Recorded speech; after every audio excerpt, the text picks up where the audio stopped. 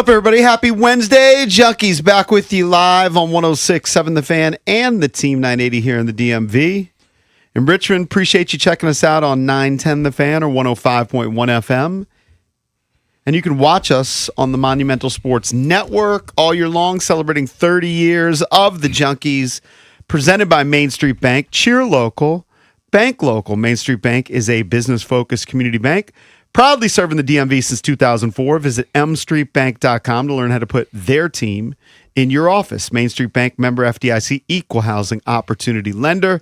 We thank you for tuning in this Wednesday morning, July 22nd, 2026. I'm John Paul Flame, joined by Eric Bickle. Good morning. Morning. Johnny Kick Sawville's here. Hello. Yep. And Jason Bishop. Yep. That is the foursome. As always, you want to get in touch with us, you can always hit us up at 1-800-636-1067. On the program today, it's a game show Wednesday. We've got more tickets to go see OAR in concert at 7 o'clock. We will play the original Junkerty. 7 o'clock, your chance to win some prizes. We also have tickets to go see Soja in concert. So we've got some concert tickets on the line on the program today. Paul Taboni is going to join us, president of baseball ops for the Nationals. And Bryce Bevel. Tell me about Bryce Bevel, Bish. Bryce Bevel is a DeMatha grad. He's 2 years behind Eric and I.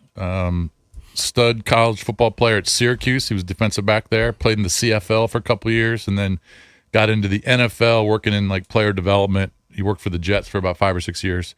So he spent about 17 years in college athletics and in the NFL. And now he is going to take over DeMatha as their head football coach. Very good. On an interim basis. On an interim basis. Yeah. So Coach McGregor is stepping away for a while. And so anytime there's a new coach there, we certainly want to pump him up. And he's a great kid. I call him kid because he's 2 years younger than me. I mean, he's 53 or 54. He's a great dude. I see he's a member of the DeMatha High School Athletic Hall of Fame. Yeah. Are you also in that? No. You're not in that ring? No, You're not in that no. ring of honor, Jason? That guy played professional football. No. He was I mean, you should probably be in the mix. Nah. I was just a guy. Jason and I have our pictures in the hallway there. Yeah, we Okay, do. well, that's a thing. Yeah. That's cool. Explain that. I don't know. They just put a picture up and just. Is it like the Junkies? Famous grad. It's just two of us. They Nice. They iced you guys out. I get it. It's fine. We can go to DeMatha. We Yeah, don't, they just we don't said expect flowers and by having a photo in the hallway. Right. I don't know. But, one of the coaches sent it to me. But That's Bryce also worked at Howard for a while, and he worked at the University of Maryland for a while. Yeah. In their I think he was there when Kinda- Etzel was there. kind of like their front office. I've heard that there are bronze statues of JP and I outside of Eleanor Roosevelt High School. Yeah. I've heard that. It should be. I've heard that that's I a don't thing. know. I don't know why there wouldn't be. When is the last time, Cakes, Yes. that you have been on the Eleanor Roosevelt campus? It's a great question. Probably Since high school? 1988. I think that might be the same case for me. Why else would I have gone back Well, to that sometimes guys campus? will go back to go to games. I went to one don't think game. I You go to any football games? You go to any basketball games? Definitely Not to not my- a football game. I not went to my knowledge. I went to one soccer game a year or two after. It was like a state championship game or something like that. It wasn't at Roosevelt. So Yeah, haven't been since the 80s. I might have been. You know what? I do think we did like an alumni soccer game maybe like 10 years after where we played Bowie, and I think that was at Roosevelt. Yeah. But it's certainly not something that Cakes and I do, like go back to our high I school. can't even remember the last time I've been in Greenbelt proper. Oh yeah. Well, you're in College Park a lot. Okay, but that's close to Greenbelt. Do you but- ever He get doesn't off go the into exit? Greenbelt. Like if you come from here, if I stop at College Park to visit my son who just finished his freshman Yeah. year, I generally take the exit Kenilworth Avenue and then I hop on Greenbelt Road Yeah, I don't go that way. and then I pop in on the other side of campus, like the stadium side. When I go to Maryland, I take the B-Dub Parkway, one of the worst roads on the planet, and then I take, it might be 410, cuts kind of through Yep. like New Carrollton, Yep. kind of take the back way. East-West Highway, right? Yeah, East-West Highway, yeah. Why is the BW Parkway so trifling? I don't know. It is, though. That It's like, road sucks. who's responsible for getting that paved and just making sure it's nice and tidy? Because I it's think- not. I could be wrong. Don't quote me on Park this. or something? It might be like the Parks Department, yeah. or- it is. the U.S. I don't know. Would I'd have to it look be the up. county? All I The know county is- of I whatever? don't know, man. It's PG bad. County? It's bad That- in D.C. It's bad in That road Maryland. is a trash heap. Yeah. But for some reason, I keep taking it. every single day to work. Well, when I go to College Park, I drive through Greenbelt. So I take Kenilworth and then go up Greenbelt Road and come in on the other side of campus. They have every fast food joint known to man on Greenbelt Road. Sure. And Beltway Plaza. I would imagine, yeah. Every one of them. Did you end up going to Raising Cane's yesterday? Did not. My son and I pivoted to like a hot dog place, like the sup dogs of College Park. You're good? Definitely had a bratwurst and some tots for lunch, and it was just delicious. You didn't It was meet one him of at the Turtle? Did not meet him at the Turtle, even though that is an option. Yeah, that's a frequent option for me and I think the Dylan. next time I'll be in PG County or College Park will be September 19th when the Hokies come to play the Terps in College Park. I That's a saw big Mar one. in here yesterday. He was trying to Probably the next time I'll be there. Big game. He was trying to round yeah. up a crew to go to the game, weren't you, Mar? Well, wait a second. Are you not going to be there tomorrow for our first pitch? Oh yeah, forgot about That's right. that. You will be there. Well, I was That's kind Prince George's County, brother. I was kind of talking about College Park, but yeah, you're right. Space Prince that. George's Stadium. Mar, you trying to round a group up for that? I think all 7 of us have to be there. That's the biggest game in Maryland football history in the last 20 years, at least. Dude, I saw I'll be there, but I won't be hanging out on the Terp side. That's okay. I'll be on the Hokie There'll be side. plenty of Hokies fans there. Oh I yeah, saw- they're gonna show up. I saw a probability chart of every Maryland game. Did you happen to see I that? did see that, yeah. It did not look good. Of the possible, like, Yeah, win it gives them a favorite- dub. I think the Gives them a favorite in, dub like, in 4 like week games. 1, and then once it hits that Big Ten season, it's not looking too good. But that's just probabilities. Maybe they can go on a run. We love Mike Loxley. Hey, we spent a lot of time, 6 weeks of the World Cup, talking World Cup. The ratings came in. Fox announced Tuesday that the final, Spain-Argentina, drew 38.937 million viewers, including a peak of 51.6 million viewers. Everybody Just was a watching it. monster hit for Fox and the United States. I mean, to put it in perspective, the NFL gets bigger numbers, but no basketball or baseball game has ever gotten numbers like that in the United States. No.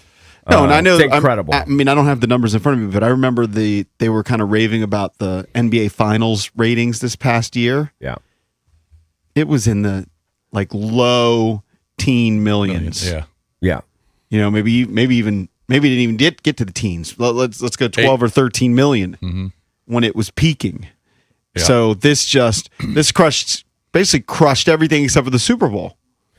Yeah, it's incredible. I thought it was great for the country. They embrace soccer.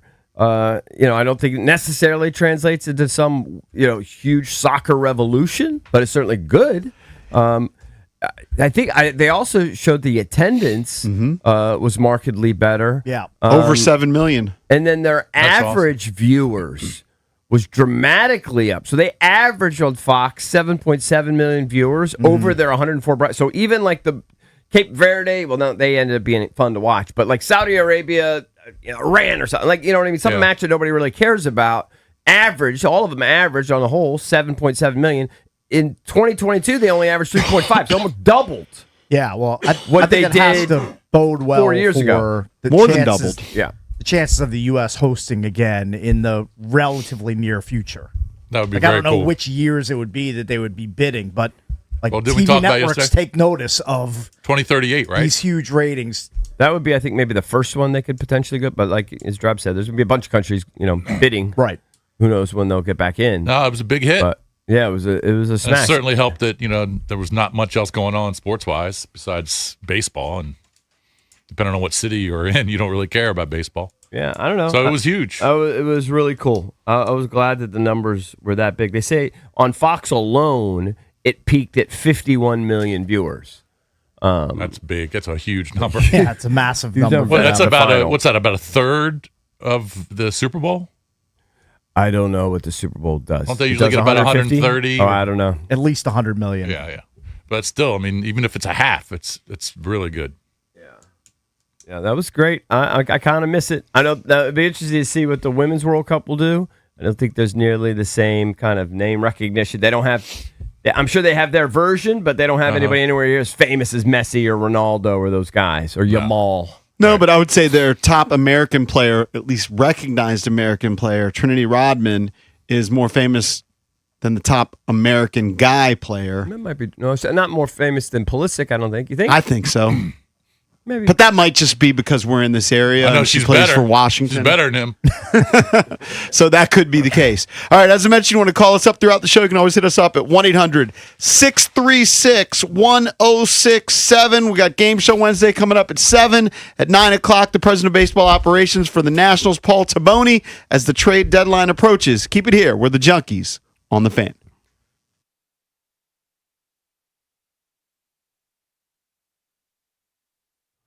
All right, guys. Junkies are brought to you by FanDuel. Baseball fans, MLB season is in full swing, and FanDuel's giving you a chance to call your shot with daily dingers.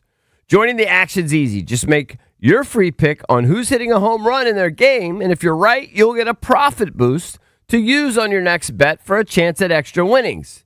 It's just another reason why FanDuel is the home of home runs. Maybe throw some cash on C.J. Abrams to hit a bomb. Maybe James Wood will go yard for you. Are you ready to play your game? All you have to do, it's very simple. Just head to FanDuel.com/local to get started. That's FanDuel.com/local to opt in for daily dingers and make your free pick on who's hitting a homer. Play ball and swing for the fences on FanDuel, an official partner of the MLB. FanDuel Sportsbook is the official sportsbook of 106.7 The Fan. You must be 21 and over. Present Virginia. No purchase necessary. Opt-in required. Bonus issued as non-withdrawable profit boost tokens. Restrictions apply, including any token expiration and max wager amount. See terms at sportsbook.fanduel.com. Gambling problem? Call 1-800-GAMBLER.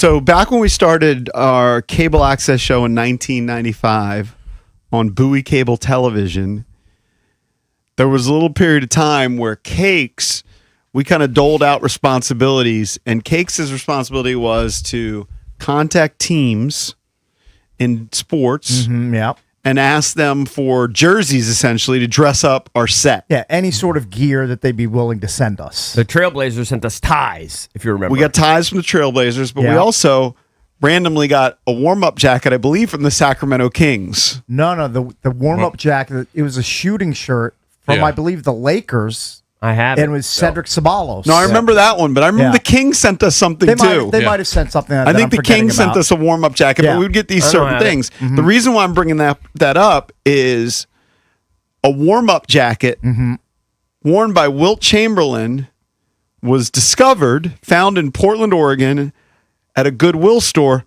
sold for $89,600. Well, he bought it for $3 and I believe 7 cents. Yes, he raided a bargain bin looking for a jacket. Yeah. He'd seen someone toss in a bin, and he bought it, and he sold it for $89,600 look, originally. Happy for him. It's an amazing find.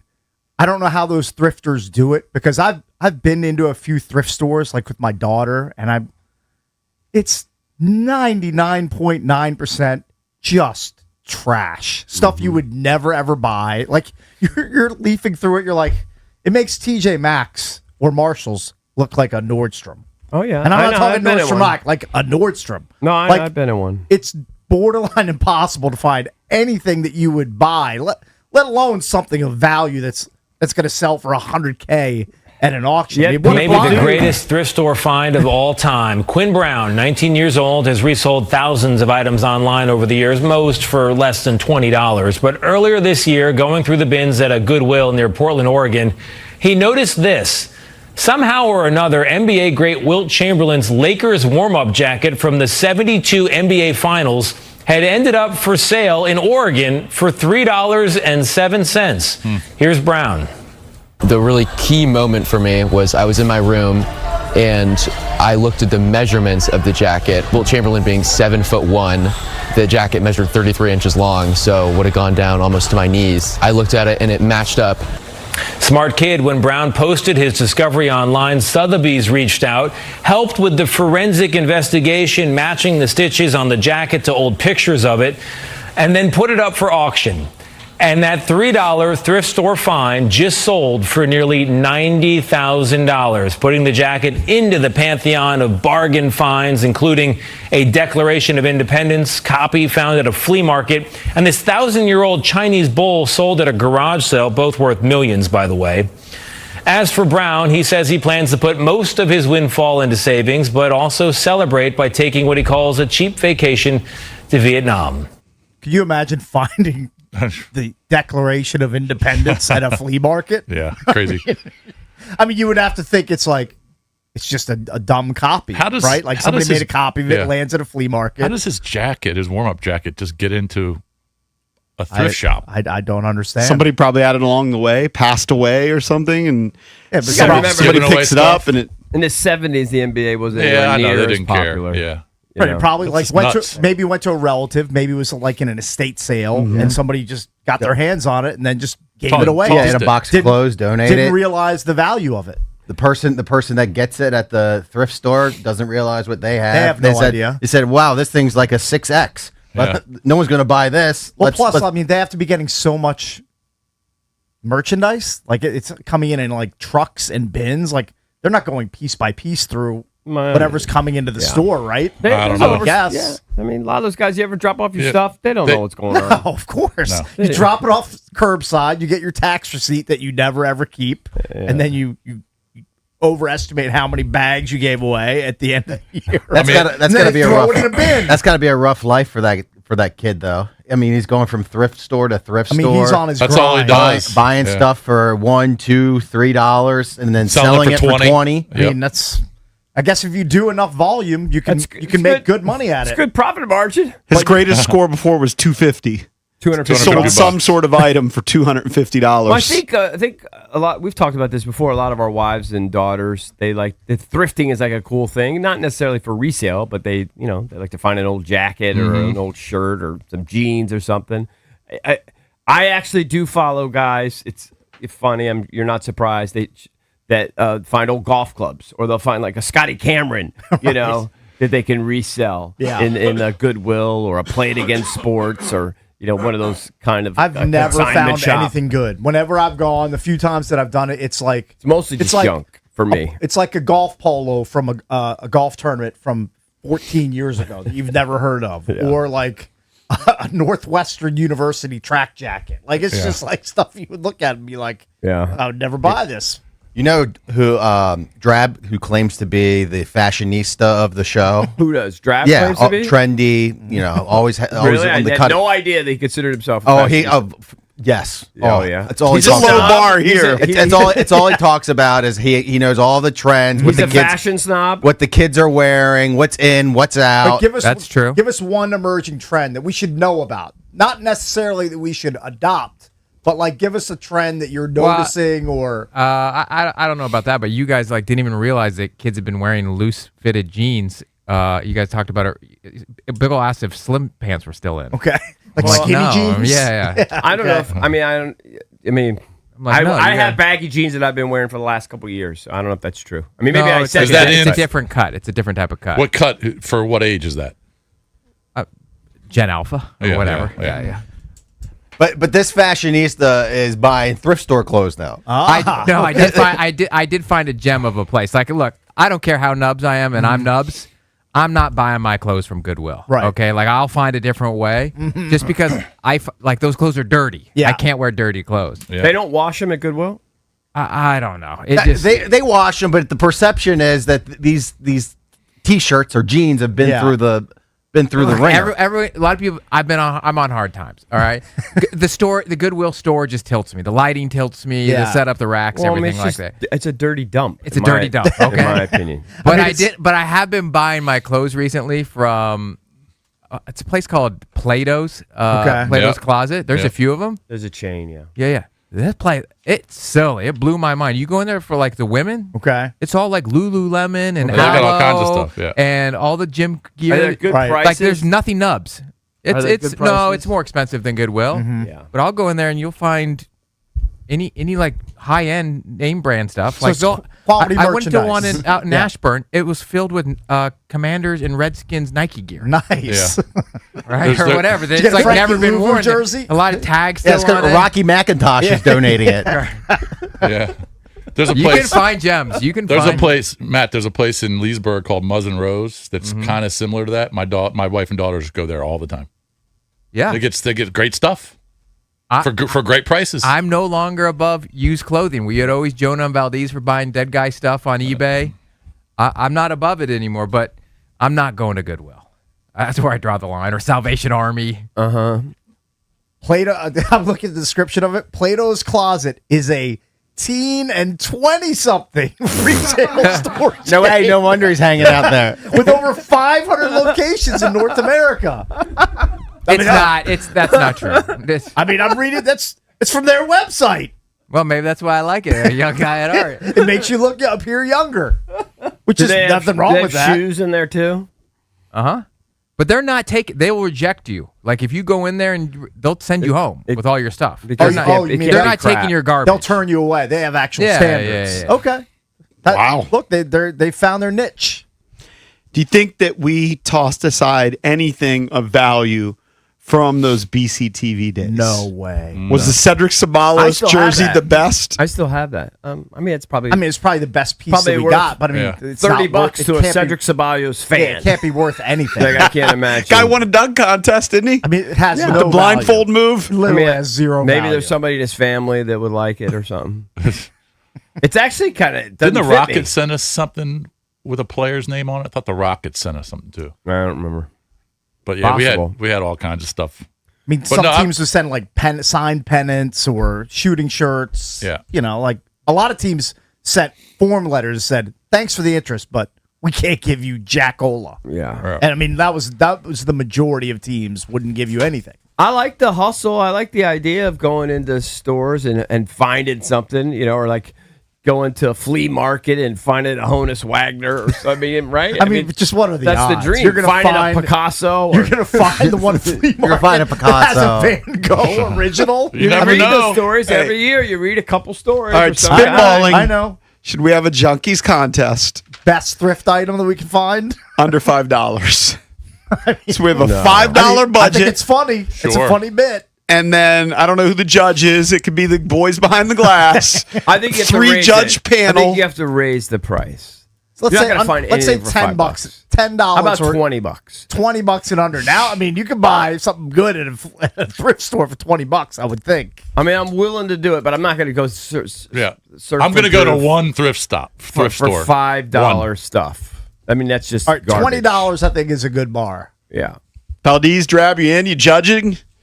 Oh, we'll judge. Yeah, sure. Absolutely. It's what we do best. Now, does it So have to be does it have to be a clothing item? Like some of you guys are talking about picking Yeah, what are Could the be anything. parameters? like clothes for I would say yourself? it could be anything. Okay, You could get anything. A bicycle. I mean, whatever Yeah, you if find. you find something silly. You find a bike for $20. You're gonna wheel that bitch in here. Now, I don't know how you're going to determine the value. Maybe you might have to. That's just they each have a vote. If you came in here with a mongoose for $20, bucks. Call up Chumley from Pawn Stars, Yeah. or what's the lead guy from Didn't one Pawn of them Stars? die? Might be Chumley. I don't even know. Chumley. Rick. Yeah, call up Rick from Pawn Stars. He'll definitely try to undersell you though. He's definitely gonna try to. Oh, that Will Chamberlain. It's a little big. I'll give you $100 for it. Yeah, right. And then he sells it for $90K. You'd be Man, so that bitter. kid just got hooked. It's a find of a lifetime. Yeah. He's never gonna find. But the problem is, he's never gonna find anything like that ever No, again. no. He's But it made it worth his he's while. Peaked at 19 Yeah.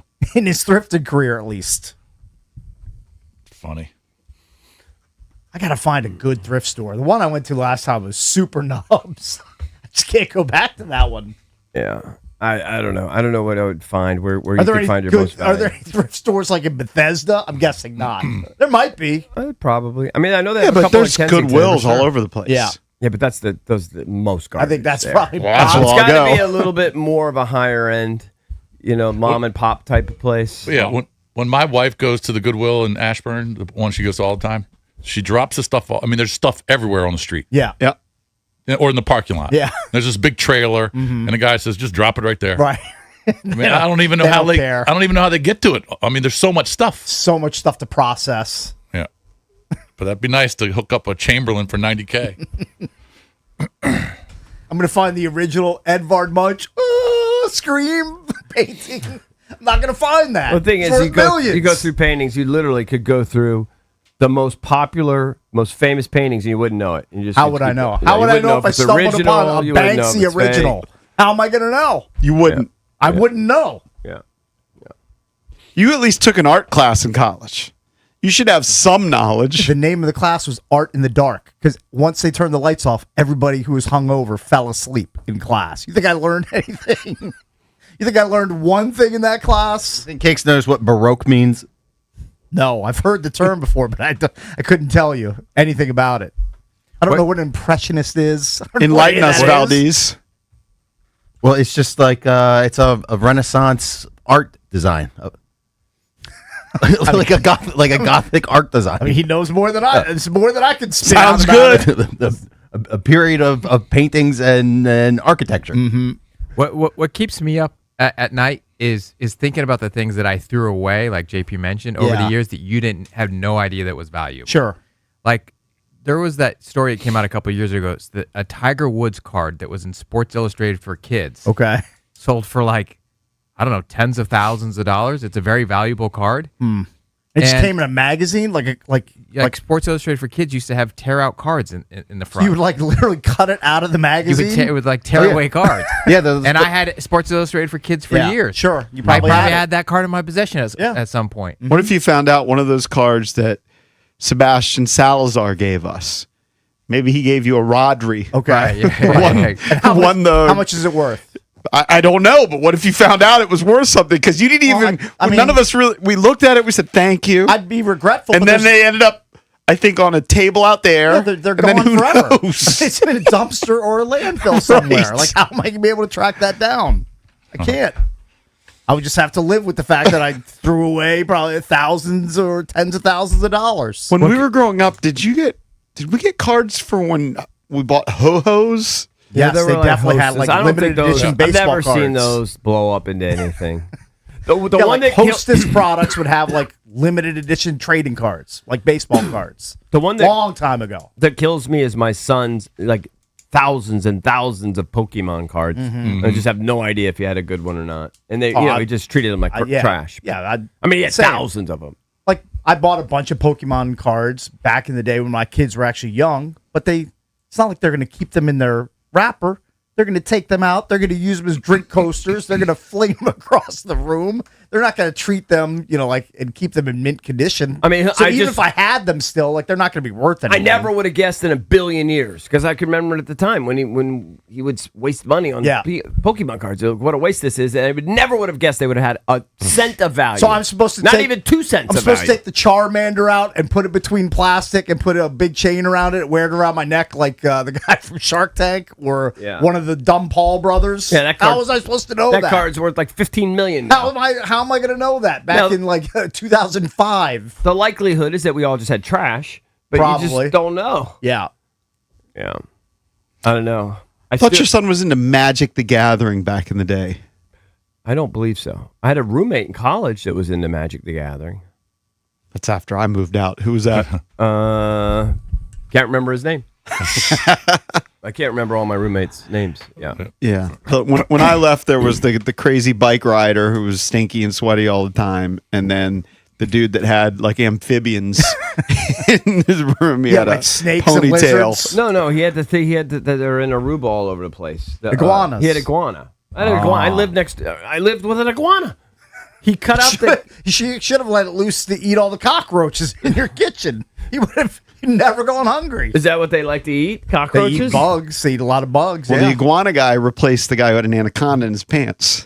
That's true. Well, yeah, that's. I mean, if you have an anaconda in your pants, that's quite a nature find. Is that house still there? Yeah. Oh yeah. Is it still there? It basically looks the same. Does it really? Basically, you drive by. It basically looks. So the neighborhood hadn't changed. Not Not really. much. That hasn't changed, but No. Route 1 in College Park has gotten a big glow up. Oh yeah.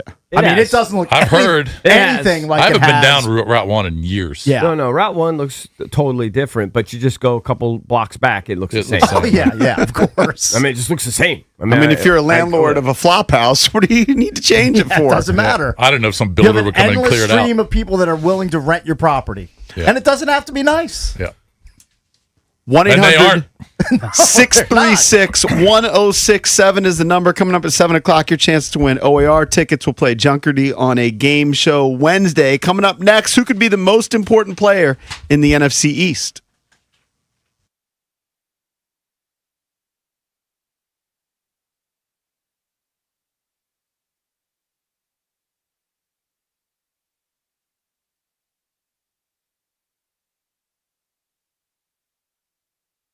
We all know legends aren't made overnight. The best athletes, they train, they prepare, they plan for their success. And when they hang up their cleats, their legacy continues. It lives on. What about your legacy? Trajan Wealth specializes in retirement strategies and wealth management. Their fiduciary advisors can help you develop a plan to weather the ups and downs of the market. And trust me, there are plenty of those these days. Don't leave your future to chance. Call Trajan Wealth at 1-855-TRAJAN1. That's 1-855-TRAJAN1 or visit TRAJANwealth.com because your legacy isn't just about what you earn, it's about what you leave behind. Call Trajan today, 1-855-TRAJAN1. That's 1-855-TRAJAN1 or visit them online at TRAJANwealth.com. Advisory services through Trajan Wealth LLC, SEC registered investment advisor, additional services through Trajan Estate and Trajan Tax. Actual client, paid advertisement, additional disclosures at TrajanWealth.com.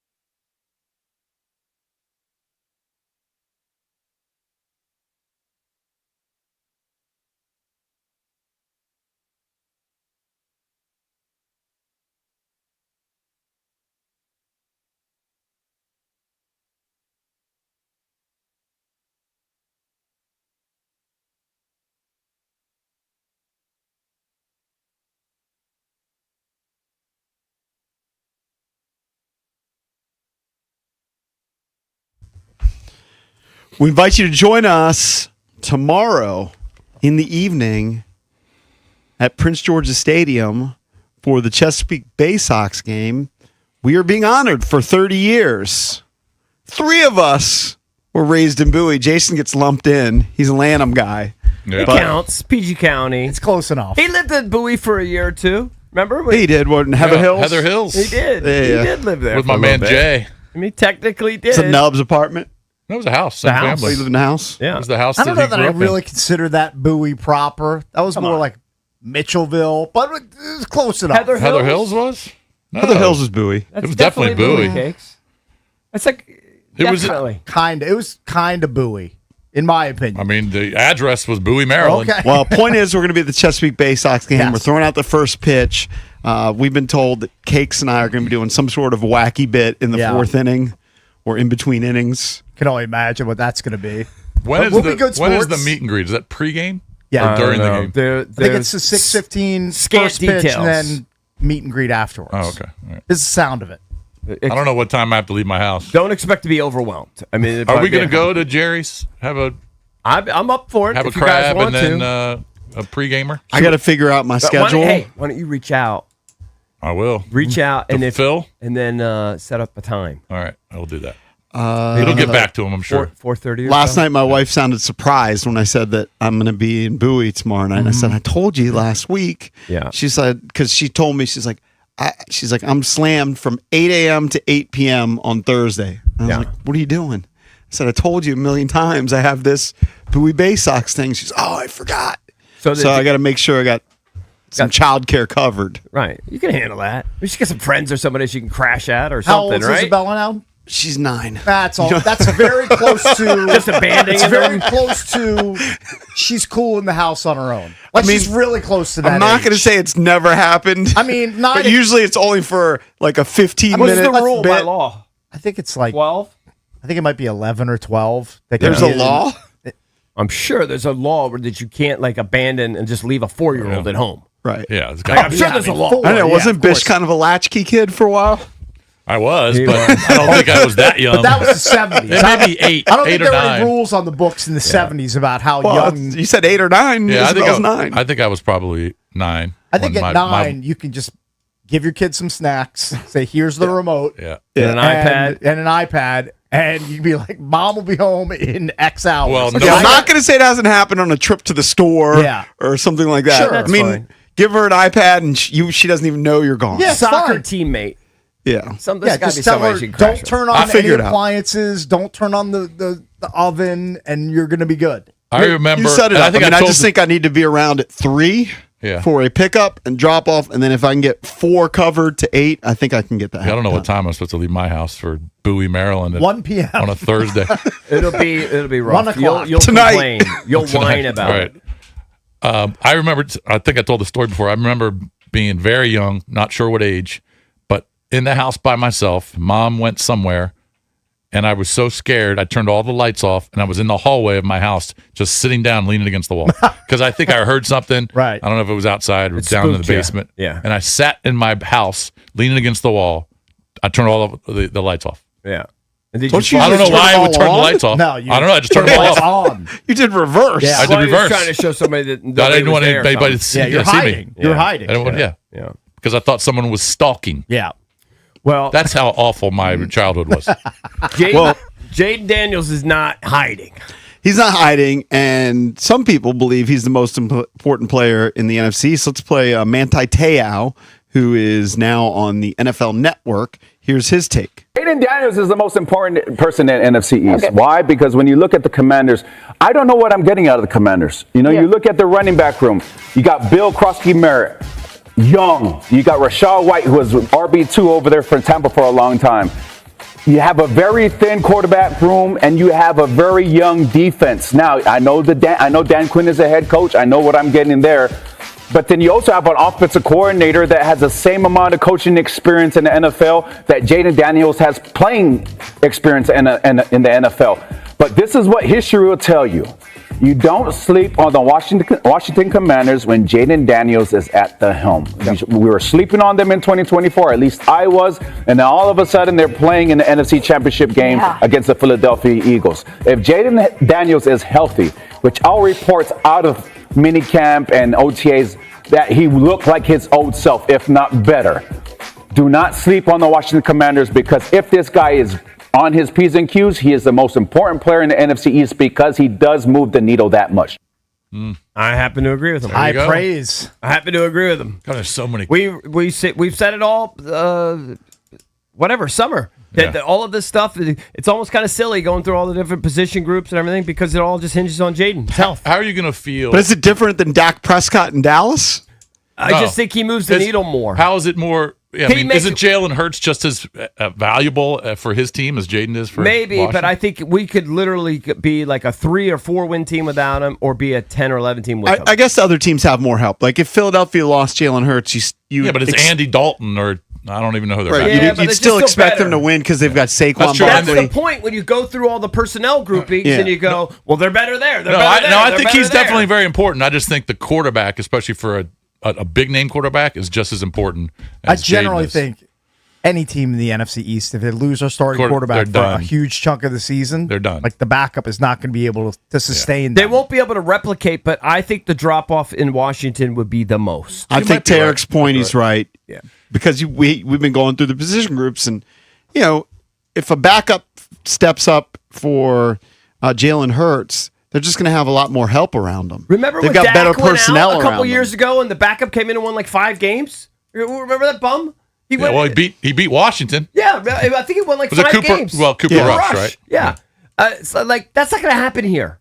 We're not good enough. Yeah, not good enough top to bottom. Enough supporting cast. That's we the whole saw point. last but year. I don't know how many games they won that year. You have to go back and look. It doesn't matter. The point is they won 5. He won more than Marcus. It was like 1 for 11. I mean, I'm sorry. If Dak goes down, as of right now, his backups are Joe Milton and Sam Howell.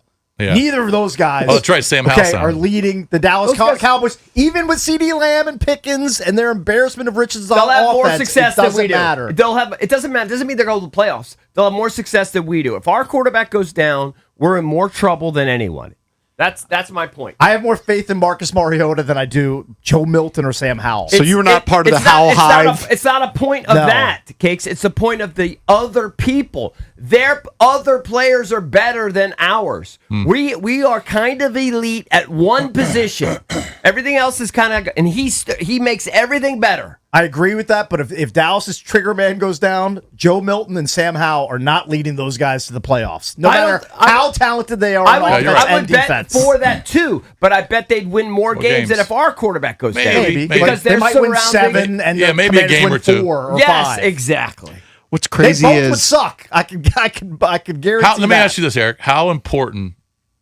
Obviously, it's not important in terms of chances of making the playoffs because it's only 1 week. How important is opening week at Philly for you?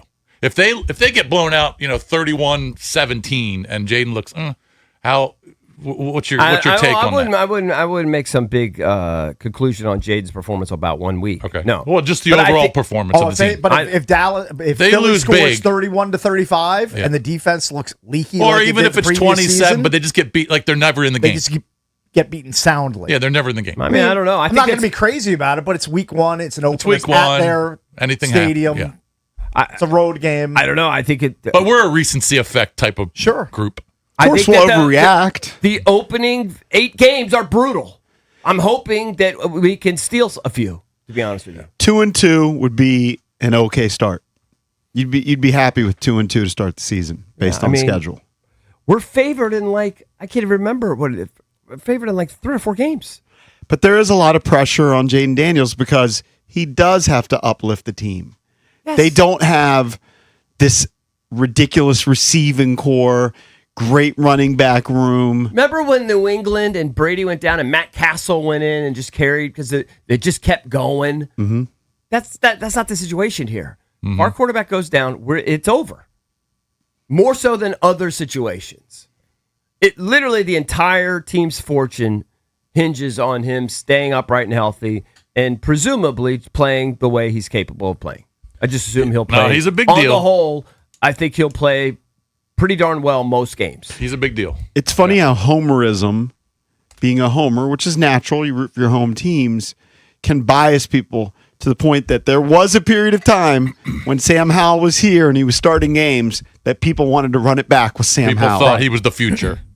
I think that you could win a few games with Sam, but yeah, I mean, Sam's nowhere near. He's a backup. 1/100th the quarterback Jaden is. He's lucky to be in the league at this point. He's going to be a career second or third stringer. Yeah, I think Probably that's more fair. towards third stringer. You're right. Now, he'll make a good living and a good career out of it. Yeah. That just shows you how quarterback starved we were. You don't want him to be a starter. Dude, the quarterback salaries are so much. Baker Mayfield is up for an extension. He's in the final year of his contract.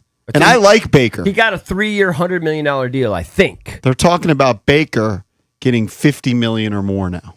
He's worth it.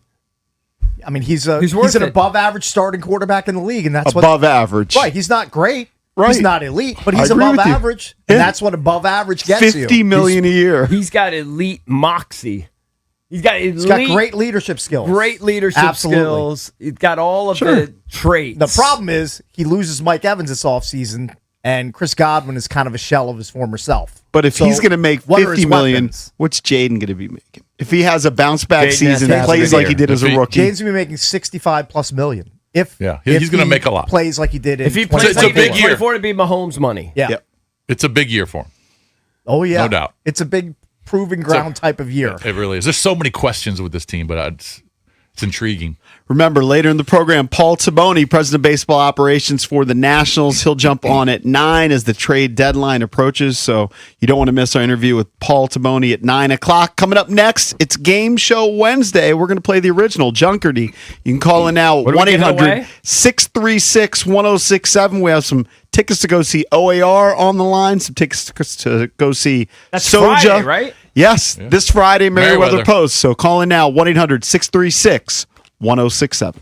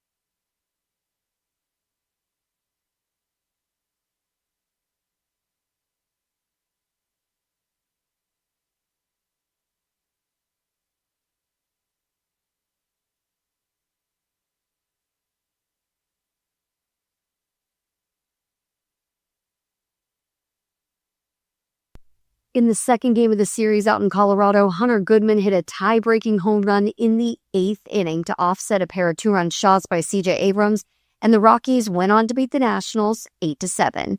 With a 2-homer game, C.J. Abrams now has 78 RBI. He matches Cardinals' Jordan Walker for the most in Major League Baseball. And if you think that maybe you're having a bad day, at least you're not the social media staff of the Miami Heat. The Heat posted a scheduled live stream titled LeBron James Introductory Press Conference, followed by the date July 27th to their YouTube channel, in what a team spokesperson is now calling a mistake. The spokesperson told ESPN that the club's social media department was preparing for the possibility of James's signing and mistakenly posted the link to the team's YouTube page. The post has already been deleted. So no, it's not certain yet if James will be taking his talents back to South Beach. From the Crop Metcalf Sports Desk, Savannah McCann on The Fan.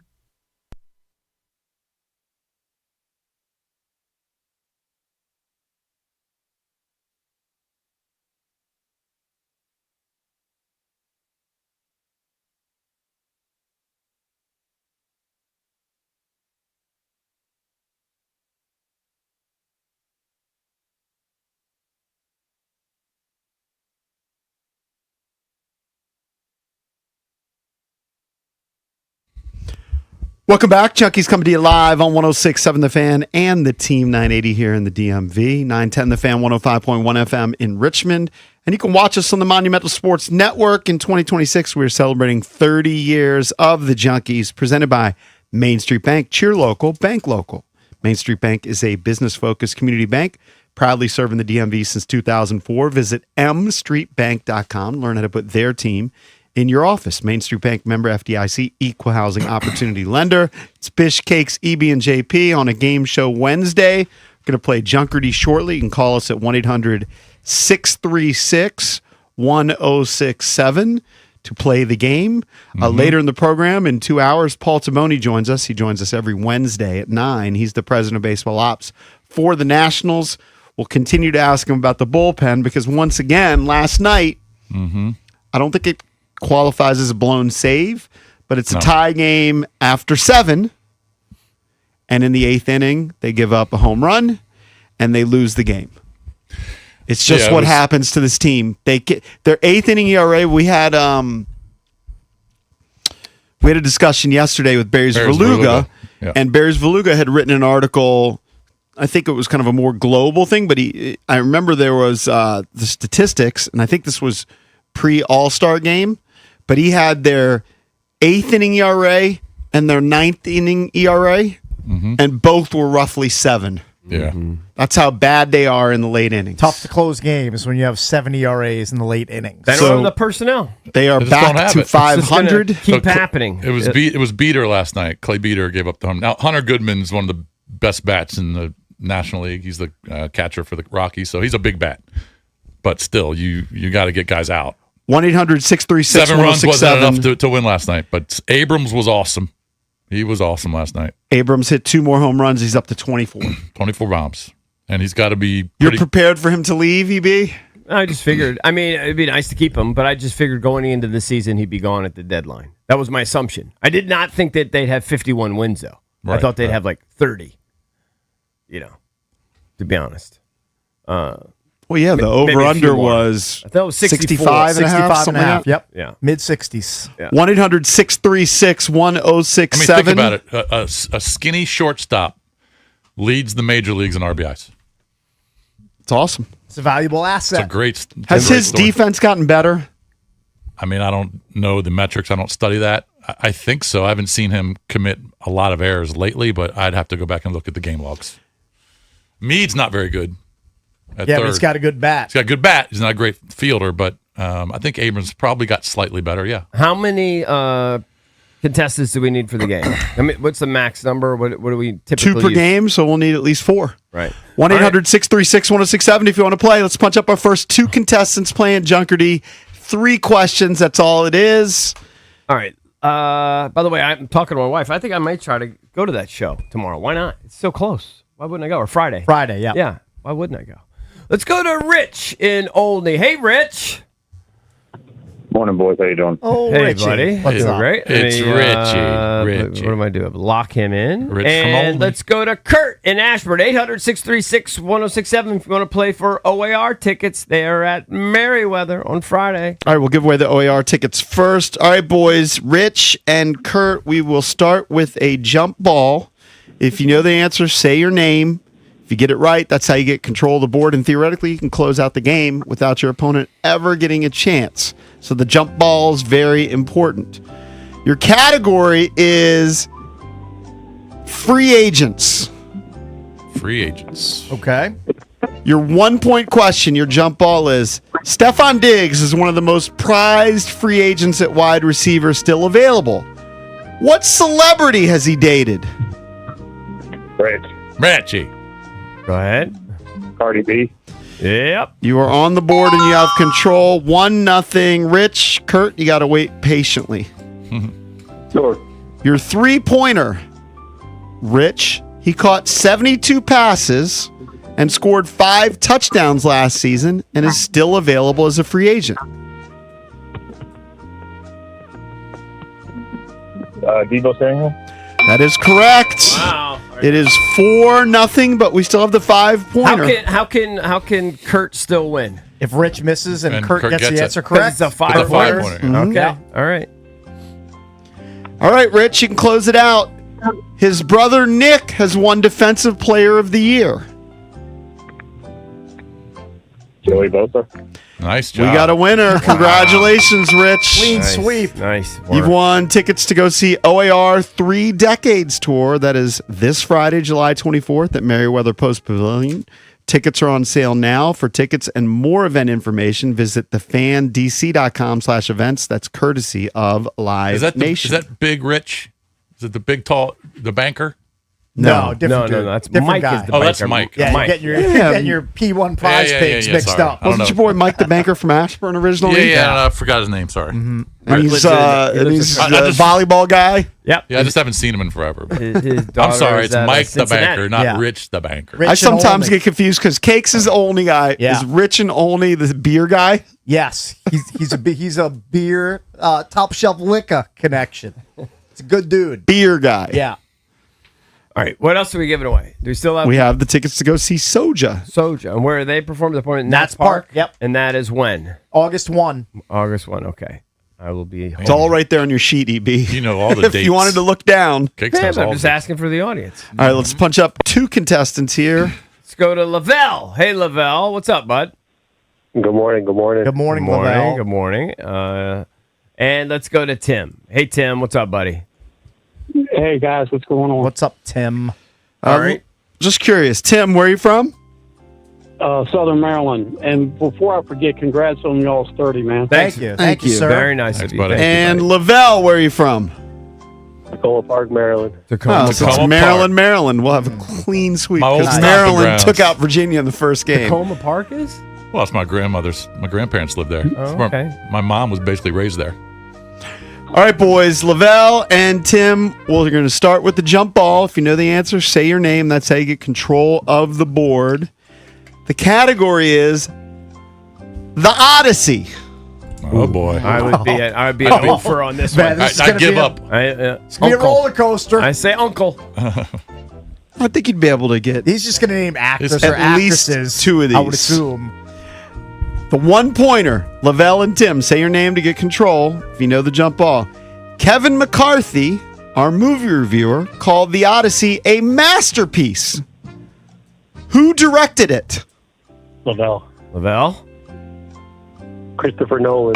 Nice. All right. Lavelle is in. Locked It's on in. the Lavelle is board. up. Your 1 boy zippy. would have got that one, Cake. You would have got that one. I'd have one. That is a I one think pointer. you'd maybe get this. Tim, you got to wait patiently. Lavelle, you have control. Lavelle, your 3-pointer is he played the villain Antinius in the Odyssey, and he's actually played Bruce Wayne before. Robert Pattinson. Oh, Yes. look at that. You didn't think he was going to get it. I I, did I not- looked at your face. I was a non-believer, Couldn't Lavelle. remember that My dude's bad. name. I slept on you, Lavelle. All right. You're still in this, Tim. You're still in this, I think. Here's a question I don't know. Okay. All right. Yeah.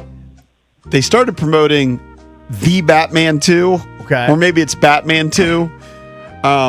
Is Pattinson playing Batman Yes. again? Yes. Okay, so he's still Batman. He's locked into the role at this All point. right, Lavelle, if you want to close it out, your 5-pointer. In the Odyssey, she played Helen of Troy.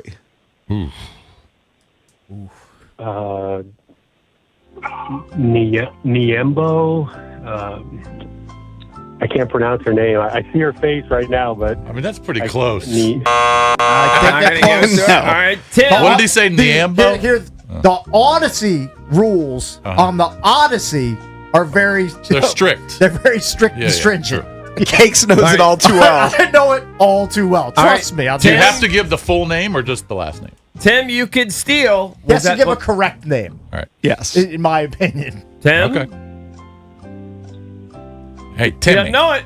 5, 4, She played Helen of Troy. 3, 2.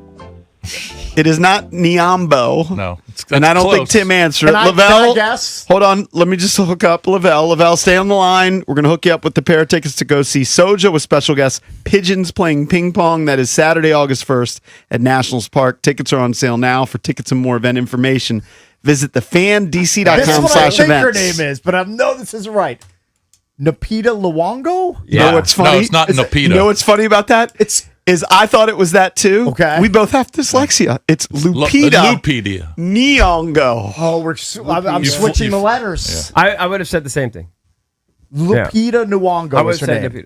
Lupita. Lupita Nyong'o. Yes. Okay. Lupita. I transposed the letters. The guy knew. I'm a dog. She's got a hard name. Yeah. I actually feel bad, but he won anyway. Lavelle won anyway. Yeah. Yeah, because Tim didn't Lavelle know. wins. Yeah, yeah. Good job. So hook him up. When Lavelle calls, I don't know if that's the first time he's called, it makes me think of Liddell Betts. What do you think Liddell Betts is doing these Liddell days? Betts. That's a great call. He I don't know, played by hold selling on. insurance. Or He was here. What era was he here? Was he here with Zorn? I can't even remember who the head coach was. He I was think a here, little after, but He was here here for quite from a while. early, like till early 2000s. So he predated Zorn. He was here before Zorn. When was Zorn? He was like 2008. No, he might have crossed over. Okay. Liddell Betts was with the Washington Redskins 2002 through 2009. Pretty good run. Wow, and then that's a the long time. Saints in 2010. I'm gonna guess. I know exactly what he's I'm doing, gonna too. Liddell Yeah. Betts. You'd be is- surprised. He owns his own insurance company. No. EB said insurance as well. Okay. How about Liddell Betts? I mean, it makes sense. Yeah. He Football got into coach. coaching. Yeah. Started in high school. He is now the running backs coach for the Miami Dolphins. Oh, Yeah. okay. Good for him. That makes sense. That He's tracks. been running backs coach at Iowa, the Giants, and now the Dolphins. Just got hired by He's got them. a silly running back to coach in Devon Achane. That guy's a stud. This is his first year with the Dolphins, right? That's what it says on Wikipedia. Yeah. Liddell So, Betts. what do you guys make of the Miami Heat posting on their YouTube, inadvertently apparently, LeBron? scheduling a LeBron press conference for July 27th, and then taking it down like shortly after people That's a big noticed. boo boo. If that's the case, Now somebody in PR is getting fired. They say, hey, they were just preparing the graphic, etc., in case there was something to announce. But that seems pretty specific to have a date and a time and have it all locked in. Right.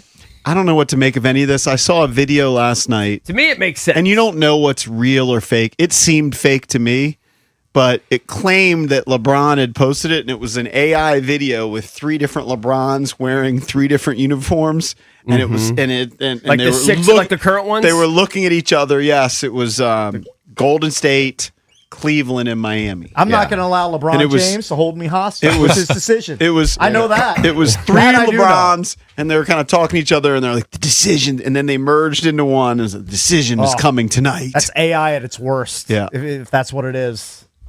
I think So they put out on social media that there's a press conference. No, not on social media. They had Where- prepared like a graphic or something. Maybe if you went to the Miami like a YouTube page, you could see they had pending, in 4 or 5 days press conference. It's kind of like showed up, Gotcha. I think they're just preparing in advance. So you don't think that there's already an agreement and the PR staff is putting it all together because they know. No, but I just don't see Miami as the last stop for him. I really believe it's Cleveland. Well, I might be. I might be. I really think I it's might not strike Cleveland. out. I think it's Yeah. Cleveland. Yeah. Well, think about it. Cleveland can be good if. Cleveland was good last year. You've got Donovan Mitchell, James Harden, pretty good. I think it's more tantalizing to play with Giannis. But they got a front. They've got Mobley and Jared Allen. Like that's a good team. Yeah. What were we gonna say, Valdez? Well, remember the Caps put out like a whole thing about Ovi's last year for like the ticket sales package. So I don't. I don't remember. You'd have to remind me what You don't happened. remember? That's a massive deal. Don't that, remember. that season ticket holders got an email saying, buy your tickets for Ovi's final retirement tour. They year. said that a year ago. Yeah, this past year. Yeah. Just kind of preparing them, right? Yes, Yeah. and then they didn't really know, but right? they And were it got sent out or got leaked by accident. But like the sales team was getting ready for like a package where he announced his They retirement. just have to be prepared for Yeah. it in case it happens. So Exactly. you're It just saying slipped that out. it could be true that they were just preparing it just in case. I think this happens a lot. Is Okay. getting ahead of everything and Okay. instead of being surprised Fair. by it. I'm actually going to bet on Miami. I'll take $1. And teams botch I'll bet things. on Miami. Does anybody want $1?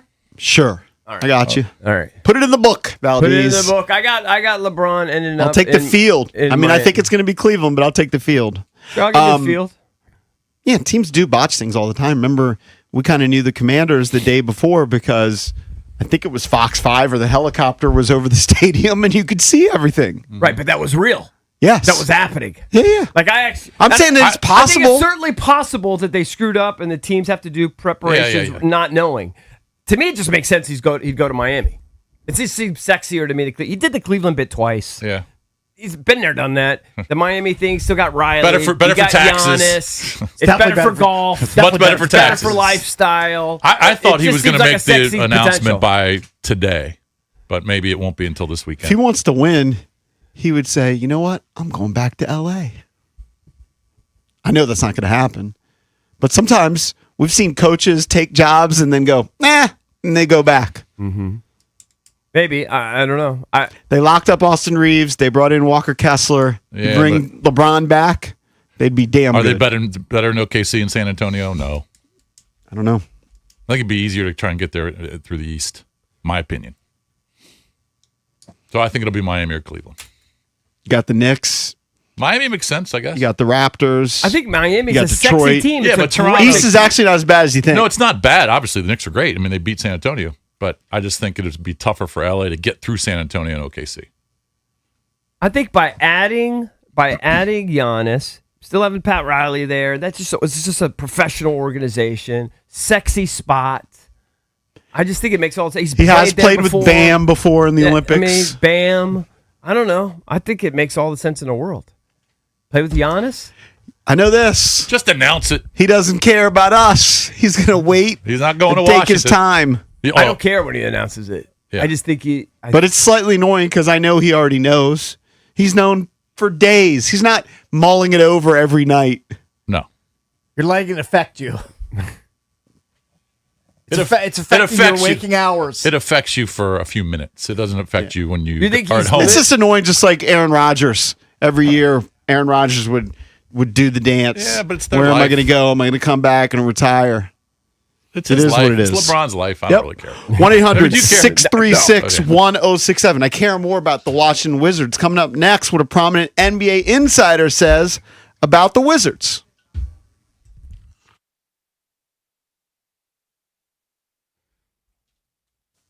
JP here for Michelle Radley Chevrolet and the Michelle Radley Automotive Group. They are fantastic. I've got a Traverse. I absolutely love it. And there's great news over at Michelle Radley Chevrolet. They have decided to keep the 0% for 60 months offer around longer. Right now at Michelle Radley Chevrolet in Leesburg and Radley Chevrolet in Fredericksburg, you can score 0% APR for 5 years on a new Silverado. Plus, no monthly payments for 90 days. And here's a silly perk for Junkies listeners. You buy any new vehicle this month at Michelle Radley Chevrolet, and they're going to throw in a set of all-weather mats absolutely free. They're great. Don't sleep on the all-new Radley Mitsubishi in Fredericksburg, too. Stop in, you take a test drive in any new Mitsubishi this month, and they're going to hand you a $50 gift card just for taking it for a ride. And Radley VIP Rewards Program, they're fantastic. Buy any new or used vehicle, any new or used, and you're getting Oil changes, tire rotations, routine maintenance, service specials, and more. Real value that keeps savings in your pocket. That's right. Michelle Radley Automotive Group. They've got it in Leesburg. They've got Radley Chevrolet, Radley Cadillac, and the all-new Radley Mitsubishi in Fredericksburg, delivering memorable driving experiences.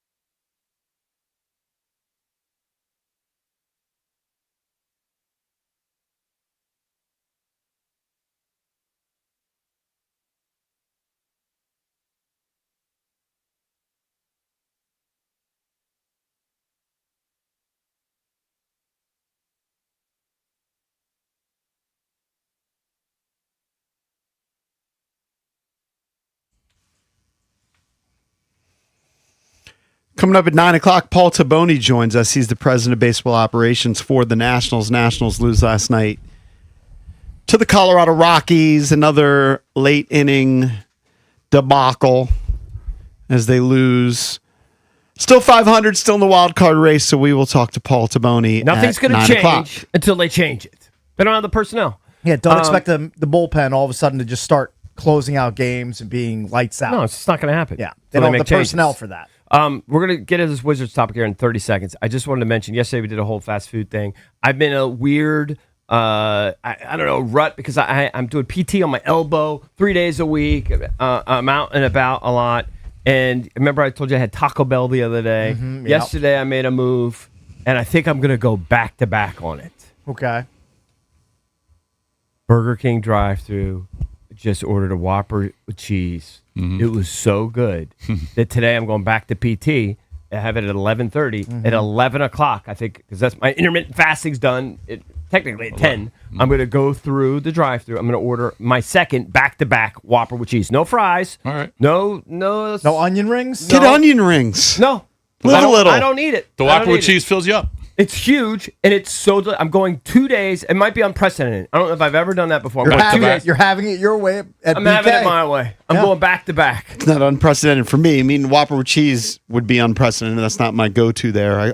What's your go-to there? The Big King, if they still have it. I don't even know. I don't what know. that is. I'm not a big Burger Is that King a double? guy. Is that a double? It's basically a double cheeseburger. Oh, double. Well, anyway, I'm thinking. I'm pondering today. I've been wandering around during the break, just kinda Pondering and wandering. what I'm going to eat. Okay. At around 11 o'clock ish. But right by your PT, I would advise you. Isn't Mission Barbecue right there? There is a Mission Barbecue, I think, nearby, but I'm not. Don't you have to go in for that?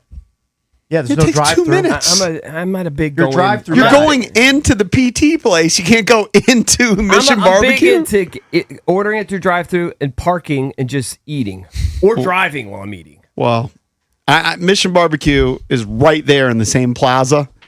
It's excellent. But get your Burger King. I made It's a fine. tragic mistake yesterday. I went to Chick-fil-A, opted to go in and get the food. By the time I went in to get the food, big thunder boomer. I had to And you walked out, you had pummeled. I had to with go the rain. back to my car, Yeah. food potentially getting soggy. Oh, yeah. I mean, it's just a disaster. I don't know what I was doing. Yeah. It's a bad decision. So they were having a discussion, I believe, on NBA Today. I might be wrong. And Anthony Davis has been out there in interviews and was talking about his expectations for the Washington Wizards. Does he look like a guy who's desperate to leave at this moment? Right now, it does not. Right. He believes they can win 40 games. You know, he answered kind of that he's going to play 82 games. That's kind of laughable. But here's NBA insider Kendrick Perkins responding to Anthony Davis. All right, at DraftKings Sportsbook, it's the Pacers that understandably, given what we just talked about with Tyrese Halliburton, saw the biggest jump from their preseason win total from last season to this one. The Wizards, the Jazz, they're both mired in that 5-season playoff drought, and they're looking at bigger expectations this season. Anthony Davis, he spoke about what he is looking for himself for the 2026-27 season. Can you predict your stat line this year and your record this year? Stat line, I don't really care about stat lines, but our record, we're going to have 40 plus wins. How many games played for you? 82. Anthony Davis is saying right now all 82 played. I believe him. Have y'all seen Anthony Davis lately? Just seen did. those workout videos circulating online? He looks in phenomenal shape. And I think, people forget that when Anthony Davis is available, he's a top 15 player in the league. Sure. Anthony Davis is one of the most skilled power forwards that we've ever seen in the game of basketball. Anthony Davis affects both ends of the floor. You put him with Trae Young, AJ DeBouncer, you put him with the kid Trey that they drafted last year in the lottery. This team is going to be okay. I love Brian Keefe, who's the head coach over there. This team is going to be right in the thick of things, and I believe that Anthony Davis will play at an all-NBA level, and the Washington Wizards, led by Anthony Davis, will be a top 6 seed in the Eastern Conference. Wow, top 6 seed in The last 40-plus win season for the Wizards, 2017-18, when they won 43 games. So it's been a bit of a drought for a 40-plus win campaign for the Washington Wizards. Doesn't feel like that long ago, but I mean, since then, it's been 32, 25, 34, 35, 35, and then they were like, okay, we're just on a hamster wheel here. We got to start the tank. 15, 18, 17, the last 3 seasons. I just put up our Junkies poll of the day, brought to you by Surfside Iced Tea and Vodka or Surfside Lemonade and Vodka. This summer, grab a Surfside, your go-to canned cocktail, made with real vodka, only 100 calories, and 0 bubbles. It's not a seltzer. It's Surfside. Must be 21. Please drink responsibly. And it's simple. Will the Wizards finish above 500 this season? I answer yes. They should if they stay healthy, which is a huge huge if. caveat. My biggest takeaway is you see that the national media now is starting to pay attention. They're starting to see. You're not hearing like when Debenta was first drafted and everybody was just like poo-pooing him. Now they're actually starting to realize the team that they've put together. So I like that. I also actually really like, as we kind of touched on before, Davis's sort of enthusiasm for the season. It's kind of flipped. It seems like it's kind of flipped a little bit. Yeah. I think he's bought in along with the national media. Now, I don't think he truly thinks he's going to play 82 games. He's just saying that. Nobody plays 82. Nobody plays. I also think it's actually kind of been refreshing that he didn't give a stat line. Like, he's like, I don't care. Yeah, that was a good sign. Tell me that's not a sign that he's bought in. He's bought in. He thought Right? about it for a second, He's, and then he's the anti-JP. I don't care about stats. he came up with the right answer. Well, like, yes, he's like, so hopefully Trae Young comes in with that mindset too. Like, these guys aren't just like all about, I got to get my numbers. They're buying into the team culture, Get to the dubs. team winning, get wins. I thought that was. That was a little bit of an eye-opener. Out of the teens in winning and get to 40, 42. 45-ish type wins. And if he said, that should if be he the had next said, step. oh, my stat line, it's like 25-10 what I normally do or something, Yeah. you might cringe a little bit, but that would have been normal. But he says, no, I don't care. I don't care what my numbers are. I think I'm gonna play 82 games and we're gonna win 40 plus games. That was a pretty great answer. It's going to be tough because they won 17 games, but I've agreed with your point all along. They were tanking. They didn't play their don't guys know a what lot. they were capable They of might have been last a year. 25-win team. I'm not saying that's great, Yeah, but but they it's- might have been a 20. They might have been a It's 30-win less team. of Who a knows? jump Right. than you Right. might realize. They wouldn't have had the number 1 pick. I Yeah. think they should finish above 500. If they don't, That's it's why a- they it's a big brought in disappointment. Anthony Davis and Trae Young. It was to be competitive fast. Like, I didn't necessarily agree with it. I would have preferred to stay with the young guys and let them develop. But this makes the timeline faster. They need to have. I mean, they even call the off season. They don't call it the off season. They call it what? Jump season. Jump season. Jump season. And I by like the way, that. I'm totally bought in the jump season. I just saw a photo just yesterday. I mean, I know the guys are there every day, but it was Trey and it was Keyshawn. And Keyshawn's just looking more and more jacked. Just he's just developing into Yep. his body. How old is Keyshawn? 22 Probably or 22, something? I would guess. I mean, 23 maybe. And Trey just looks happy, bought in. Yeah, well, And you saw Trey. 212 million to make you happy. Sure. Trey Johnson, we all saw how different he looked just in the last few months. We saw him in Summer League. Keyshawn's 22. I think they're making huge strides in that gym. Could all 4 teams in the D.C. area finish above 500? Could, yes. Next year. On paper, they could. It's not likely. I don't know what the odds would be. I mean, right now, the Nationals are 500. No, I'm talking about for next year. For next year? In 2027? Yeah, for next year, let's say. The Wiz would be very difficult, but I think they could do it. It's doable. For the Commanders, if Jaden's healthy, it's doable. Correct. He has to stay healthy. Caps, I think, is a lock to Caps finish above should 5. be good, and then And then the Nats next year, who knows what they'll look By the like. way, I who forgot knows? about this. I Keyshawn think it's- George, clearly my favorite Swiss basketball player of all time. that's where he was born. Yeah, born in Switzerland. Yeah. He's Swiss. See a military kid? Why was he born in Switzerland? I don't know. It's a good question. Did I see that? Not sure. That Bob Carrington just celebrated his birthday. Did he just turn 21? Probably. He's a young. He's He was young. drafted at like 19, I believe. Yeah, it's crazy. It feels like he's been around forever. He's just A guy 21 years Bilal's old. young too. A bunch of youngins. that- That's why they brought in the vets to help lead them, shepherd them along. There's a lot of potential with this team. If you want to chime in on the Wizards, do you believe they're going to be an above 500 team? Anthony Davis says over 40 wins. Kendrick Perkins said top 6 seed in the East. 1-800-636-1067. The thing is, when you go through the standings, it's hard to know who they would leapfrog. Like, Detroit won the most games in the Eastern Conference last year. So I'm just going to say Detroit is going to be better than them. The Knicks won it all. So I think the Knicks would be ahead of them, right? You keep going down the list. I have the Wizards like in 7th because Boston's still going to be good. The Cleveland Cavaliers, we don't know if they're going to get LeBron, but the Cavs last year won 52 games. The Raptors, now the Kawhi Leonard thing is up in the air. They were the 5 seed last year. They add Kawhi Leonard, they should be better. What if Kawhi has a injury-riddled season? Well, again, they were a 46 win team last year. If Kawhi is they could slip. Banged up, they definitely could slip. But I think that they have gotten better. I think the Hawks have gotten better. The Sixers have definitely gotten better. So you keep going down the list. It's like, who are they going to leapfrog? I think they could leapfrog teams like Charlotte and Orlando. By the way, Miami should be better with Giannis. It's also, They're a 10 seed. Remember, Charlotte 2 years ago won 19 games and they jumped to 44. Yeah. So it's possible. Yeah, they took a big Yeah, step. but also last year's win totals are inflated because so many teams were tanking. Sure. So that's all, you got to factor that in too. And But I think they where could that jump factors over in. the Bulls, the Nets, the Pacers, the Bucks. They're going to be in that play-in territory, probably, in my opinion. Yeah, I don't think they're the 6th seed, but I can see them being that 7-8. I don't know. Right? 7-8? Yeah. I don't know. I mean, what you say makes sense, but 7, I have to 8, see 9, if they're in out. playoff contention, that's a success for the 26-27 season. And the LeBron piece is a big piece because if he goes to the Sixers, all of a sudden the Sixers probably are the favorite in the Eastern Conference. If he goes to Cleveland, they are one of the favorites, not necessarily the favorite. You might still favor the Knicks. I think they're one of the top 2 or 3 if he goes to Miami. Probably so. Yeah. Well, yeah, because Miami, what did they win last year? 42? 43 and 39. And they add Did they add LeBron and Giannis? Yeah, come on. Yeah, that could be easily in the 50s. But they lost Tyler Hero. I think that to me. Bam's not happy. I don't know why. I'm surprised you don't think that that's kind of a no-brainer to go play with Giannis.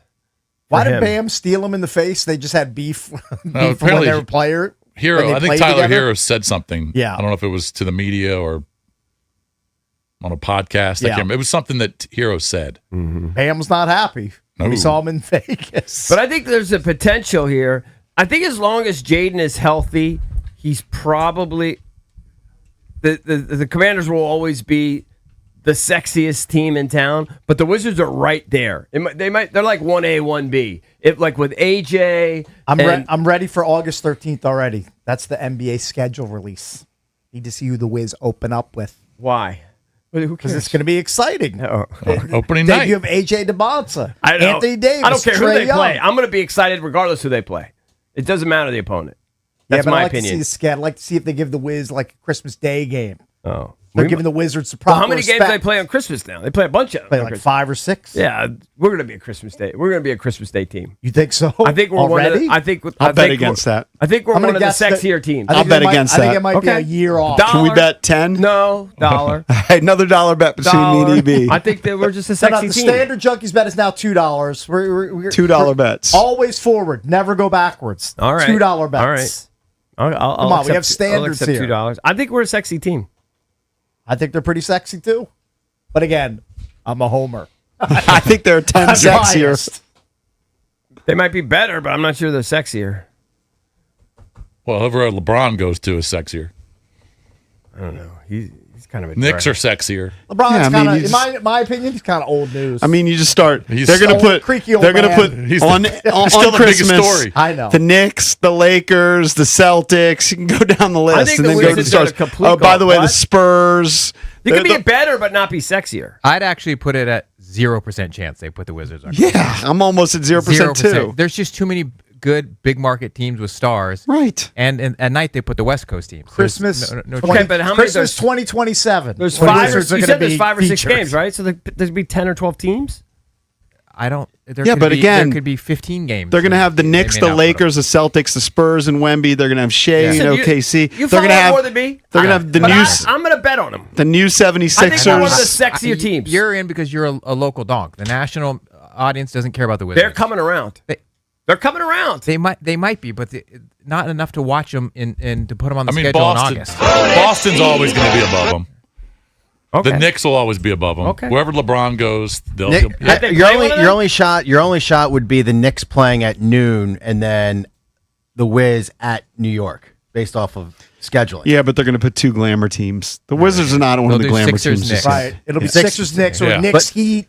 I don't think the Celtics, Sixers. I don't think yeah. the Sixers are sexier than the Wizards. They just traded for Jalen Brown. Kidding me? Yeah, they're going to be pretty I don't sexy. think he's so sexy. Yeah, He's a star. You ever heard He's of a star. Tyrese Maxey, Joel Embiid? they're going to be one of the favorites in the East, probably. Yeah, all right. I'm not saying that. Again, I think there's a difference between the best team and a sexy team. I think we're one of the sexier teams. All right, well, we'll see. Yeah. When does the schedule But come I out? mean, August 13th. They're gonna schedule it obviously before the season starts, so they could be surging and as sexy as I think, and then still not get it. Why are you laughing at me? I think we're sexy. You're an HTTW guy. Like I you're am an just- HGTW. You're guy. just in the Homerism's tank. got you. Yeah. I think we're gonna surprise people. I love Maybe our you, young maybe you talent. did see the Odyssey with all that Homerism. All right, go ahead. You go on the record. I'm on the record. This is I'm on the record. I think we're a playoff team. You go on the record. We're not a playoff team. yeah. No, I'm not. But You're not. yeah. Valdez, you're not. What's- the Wizards. I haven't decided yet. Okay. All right, what do you consider a playoff team? Well, like I said, I think it's top 8. Okay. But you guys who want to go top 6, okay. No. If you're I- in the I top say top 8, eight. yeah, if you get into the play in advance, you're a playoff team. But, Will Dawkins' siren song is loud. but if the Wizards are 9, that reference. hey Richie Ricardo, if the Wizards are Cover your 9 ears. and they don't get in, that they're not a playoff, and they get eliminated, they're not a playoff team. Okay. 1-800-636-1067 I'm if all you can in. chime I'm all in. in on the Wiz. We're the Junkies. Be right back.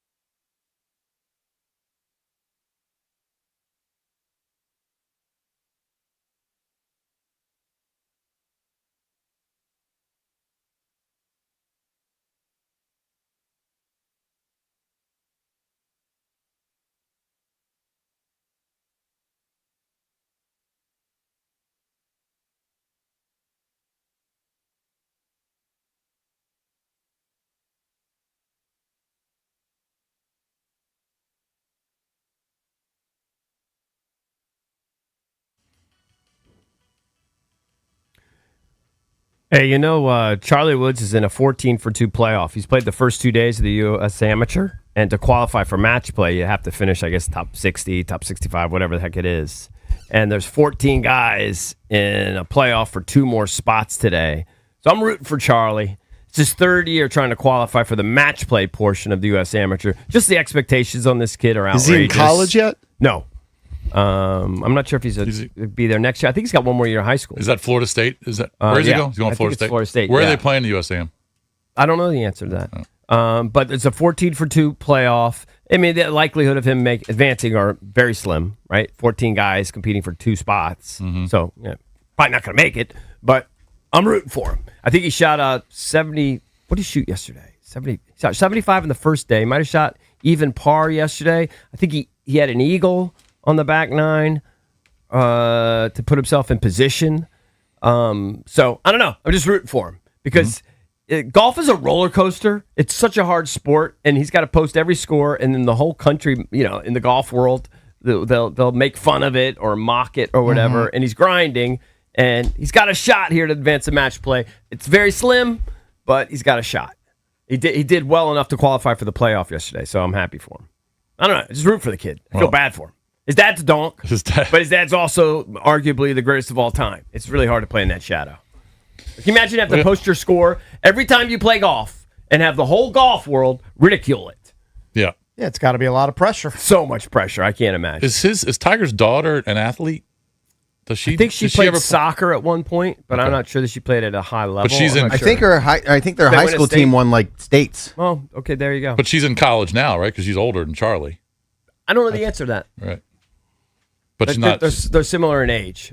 Yeah, I think she's maybe 2 years older. Yeah. I think Charlie has 1 more year of high school, I think. So rising senior. Yeah, and I'm looking at the names of the other guys, and none of them are familiar, and Charlie's name just jumps out at you. Everyone just pays attention to what Charlie's doing. But it'll happen pretty quickly this morning. So anyway, keep an eye out for that. Do any of the maybe other a 1 in 30 shot or something? Do any of the other top guys have kids that are really good? John Daly, like Phil Mickelson. Luke Donald's kid is amazing at Florida. Like you say, John Daly's kid's done very well. Made a couple cuts on tour already. I mean, it's not unusual to have kids of your dads or pros. By the way, that's kind of the theme of The Hawk. So The Hawk, who I think is based on John Daly. Yeah. His son is on the PGA Tour, and his dad, who was trying to get the Grand Slam, all 4 majors. He's won 3 majors. Will Ferrell trying to qualify again. He's back on the Corn Ferry Tour, so it's a father-son dynamic. I got up to the point world. where the caddy donked off in the bunker, and then so you stuck with it. So you're in the first episode. 10 minutes. Yeah. Did you see they did your bit? Which is when the caddy died, they played the Masters music. Oh, I didn't notice. Yeah. I didn't even notice that. And it's memorial service. Yeah. Stevie was sitting upstairs and he was flipping through it. I said, "Hey, just put the Hawk show on," because my buddy Dane actually watched it and said it was funny. He actually liked it. It's funny. I think it's a very polarizing show. I got a text from. It's not my thing, but I did Rotten watch Tomatoes hates it. It's like 26%. No, I saw 11%. Maybe it's up to 26%. I saw 11%. But our buddy Cole that listens to the show sent me a text. He goes, "The Hawk wasn't funny. Don't waste your time." I mean, it's not my thing. But I actually ended up re-engaging. I'm through 2 episodes. You just got to get past how stupid it is. I mean, it's so stupid. Yeah, just accept that and just it's really accept dumb. like he doesn't show up to his caddy's funeral. Yeah. He's grinding. He's trying to get back to the PGA Tour. You know, and doesn't he go back? I can't believe I'm so heavily invested in the Hawk. But I am. Doesn't he go back? I'm like 5 episodes in. You're all in. I'm all in. When he finds out that the caddy's being cremated, doesn't he go back to get his watch? Yes, he does go back to get his watch. It's just dumb stuff. I like thought that. he already stole the watch when he was on the ambulance. Yeah, but then I guess he went back it's the for caddy's another- watch. No, it's the caddy's watch. It's not his watch. He took the caddy's watch Right. when he was being In a the cadaver ambulance. on the ambulance. Yeah. And then maybe there was another watch. No, then he put it back on Oh, he because did put it back on 'cause felt he got guilty, caught? and then when they realized they're going to cremate him, he ran back in to take it off. Right. Right. You know, All right. I mean, that kind of made me chuckle. Yeah. You just got to know what to expect. The opening It's- scene of the bus, and it's I just, told it's you. so ridiculous. But you know how it is. If your kid Right. is somewhat Did his swing into it, bother you? The what? Because you're usually very it's a very snobby it's a about very the swing. mediocre swing. It's an but old man swing. It's a very mediocre swing. I mean, it's not tour quality by any stretch. No, I mean, of course it's I not. haven't paid attention. Does Looked the like Kenny's- son have a decent swing?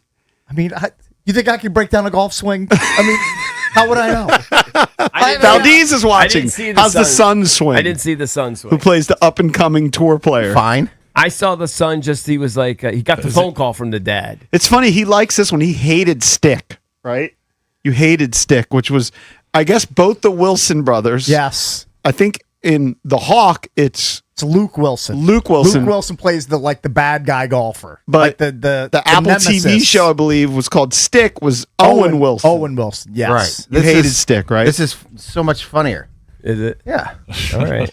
How many? It's 6 episodes. I watched the entire thing. I think it's 10, isn't it? 10, like 20 to 30 minutes. I believe it's the #1 show on Netflix currently. Yeah. Eric, they're playing the U.S. Junior Am in Bethlehem, PA. Oh, okay. That's where they are. It's Salcon Country Club. Salcon. Whenever I think of Bethlehem, I think of when we were there for Eagles training camp. Yeah, when I was working Lehigh for 'em. University. That's exactly where it was. I remember seeing some golf courses. I didn't remember seeing any still. You guys came up to hang out. Yeah. I had Eagle shorts for a good 10 years. I used don't to think I wear ever those got Eagle any shorts Eagles- forever. I might have No, had some Jason of brought that. us some gear. You had some. I went in and I stole a bunch of stuff. I went into the equipment room and stole a Look, bunch of stuff. You were getting underpaid, or an intern getting paid nothing. So I can't they remember. owed you in gear. I don't think I was getting. No, I was getting paid something, but it was. You're probably getting paid just peanuts. Well, my buddy Chris Heck, who works for Live Golf, Yeah. he was working for the Eagles with me Right. at that time. That's where we met. Mm-hmm. Well, kind of met. And so was Scott O'Neill, who runs Live. They were both with the Eagles. Ah, look at them. Yeah. Big And wigs I was now. driving up to Bethlehem, PA for Eagles training camp, coming back and doing the dumb show. Do you remember who the You should have offensive tailed those coordinator guys was? instead of us. Remember who the offensive coordinator was? I know who it was. Yeah, Gruden. No. I think Gruden. I think it was Ray Rhodes. No, Ray Or Rhodes was the head defensive coach. coordinator. No, Ray Rhodes was the head coach. And he was a defensive guy anyway. Gruden was the He was the coordinator. offensive- I remember Gruden running things. Oh, and he Rhodes ran the show. Standing on Ray the Rhodes side. just chilled. Yeah. And Gruden ran the show. Yeah. Was Rhodes a defensive guy? Yeah. Ray Rhodes Defensive is guy. 75, by the way. Just to let Hey, he's everybody still know. with us. The And what was the bar that you hung out at? Oh, Tally, no, Tally Ho? Tally Ho. I think it's Tally Tally Ho. Ho. I think I I just remember you talking about it. Gruden was always at Tally Ho. Well, all those guys were playing golf out there too, right? After training camp, did the guys play golf? I remember driving around seeing a golf course. out there. Probably, yeah. I'm sure that's not where they're hosting the U.S. Amateur. U.S. Junior. Yeah, I don't know. I don't know if it was at that particular one. Is this the junior amateur? Yeah, this is the U.S. Junior. The junior amateur. Yeah. can't be You're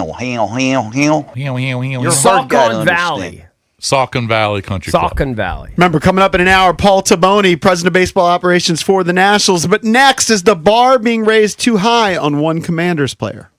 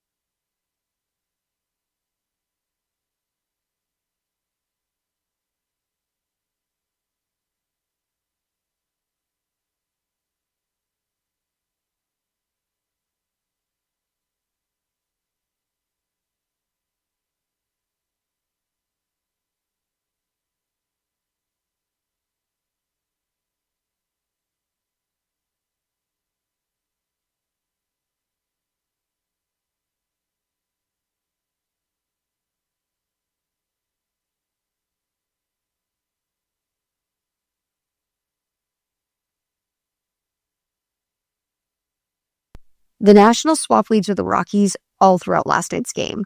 They were tied 7-7 when they entered the 8th inning, but then Clayton Beeter gave up a go-ahead solo homer to Hunter Goodman.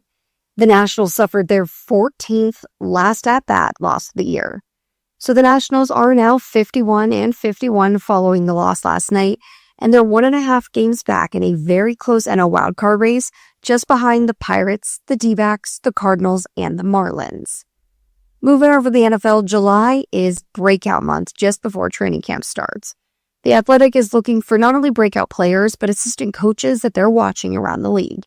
They ranked who could make an impact this year for their team, and both offensive coordinator David Blau and defensive coordinator Durante Jones made the list, calling them both very interesting picks to watch, as they will both be play calling this year for the Commanders.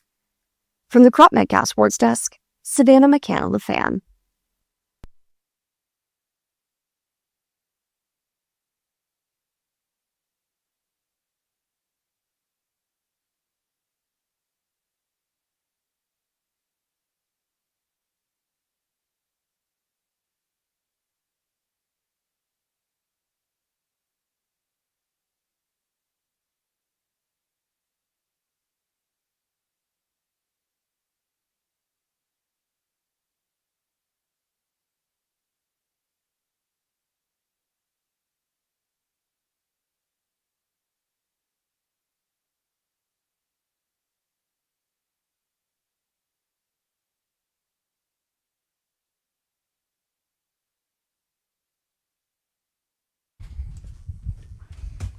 Welcome back. Chucky's coming to you live on 106.7 The Fan and the Team 980 here in the DMV.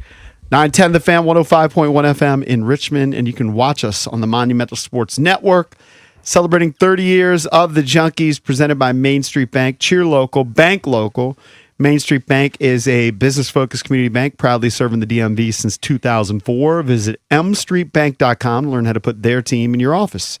Main Street Bank, member FDIC, equal housing opportunity lender. It's Bishcakes, EB and JP. We're going to be out at the Bay Sox game tomorrow. Our Bowie brethren represent, come out, say hello. We're throwing out the first pitch. We're doing a little meet and greet. Cakes and I have committed to do something in the 4th inning. We don't know what it is. Jason, you're going to hit up Phil. Maybe we'll stop by Jerry's. I did. Did he Do the respond? Bowie tour. Yeah, he's expecting us between 4 and 4:30. Oh, really? Very good. That is an early dinner. That is early. That's Well, Cakes why loves not? that. Well, I said that just because. Give us some leeway. Early's Yeah. better. I mean, Early's you'd be always there for an better. hour. I mean, next thing That's you know. a weird spot now because the movie dead theater's over there. dead. Yeah, but Oh, yeah. Jerry's is still Yeah, alive. they've started Jerry's and what's the other joint they got there? Like Smoky Bones or something like that. Don't pay attention to the other. Yeah, I haven't been there in a while, but All right, good. cool. Yeah. So come out and join us for the Chesapeake Bay Sox game. Although they're going to be wearing the Spanish jersey because it is like a Latino Heritage Night, and they've got a Margaritaville going on, free hat giveaway, There's you a lot guys- of promotions What are you happening guys, tomorrow. what are you guys going to wear? Just something like this. I don't know. shorts and a T-shirt? Shorts Yeah. and like polo shirt or okay. something. And a hat. I mean, what else would you wear? I don't know. Just It's going to wondering. be 100 degrees, right? No, it's going to be low 80s and gonna low be nice humidity. It's going to be tomorrow. money. It's going to be nice. It's going to be money. Okay. Nice temps. Yeah. Sorry. So, yeah. So the first pitch in the Yeah, but meet we and greet hanging out. starts around 6:15 p.m. tomorrow. I wonder if I Just should to wear let people know. my new 34s. Or should I wear 36s? That's That's a new- personal decision. my You have to own wear dilemma. whatever you want. Go for the 35, CP. If I had to, I would. Split the difference. if I had a Chesapeake Bay Sox jersey, I'd wear it. You would? Well, who knows? Maybe they'll give Maybe you they'll one give you tomorrow. one. Maybe they'll hook We'll have it. to see it. We'll have to see how that works out. All right, we wanted to get into some audio yesterday that JP uttered on the show, talking about expectations for Ja'Cory Krosky-Merritt. So this for the- is another situation where the producers are horrified by for the something that we Commanders say. heading into 2026. Yeah. We just want to talk about your expectations. Should they be tempered for Bill for his second campaign here in Washington, D.C.? I expect Krosky-Merritt to be the starter. He might be the starter, but he's not going to be a 20 carry a game guy. He's going to Probably not, be though. back there. He gave you 800, though. I kind of think he should be at 1,000 yards this year.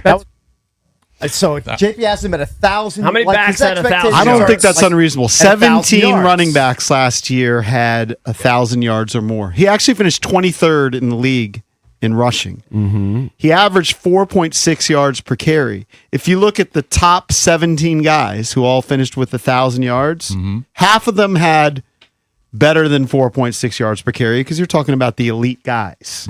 Right? But half of them had below. So like his yards per carry are great. And then if you look at his games played last year, 8 times he didn't even have 10 carries. Yeah. Just get me up to 200 to 225 carries. He'll get you to 1,000 yards. I think it's completely reasonable. The boys behind the glass are saying I was glazing Bill. You kind of are. He had 805 yards. No, I would agree I'm with not you. saying he's great. I'm just saying if he gets a few more carries per game. Yeah. Just do the math. If he gets 3 more carries per game, he's going to get to 1,000 yards. Yeah, I mean, if he gets to 200 carries, what did he have last year? 175. Limited. Yeah, so if he gets to 200 to That would put him 215, right at 1,000 if he'd he averaged probably 4.5. He'd probably be right in that. He averaged 4.6 last year. I'm going to pass out projections from an online sports book to you guys as far as like what they're expecting from like are these NFL totals? running backs in 2026. Well, let me just say this, and if you want This is very small print. My eyes can't really see. Bring your readers. Let's open this up to callers. Yes. 1-800-636-1067. Am I glazing Bill too much? Is that unreasonable to expect Ja'Cory Krosky-Merritt to cross 1,000 yards? Well, here's who this sports book believes are going to be in that 1,000-yard category as far as like for betting purposes. Right. You have Bill now in company with guys like Ashton Genty from the Raiders, who they have at 1,000 yards. You have him in the same category as Christian McCaffrey, basically at 999 yards. Devon Achane, who was a super stud last year, also right at 1,000 yards. Guys like Kyron Williams at 1,000 yards. I mean, I think that ceiling is potentially there, but his prop at this point is basically dead even with Rachaad White's prop. Krosky-Merritt's prop here is 575 rushing yards, and Rachaad White's is at 550. I think you should go over So that. they have like combined they're 1,000-yard expecting a rusher. split, like a split right down the middle of the rushing. All right, so wait a second. You don't think he's getting to 1,000 yards? I think 1,000 yards is aggressive with the presence of Rachaad White. Take a side, Cakes. I think he's going to be under 1,000 yards. Under 1,000 yards. It might not be by a lot. You cherry pick some better names. I would put him in the class of Chase Brown. Chase Brown is pretty good. You sleep on Chase Brown's numbers. That's fine. 1,019 yards, 4.4 yards per carry. Yep. Per carry, Bill was better. Right. Rico Dowdle, same type of player, 4.6 yards per carry. These guys just got more carries. They had, and I think it's understandable that as a rookie, they weren't giving him the ball that much. Plus, he was in the doghouse, but again, 8 times he didn't even have 10 carries. Yeah, True, if he but just gets a little more volume. But JP, remember, a lot of those games, Jaden wasn't there. So if you factor in That's a good point. Jaden's rushing, he's going to take a lot of carries and yards away from the RBs. Now I don't think they settled in as I would him go being over- the number one guy. I would go over 575. Yes, Oh, I would 100%. definitely go over I'd probably that. take the over on that, but I under would, 1,000. Yeah, I would go under 1,000, but I would definitely go over the 575. 1-800-636-1067. Want to hear from Commanders fans. What are your expectations for Ja'Cory Krosky-Merritt, Bill, in his second season? Last year, it gives you 8 touchdowns, 805 yards on 175 carries, 4.6 yards per carry. His PFF grade was pretty strong, too. His PFF grade was 75.4. I just think they didn't necessarily know what they had in him. There was a lot of hype in training camp. And then as EB mentioned, there was a little bit of a doghouse situation for a while because he was fumbling a little bit. Yeah. Yeah. He only had 2 games where he went over 100. Basically 3 because he had 1 game where he went to 96. So you give him 3 for roughly 100 yards. Yeah. I did. The only thing I think is that he looks a little slight to me. I get I think worried. he bulked up a bit in the offseason. Looks like he added like 10 to 15 pounds I'd have of to muscle. see that. I'd have to see that. He looks a little slight So to like me. he's getting ready possibly for more work, for more carries. And then with White there, I do think they're going to – I just think he's going to split the load. So I don't know. I think he's probably talented enough if he gets enough carries. If he gets 2 more carries per game, 2 more carries per game. Basically, last year he was at 10 carries per game. Yeah. Bump him to 12 carries per game. That gets me to 961. If That's- 3 more that's- carries a that's- game, he's over. That's if At he the keeps up 4.6. the same yards per carry. If he averages 4.6. Right. Well, the reason why he has the 4.6 is because he has the home run potential. Yeah. And Yeah, he that's can hit what a long hooks him. one. Yeah, he could take one to the house, and that's he needs a couple of those to get there. But if he comes out of camp and he's the number 1 RB, he's gonna get those He'll get carries. 15 carries a game. Yeah. If he's the true number 1. number 1.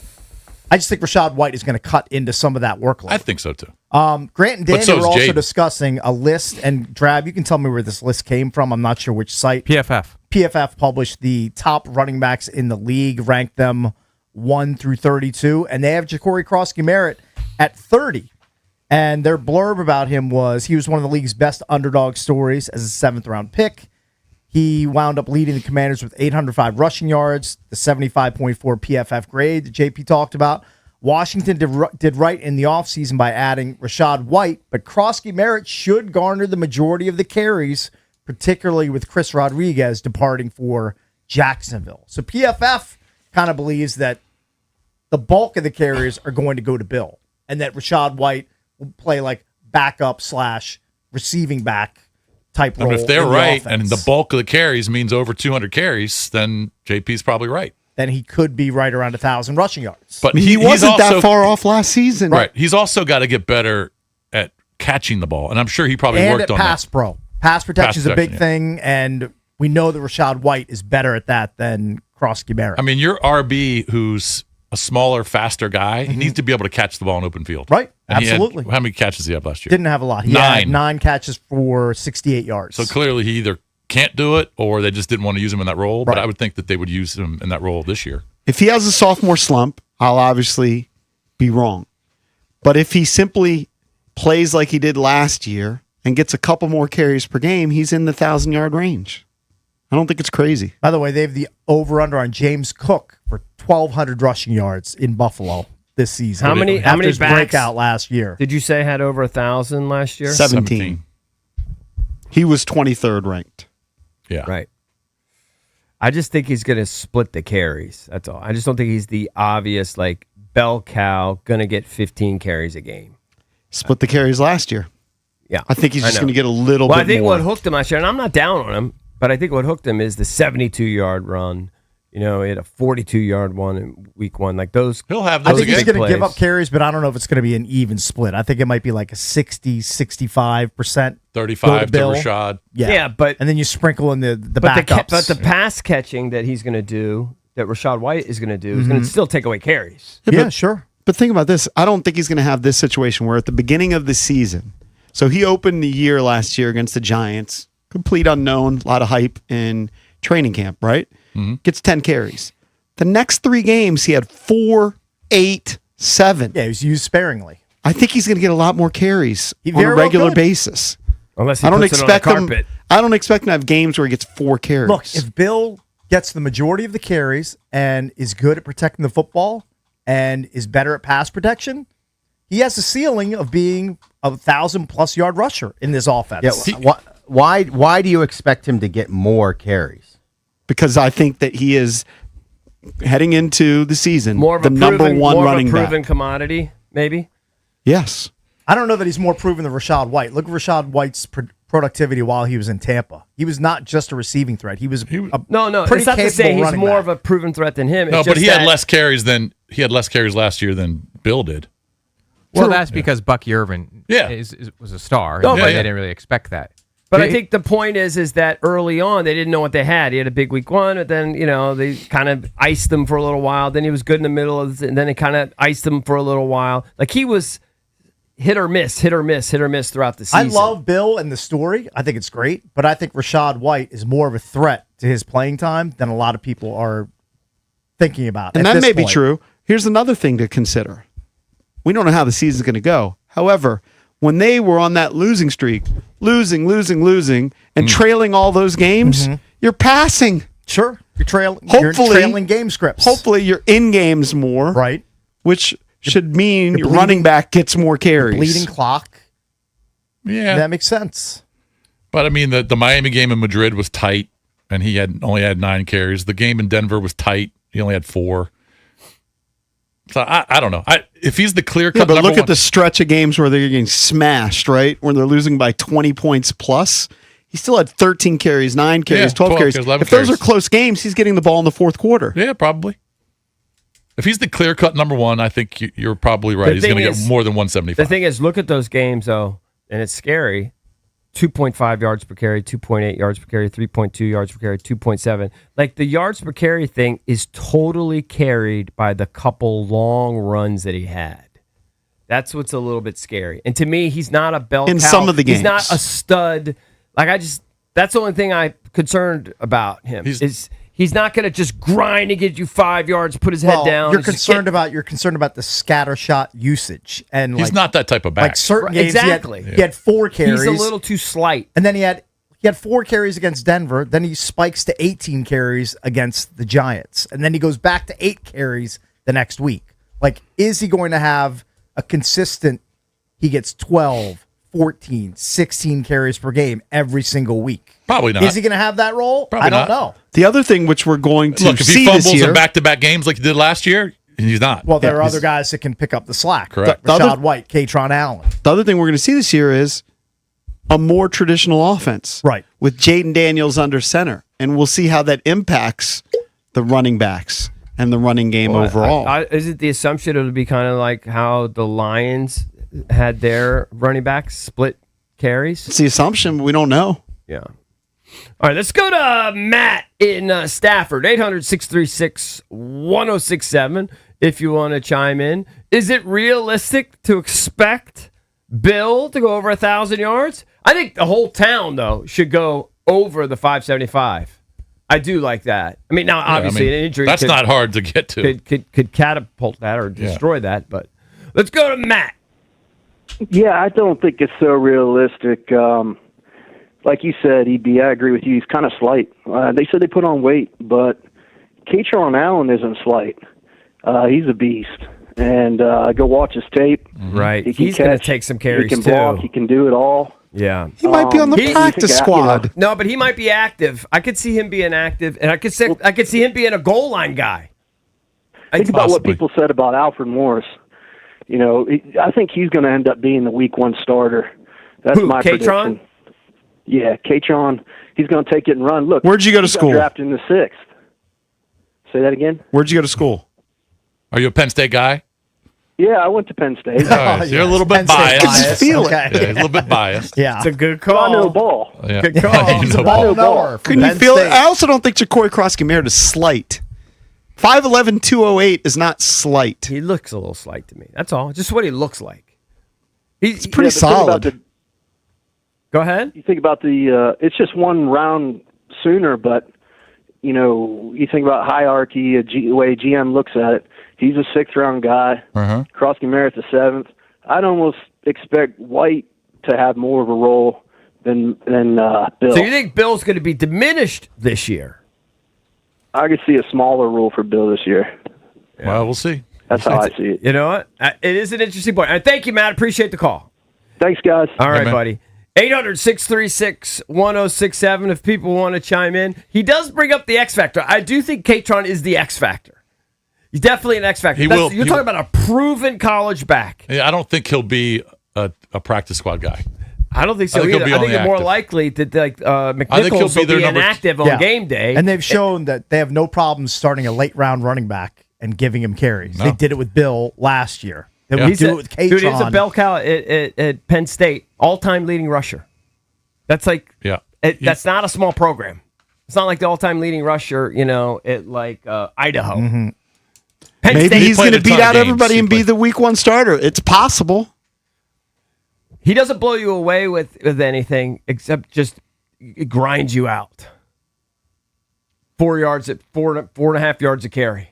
It's what Allen seems to be. We'll see if the staff gives him an opportunity. I think they will. Oh, I think they will too. I think they will. He looks like they drafted him for that reason. He looks like more of the tank. 1-800-636-1067 talking about the Commanders' running game and whether Ja'Cory Krosky-Merritt will emerge as a 1,000-yard rusher. You can call in at 1-800-636-1067. Give us your take. We're the Junkies. Coming right back.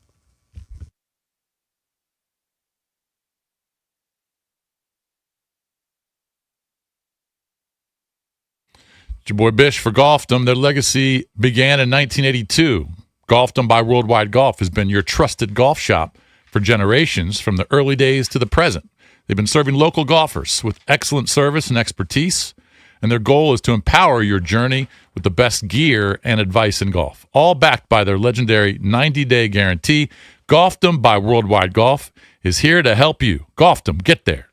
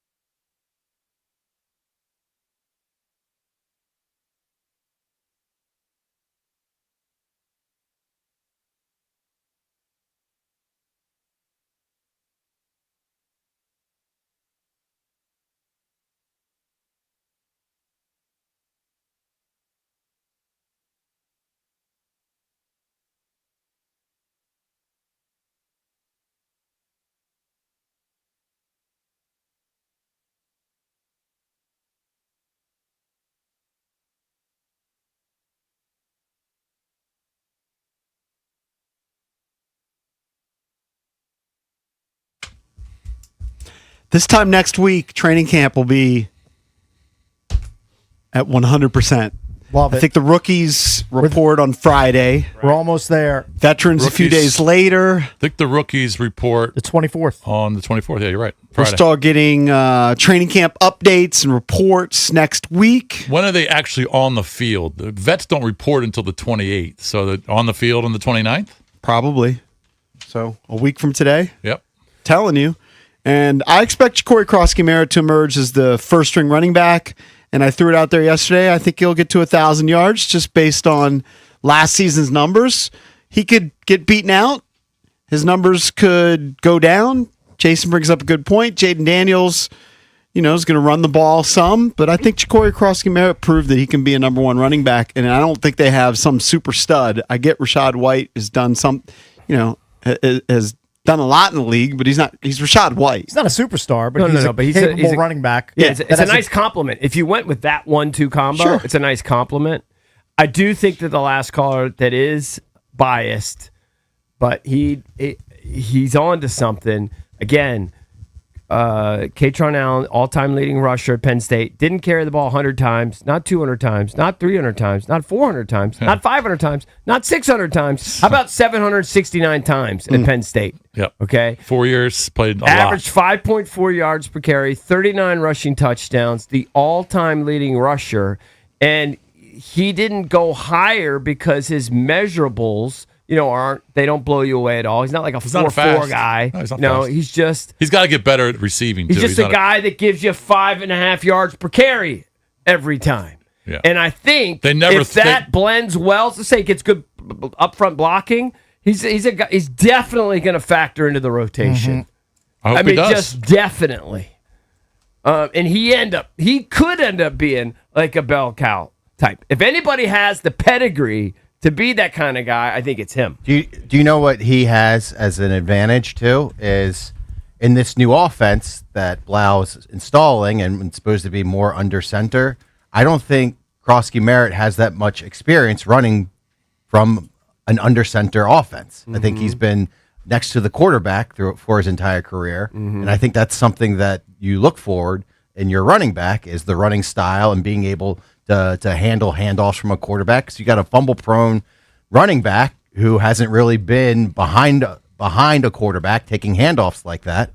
And I think you drafted somebody who has a little more experience with a quarterback under center at Penn State. You went out and ton of experience. You went out and you got a running back from Tampa. I don't know their quarterback situation like at Penn State. I know he wasn't good. Drew Aller. But, was he an under center guy? Well, a lot of college a lot of teams run spread, but Penn State does run under center a lot more than other teams in the country. His knock is he's not the best athlete, so he's not that fast. Right. He's kind of a tank, like the caller said, but he's Right. But he's not a good receiver that's either. fine. They didn't throw to him. They went out and they picked up 2 running backs. I think that's a bad sign for Krosky-Merritt. I think it might be an uphill climb for him, and it's not necessarily being gifted the number 1 spot on the depth chart. But they also lost 2 running backs. Chris Rodriguez left. Austin Eckler they let go. Right. These were guys that were part of their room, so they had to bring in people. I think you went out and you found people that are in the running style of the Blau offense that you're trying to install. Possible. Yeah. I think he might be right. Katron might be the number 1. Look at it I'd be surprised. From a fan's perspective, I don't care who it is. I could care less. Yeah, all you care about is it being successful. Right. And I think that they've got some pieces there and they'll figure it out. But I think that Katron's going to factor in. Let's go back to the phones. 1-800-636-1067. What are your expectations for the Commanders' running back room? Let's go to Braxton in D.C. Braxton, what's up, buddy? Hey, good morning, guys. First of all, congratulations on 30 years. Thanks, man. I'm 40, so y'all been on the radio for most of my life. But thanks, man. Thoughts on the Bill situation? I think if you really look at the numbers from last year, Bill only had good games against bad rushing defenses. And I think if you look at the yards per carry situation, the pass pro problems, putting the ball on the ground, the running back that really fits what we did last year is Katron. I think he's closest to Chris Rodriguez. There's a reason why Rodriguez was the number 1 back over Bill. Bill just had like a bunch of like big playmaking, big games. What do you mean Rodriguez was the number one back over Bill? He didn't. Rodriguez, he had a much better season. They were using him way more than Bill last year. He had It's way not more true. carries than Bill last year. He had 112 carries. He had less carries, considerably less carries. He had less carries, but if you look at the flow of the offense, Bill was not our main running back last year. Maybe towards the end of the year they was not- were using Rodriguez more, but I mean Bill had more carries and more yards. Yeah, he was more heavily featured. But Yeah. I think But he was also more. Carries, 8 carries, 9 carries. Yeah, I mean he wasn't the true number one, but he was kind of the home run threat, so that's why they were using him. Yeah, but he's not a toting running back, and I think between Allen and White, Rashad they're going White. to get much more use out of him than Bill. I mean, that's just my thoughts, but Bill, he hasn't proven much to me. I'm not trying to root against the guy, but he hasn't really proven to be the guy. All right, thank you, Rex. I appreciate it. I Thank think you. he had a pretty good rookie campaign. I mean, for a guy who's a 7th-round pick to go over 800 yards, find the end Average zone 8 times, and average 4.6. 4.6 yards per carry, it's pretty solid. Now, does he have warts and shortcomings? Of course. Yeah. That's why they brought some other people in to help augment him and surround him with more talent. But I think he turned in a pretty good rookie campaign. He did, but I don't think he had a great room. I think the room is better. Well, sure. But Rashad White is a guy, okay, great pass catcher for sure. 230 And catches that'll in be his 4 role. seasons. That'll be his role. He's never had a season where he's averaged more than 4.3 yards per carry, and I get that's an average.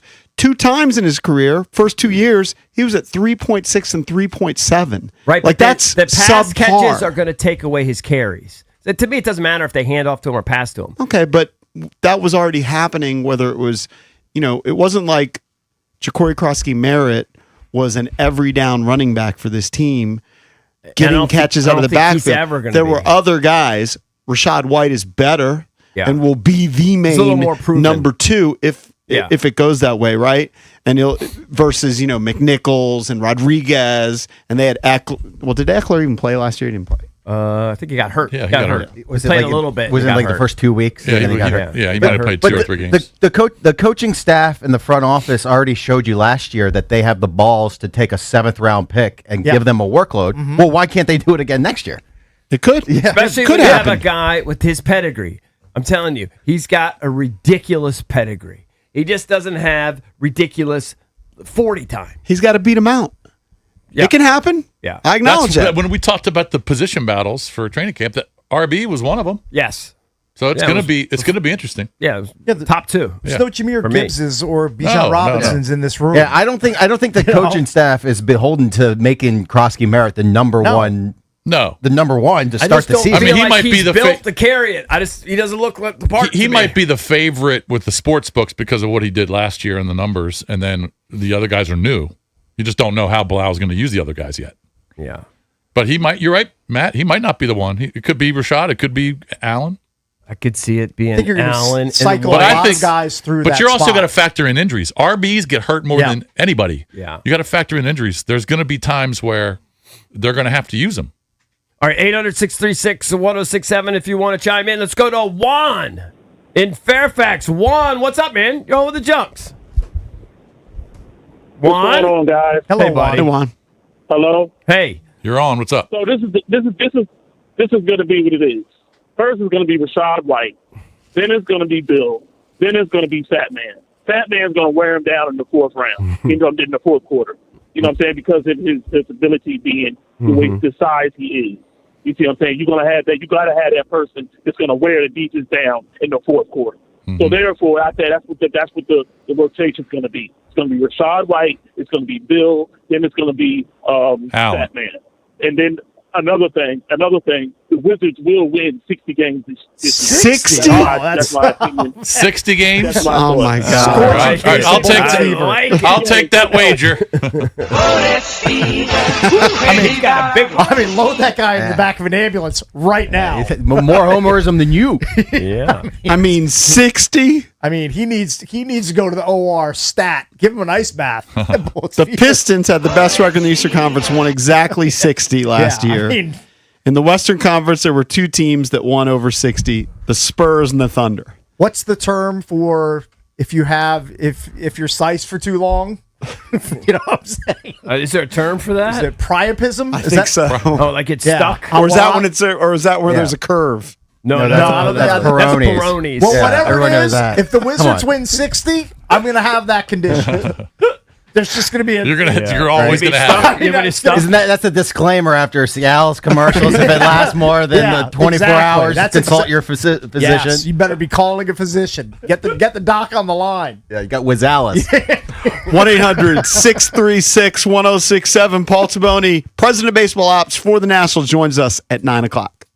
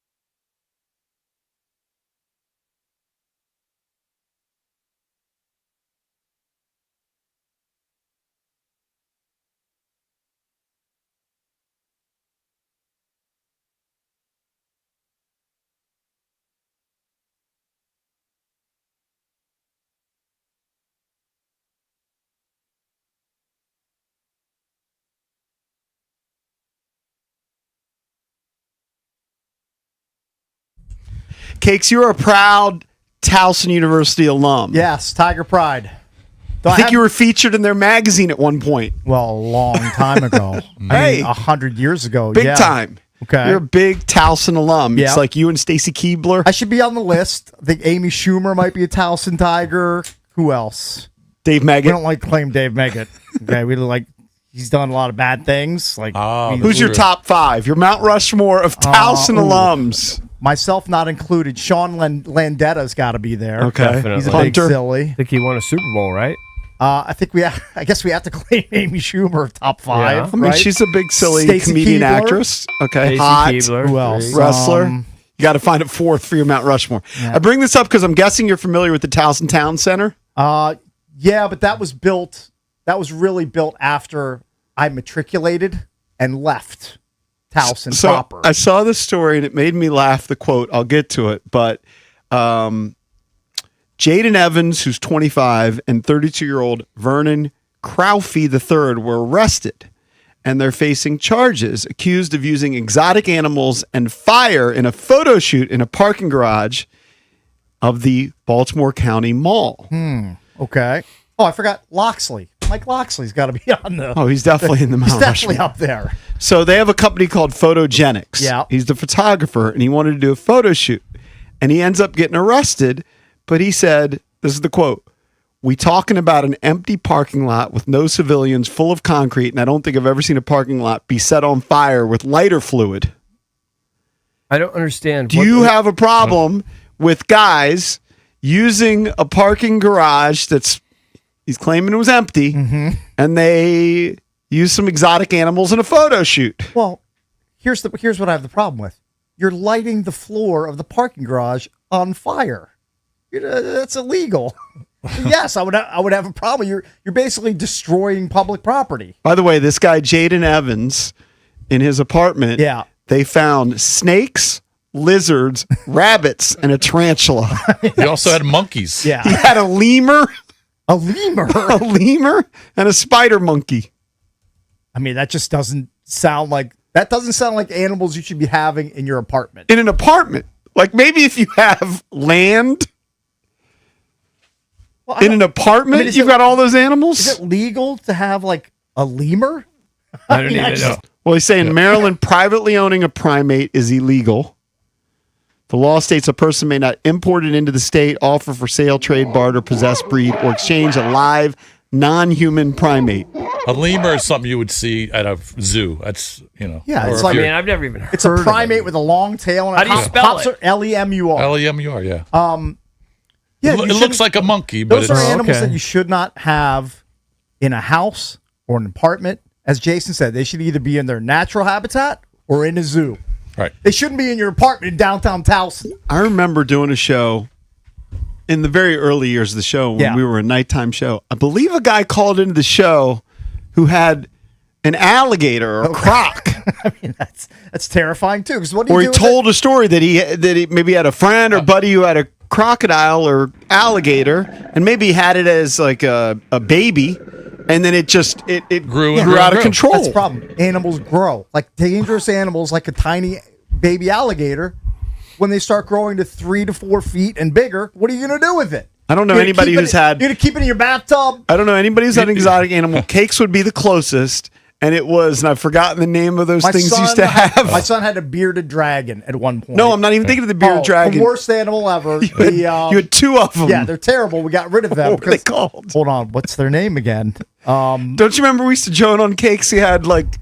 What were there were their 2 names? of them. Sugar gliders? Yes, that's it. Yes. Horrible animals. You should never have them. They're terrifying. And They're terrifying. Yeah, because What? they can jump like halfway across Why'd you the have room. those? Because my wife was friends with somebody who had them, and she had a soft spot when they wanted to get rid of them, and we took them, and they were terrifying. I thought they were going to kill us in our sleep. Did they ever get loose in the house? No, thank God. Were they smelly? No, because we had them down in a cage in the basement where they belong. Never get a sugar glider. So this is words of wisdom. Trust me, I've had them. They're terrible pets, and they're terrifying. What would you feed them? I can't even remember. Like sugar water, like nuts? like some sort of like I can't even remember. It's such such a horrible memory. I probably repressed it. I don't even want to remember having them in my house. Your wife would be butt-sized if you guys had an owl. Well, if we had an owl, like she would never pay attention to I mean, me they're ever so again. ugly. Sugar glider. Yeah, never have them as pets. You know what? You get a dog. That's what you should have. A dog. Here's Just here's get a the dog. has a dog. I'm just saying you shouldn't have a My possum in your simplest house. advice for pets for people is just don't ever buy pets that can wind up killing you. And that can mean dog breeds too, like big scary dog breeds that you can't control. I'd put them in the mix, but don't be surprised when you have a boa constrictor and it gets out of its cage and then it constricts around you and around your neck and stops you breathing and kills you. I have a question Okay? for you guys. Don't be Nobody has surprised. boa constrictors. I have a question for you guys. You guys are Not dog. many people Not have many, boas. but there are some. Yeah. Jason and John are dog owners. Yeah. I saw an article recently about, and it was linking happiness to this, about owners who talk to their dogs. Yeah. Do you guys talk to your dogs? Of course. You talk like full sentences? The only thing I really say is good boy or commands. I don't have conversations. Not full conversations. You have conversations. Like, Winnie, let's go out. Let's go hang out on the like I talk to my dog like it's a member of the family. Basically. What do you think, EB? He's doing paragraphs with his dog. I think most normal my dog dog- owners have conversations with If their my pets. dog is acting weird and strange, and I'll say, "What are you doing?" And she'll just look at me, but she'll always look at me. She'll listen to me. Right. What are you doing? And then she stops what she's doing. Or obviously, if I tell her no, you can't do that, she won't. If she hears no, she's not because she's going to I don't stop. consider that talking. That's There's just no one But I'm not going to have a sentence. full conversation. Sounds like Cakes is going beyond commands. There's no chance the only thing you're saying to Rocky is good boy all the time. No, good boy, or like let's go. Yeah, I'm gonna get. It's mostly commands. No, you're having short conversations. You'll say things like, "What do you got in your teeth there?" Yeah. Or, Yes. hey, what do you? Yes. What are you doing over there? Or come on, let's go yeah. play. Or Correct. hey, jump on the bed. Or, Isn't Yeah, that come just on a up. huge pain in the ass, though? Like, it's just such. So They're much Yeah, it is a companion. pain in the ass, They but become it's- part of your it's- family. Oh, like let me can't tell you when relate it's a 'cause you pain in don't the have a ass. dog. When it's thunderstorming and you have to take him out for a walk. I waited yeah. until it stopped. I took Rocky out for a walk. Jason Barry slept 2 hours at 10 last night. And he took a big Believe me, old I've dump. had to get up at 2 a.m. because my dog had to go, and she'll let me know, and I've had to go downstairs and Right. take her out. She had to make a that, stinky. That happens. It's rare, but it happens. Why don't you have- why don't you have tea do No, I it? mean, it's just it's Well, funny. sometimes she Will doesn't wake do up. It sometimes. She'll She'll do it sometimes. Yeah.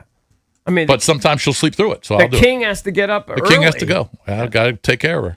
Now it's rare that she does that. She's on a routine. She's on a schedule. Yeah. So she usually doesn't. But if she's got a rumbly and the tumbly, she's got to go out. I took Rocky for a late night walk because he hadn't gone on a walk for hours because it stormed for a bunch of hours. It was like, I don't want to, dance with the devil and he's due. What do you call it? he needs to make a stinky. Stinky kicks off with a stinky. Dogs do that. And so the good thing was, he was so overdue that I only had to walk about 6 houses Yeah, down. nice. He didn't get a full 15 to 30 minute walk. That's all right. Yeah. It's okay. But yes, we do talk to our dog. Well, I guess you're happier. I don't know if it makes me happier, but I don't know, I'm looking at him. He doesn't look that happy. Yeah. I don't know how happy he Do is. But I people just- have the same conversations with cats? If you had a Probably. have I you mean, I had a don't- cat before? You haven't had a dog and a cat? Definitely allergic to cats. Oh, so you don't have I cats. would die. Yeah. cats are. This temple would just fall But people straight don't really apart. talk to cats like they talk to dogs. I don't know. Right? I have no idea. They might say, come over here, or some basic commands. I mean, you've Grab had the cats people- before. You would know. I don't really talk to them. Cats- My Hey, good friend Karen. has cats. He has conversations with them. Like what kind of thing? Like, hey, come here, come sit on my lap. Good boy, good girl, whatever. That kind of things. Not as in depth as I think you have with dogs, for sure. But JP is making it sound like you're talking to your dog about like your day at work, or you're not doing No, that. the way Cake started, it sounded like it was more than No, it's like if I need, Come on over if here. I need Winnie to go outside, it's like, hey, Winnie, come on, let's go outside. Yeah. Like short, Yeah. little direct Luca. things Right, like that. commands. Luca, yeah, kind of a command. Luca, you want a treat? Let's go. We're going outside. You want a treat? Let's go. All right, That's the seems that's the normal. conversation. That's normal. Yeah, I'll say that. That seems. Do you want a normal. snack? Yeah. But I'm not going to say, hey, Luca, Bickle was acting like an idiot. Yeah, you don't talk about the show. You with wouldn't your have dog. believed it. Yeah. You wouldn't have believed it, Luca. You don't talk about whether Rashad White is going to eat into Right, Bill's workload. You don't talk about your bets. Luca, do you think the Nats are going over 11.5? What do you think about Johnny Ogier? Right. Luca, what should I get at Golfnum today? What should I ask Paul Taboni tomorrow?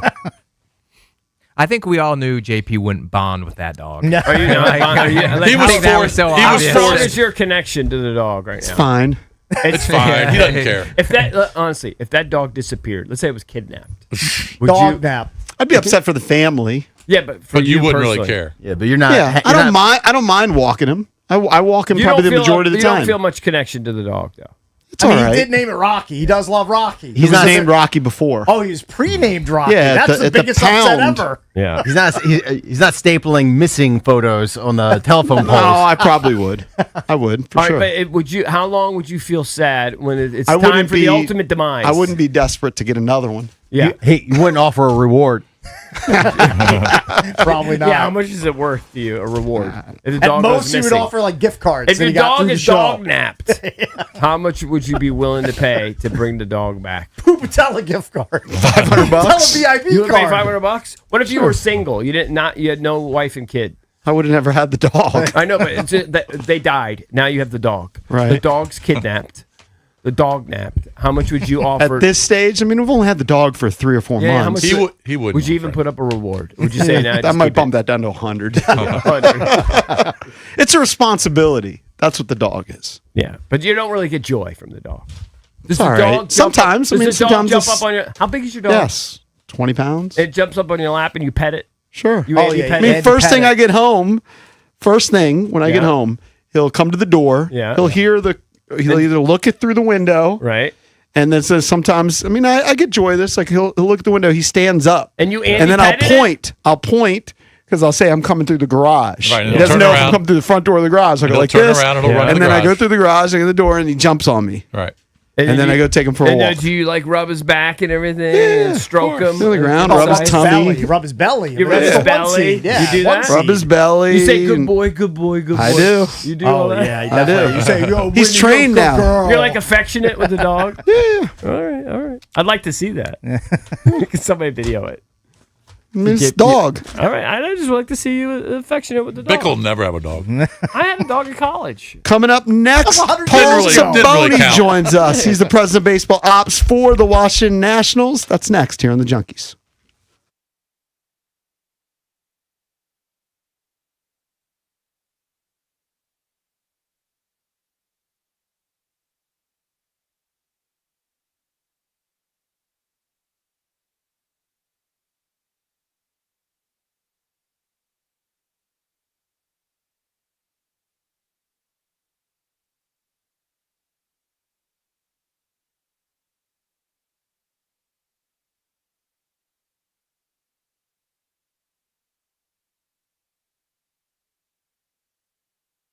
All right, guys. You know where we are. We're always out there trying to keep up out on the golf course. Played 9 holes yesterday. Tennis court. Injuries happen.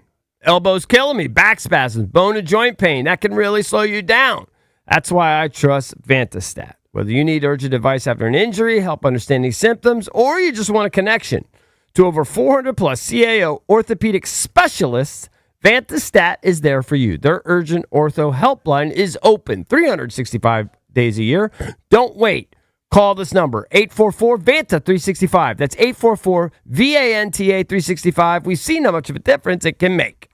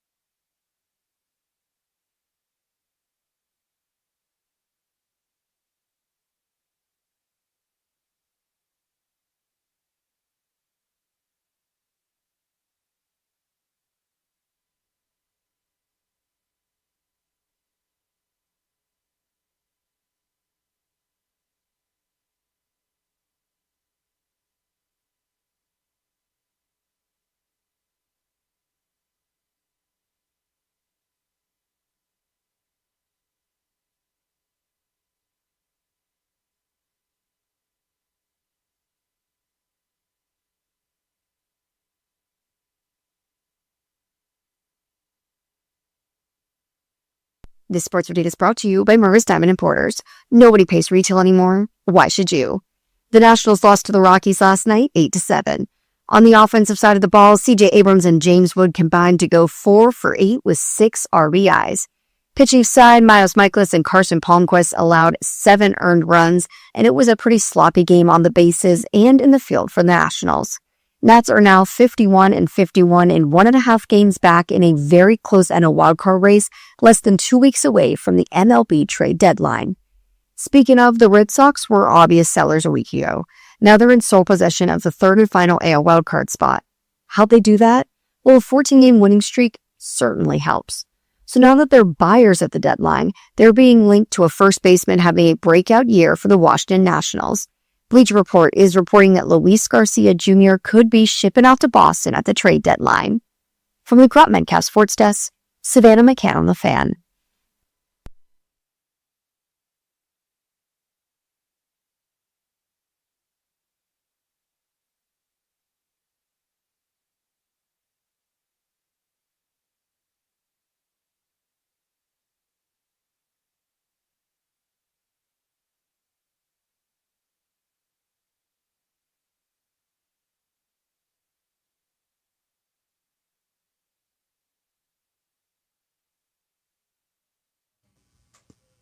Welcome back. Junkies come to you live on 106.7 The Fan and the Team 980 here in the DMV. 910 The Fan, 105.1 FM in Richmond. You can watch us on the Monumental Sports Network. Celebrating 30 years of the Junkies in 2026. Presented by Main Street Bank. Cheer local. Bank local. Main Street Bank is a business-focused community bank. Proudly serving the DMV since 2004. Visit mstreetbank.com to learn how to put their team in your office. Main Street Bank, member FDIC, equal housing opportunity lender. It's Bishcakes, EB, and JP. Joining us right now, like he does every Wednesday at this time, is Paul Timoni, President of Baseball Operations for the Nationals. What's up, Paul? What's up, fellas? How are you guys? Hey, Paul, are you a one phone guy or two phones? Oh, no, one phone. Oh, really? So you don't have a personal phone and a business phone? No, I just go all on one. Has it been heating up lately? Yeah, you know what's funny is heating up is probably a little strong. Like, I think it's just, at this point in time, casual check-ins. But I think once we get, 3-4 days from the deadline, I think it will start to heat up. So, but I think right now it's just, teams are checking in and staying in touch. To be candid, I think there are a good amount of teams that don't exactly know what they're doing yet. So I think these next, whatever it is, 10, 11, 12 days will be really important. And then we'll have more specific conversations as we get closer to August 3rd. Paul, do you place all the calls yourself, or is it like the scenes in Moneyball where Brad Pitt is playing Billy Bean and he yells to his receptionist to call the Tigers GM, get the Tigers GM on the line? How exactly does it work? Is it mano a mano, or do you probably texting? You reach out to their people. How does it work? Yeah, we spread it out amongst a number of people in our leadership group, and it's for a couple different reasons. Like, one, as you get closer to the actual deadline itself, you can trip yourself up a little bit if there are 29 calls just coming into me. So that's the first thing. The second thing is like really.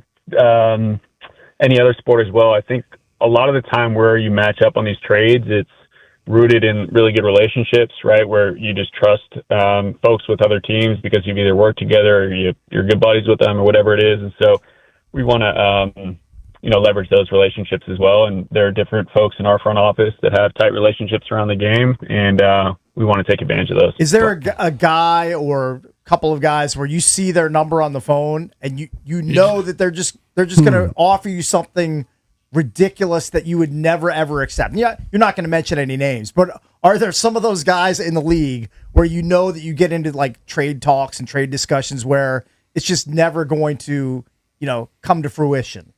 Yeah, 100%. And it's probably not all that indifferent from, I don't know if you guys play fantasy football, but I'm sure you guys have buddy. Yep. Yeah, he sends you the kicker for like your quarterback, right. wide receiver. Yeah, right. We got a couple guys like that. Oh, really? You're not going to answer the question, or maybe you will. You could say no comment. How many teams have called you about CJ? Yeah, I won't answer that. Okay, all right. What I will say is just, the same goes for really everyone on our team. It's no different what we're doing with other teams as well. Like when you got really good players, you check in on them. You know what I mean? So, it is crazy, Paul, that the guy leads the majors in RBIs. He's been freaking awesome. I can't say it enough. Last night was especially cool. He was just so locked in. I thought that actually that at bat that he walked in, I thought he was going to hit a third homer. You could just tell he was seeing it really well, and like I keep saying, man, like he's been such a pleasure to be around. He's such a stud player. It's been really fun. I wonder, Paul, has this success accelerated your own? I assume that when you guys took the job, you guys sit down, right, the brain trust, and you have you have your 5-year plan, whatever. You have your 1-year plan, your 3-year plan, your 5-year plan, and this success, I gotta believe, has surprised you a little bit. Has it accelerated your timeline? Or are you still going to stick to what your original plan was when you took over? No, what I keep going back to is it's this line that I really believe in, which is that we should be stubborn on the vision of what we're trying to achieve, but then flexible on the details of achieving it. And if we're projected to lose 100 games this year, that's a different dynamic than if we're doing what we're doing right now. So I think you have to be flexible. How much does it accelerate it? Those are conversations that we'll have, but I just, I think it'd be foolish to say that it's not accelerating our timeline by some amount. But we also want to be really disciplined, so we do this right? So we're not winning one year and then losing 90 games the next year and then, just going through that. So, yeah. The example I'd like to give is like the Wizards a couple years ago traded Denny Avdia, and everybody's like, "Oh, why did you trade him?" He's like our stud, and then he ended up, having I don't know what he averaged, 25, whatever he did, All-Star this year. Yeah, All-Star, but they were like, "Listen, we have a plan," and I think they were right, and it just his development didn't necessarily fit our plan, and now the Wizards are ready to take off, but everybody was bitching and moaning when they got rid of him a couple years ago. Yeah, and man, I can't speak to that example as well, but I think there are teams around the league that have really showed it. Like it's really easy to just make the easy decision to just go with the flow and not make these hard decisions when they got to be made. But if you have this long-term plan in mind and you stay pretty disciplined to it, and you make those hard decisions when they come up, whether it's trading away the prospect you really like for a player or trading a player off your big league team, whatever it might be, you just got to be really sure that it aligns with the vision and the long-term planning that you got. So that's what we're going to do. And the weird thing about the spot that we're in right now is, I know I keep saying it, but a lot can change in the next 12 days. So we kind of have to prepare for all fronts. Yeah, but I feel like I'm a just challenge you for a second, because I keep saying on the air, and I mean this obviously in a friendly way, but I don't think anything's going to change till you change it. Like, I think you are who you are. I think we know who the Nats are 100 games in.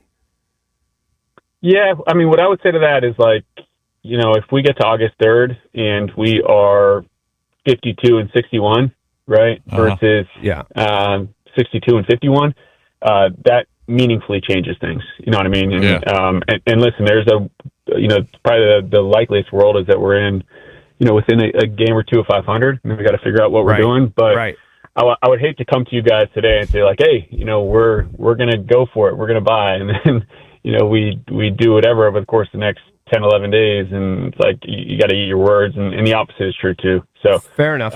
True. Yeah. It's just how we think about it. Not to say it's right, by the way, but it's how we're thinking about it. If you were 56-55 and a game out of the last wild card spot, what's your mentality? Yeah, I mean, those are conversations that we'll still have. Well, we need to have. And a lot of this too is how the market shapes up on both sides, right? Yeah. But that's all TBD. Talking to Paul Taboni, president of baseball operations for the Nationals right now. Nationals are at 500, 51-51, 1.5 back in the National League wild card race. So another late inning disappointment from the bullpen. Let's just talk about what you have right now. Is there anything strategically that can be done differently to be more successful? I think the team ERA in the 8th inning is right around 7, and the same thing in the 9th inning. Yeah, I mean, I think you guys have probably seen it, right? Our bullpen looks completely different than it did just 2 weeks ago. You know what I mean? So we're turning it over and trying to figure out how to get the best of these guys. Like I've told you guys in the past, though, it's tricky to do it at this time of the year. And there have been some guys that have been traded that we've been deep in conversations with to try and go get. It hasn't worked out to date, and we're still going to be active in those conversations and trying to upgrade in any way we can.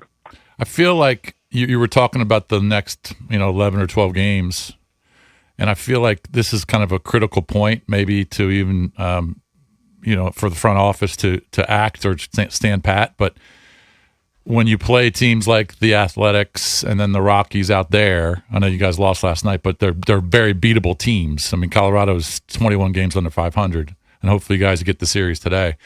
And then you get Arizona here. I think Arizona, they're probably shopping some of their. Well, who knows? I mean, they're in the wild card hunt. And then you get Toronto here, but then you got to go play Atlanta and Philly on the road. I feel like this is like a critical point in the schedule. Very winnable games here in the next 5 or 6, and then 2 division games or division series on the road. I feel like it's a critical time in the schedule. Yeah, no, I think you hit the nail on the head. Like, you're exactly right. But then you know how it's going to go, right? Like, we're going to get through Colorado, through Arizona, through Toronto, and we're going to be heading into Atlanta and Philly and be thinking the same exact things, right? Like, this is a critical, 6-game stretch. And what I will say too is those teams, Atlanta and Philly, we've played really tough this year. I know we had the 2 tough games against Philly, 3 tough games against Philly last homestand. But you won the Atlanta series, didn't you? Yeah, we played them tough. I mean, dating back to one of the first series of the year against Philly. So, we're, no matter who's out there, like, we're going to compete. And this is a fun team. And as you guys have seen, I think they got a chance to put up 5, 6, 7, 8 runs on anyone, really. So that usually gives us a shot to win day in, day out. Paul, have there been any preliminary talks with Foster Griffin's camp about extending him past the 1-year deal that he's currently working on? I'm guessing, like, your ceiling for him when you brought him over from Japan, didn't expect him to have 11 wins All-star. and a sub-3 ERA at this point. He's been just a rock for the pitching staff. Yeah, no, he's been awesome, and he's been so remarkably consistent. You know what I mean? It feels like the last 10 outings he's gone out there and given up a run or less. So he's been great. And to go back to your question, I don't think it makes sense for me to open the book on all these conversations we're having with players. What I will tell you guys is just that it's front of mind for us, and it's something that we're constantly thinking about and talking about. I'm going to throw this out there. Do you expect the Washington Nationals to play in the postseason this year? I think we got a real shot, and man, that goes, independent of what we do at the deadline, right? Like, it's what I keep going back to my mind is with this offense, right? I think that, if you buy, if you sell, if you thread the needle in some way, I think we got a real shot. And, I'm obviously biased because I got personal attachments to all these guys and so on and so forth. But no matter what we do at the deadline, I really think that this team can make a run because, I believe in the folks in the clubhouse, both the staff and players. And I'm excited to see how they play down the stretch. So even if you sell a piece or two, you still think you can make a run? Is what you're saying? I think you're saying that. Yeah, I do. That's not to say it's what we're going to do, but I do. Like, and I mean, like I said, who knows, like, how we thread the needle if we do, if we do end up selling a couple pieces and then, buy a couple other pieces, or no matter how it shakes out. Like I believe in the team, and I think we do have a chance to make a run. Yeah. Right? Well, I Could know be one both. guy you're not selling is pitching today at 310, Kate Cavalli. And he's going against Gabriel Hughes. Did the Rockies just call him up? I saw he'd only pitched in 3 games, or was he hurt? Yeah, no, they're bringing him up. Okay. He's I don't know if you know his backstory, but former first rounder. He debuted this year, but he's been good for him. And he's made some real changes to his mix. They've done a good job with him. So it'll be a challenge for us. But you mentioned Cade. We got full trust in Cade to go out and do his job and put us in a position to win. All right. All right, Paul. Good stuff. Thanks Paul for Timoni, answering all President the of Baseball questions. Operations for the Washington Nationals, joins us every Wednesday at this time. Thanks, pal. We'll talk to you next week. See you, man. Yeah, appreciate you guys. Yep. Thanks, All man. right, buddy. Thanks, Paul. Coming up next, we'll touch on the Hollywood, the music scene, get the latest celebrity scoop from EB and the entertainment page here on The Fan.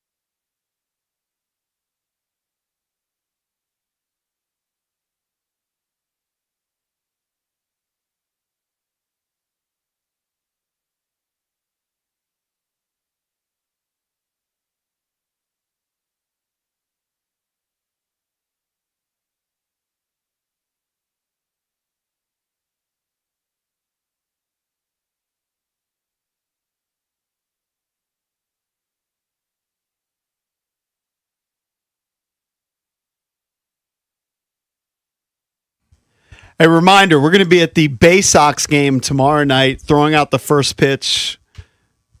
They're honoring us for 30 years on the radio.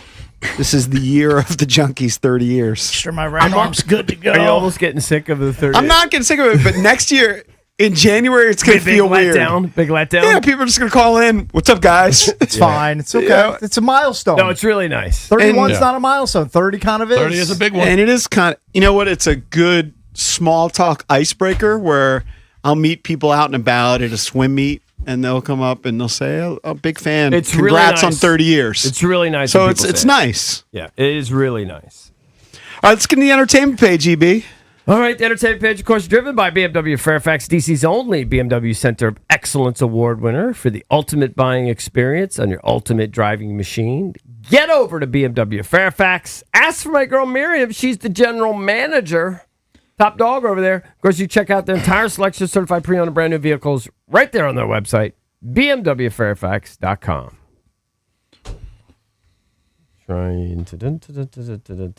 Lead. What's the Ricky? The Ricky is what's going on in concerts. Why is everybody using their seat as a toilet at these concerts? Is this happening multiple Again? times? So this happened at the Morgan Wallen concert. Shocker, Baltimore. But it also happened, shocker, Philadelphia, the Noah Kahan concert cakes. Which Valdez and I are both attending tonight. Yes. Oh. At You guys are Nashville. going to be tired too. tomorrow. Going to be tired You're tomorrow. going too? Yes. Oh, well. You're not calling in Noah Khan tomorrow, are you? As far as I know, no. Hey, Planning on being here. So Matt apparently- Myers is going today. He's going to stay down here because Oh, he's he at Nats is. Park, right? Yeah. Yeah, he's going to stay down here. He's just going to. He's jacked. He's going to watch the Orioles Red Sox first game of a doubleheader. He's going to watch it, Making a day of it. making a day of it, and then he's going to go to the concert. Like it. It's a good plan. Got to break the Red Sox streak. Doors at 5 Been p.m. 14, right? Acts start at 6:30. He has So- 2 opening acts. I wish he had kind of just had one. It's going to extend the night, but whatever. It's fine.